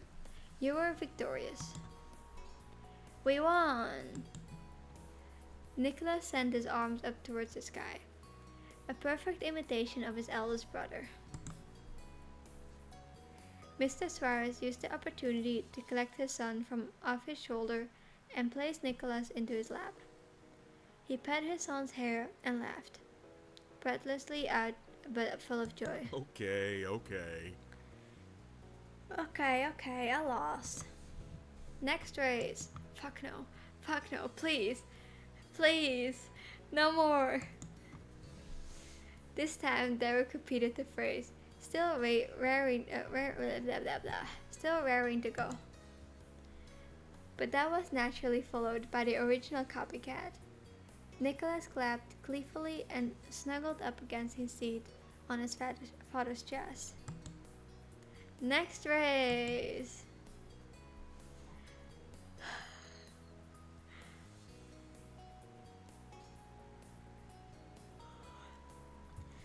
George picked up his abandoned controller once more. His voice was quieter, but no less sincere. Yeah, next race.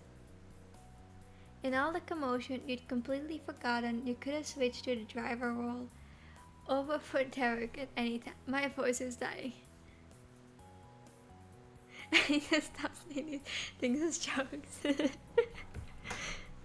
Demon, you're jinxing it.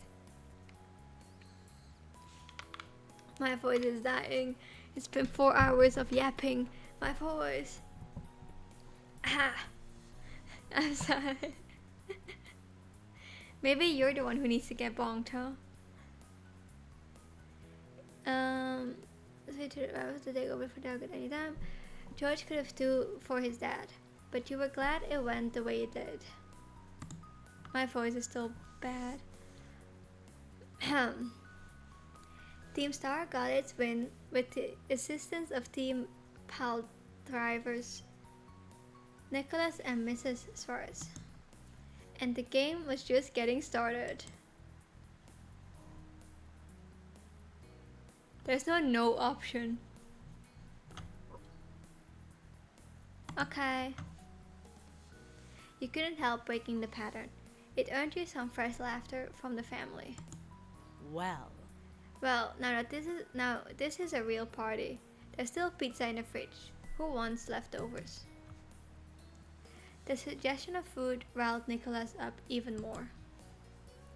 He clambered over his dad's shoulder for the second time, tugging on his beard and accidentally knocking his glasses off. Mr. Suarez wheezed out a chuckle. Nicholas stared out from over the couch into the kitchen. He wanted that pizza, but couldn't be the first to ask.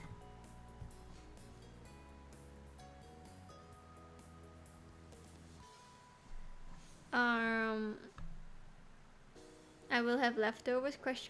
You said for Nicholas's sake. I will have leftovers. same. Me too. George and Mr. Suarez chimed in their own request. Can I have some, Mom? Can I have some sleep? Please.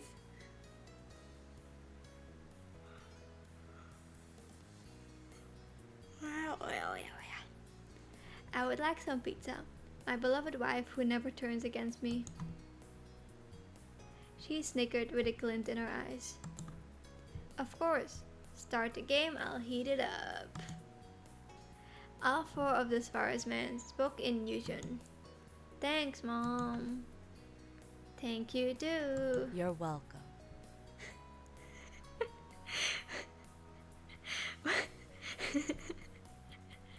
What a beautiful family moment. I want to go home. Exactly.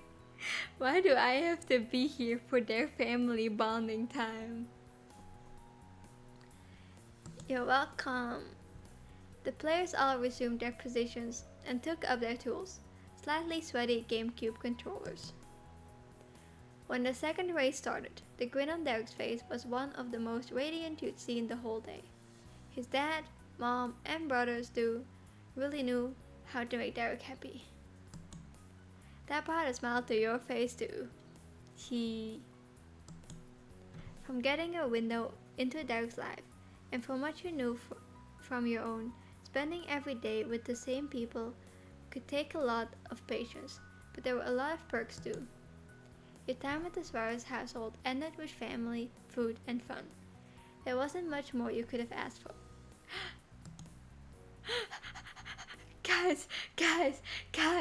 Guys, I'm free! I'm free! Safe. I'm free.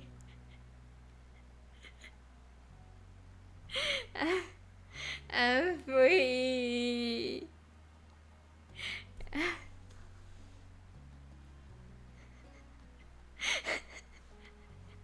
Alright, now for lemon. Fuck no.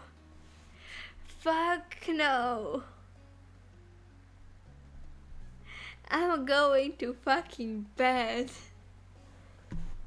It took me 3 hours and 20 minutes for one fucking moment. 1 fucking moment. 3 hours and 20 minutes. Each of these moments can have their own fucking stream at this point.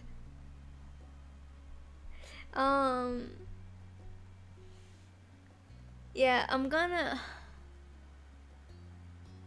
do the lemonade one next stream, which is gonna be next week, most likely.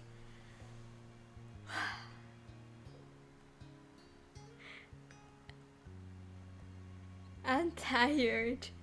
I'm dead tired. Why did it take so long for one moment? Okay,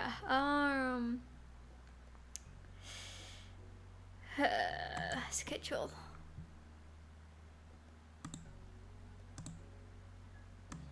Is this big enough? I'm gonna assume it's big enough. Tomorrow.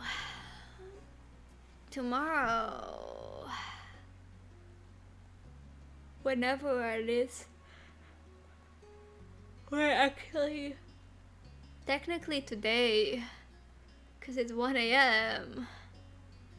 Yeah, tomorrow I'm streaming Overwatch at 2 p.m. CET, 8 a.m. EST, 9 p.m. JST. So far, I have just planned for me alone, but any friends / mutuals / whatever the fuck are free to join me by just ask in chat, and I'll see. If we're friends, I'm definitely gonna say yes. If we're mutuals, there's also a chance I might say yes.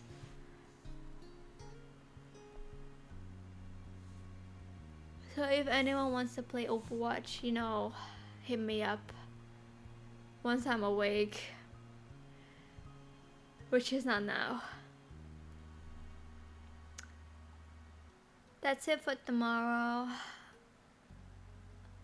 Thursday and Friday I have set to off days, but Gorilla streams can happen. Fall Guys is Saturday 2 p.m. too. And Sunday is Minecraft 7:30 p.m. I have no energy to even properly say my schedule. I'm so sorry for the no energy.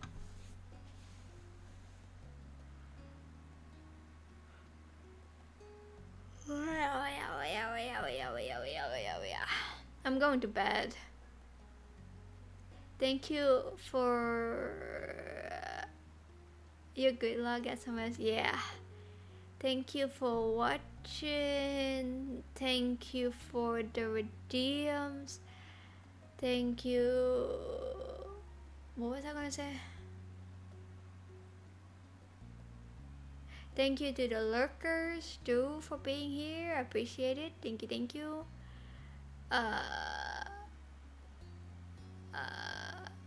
Was there anything else?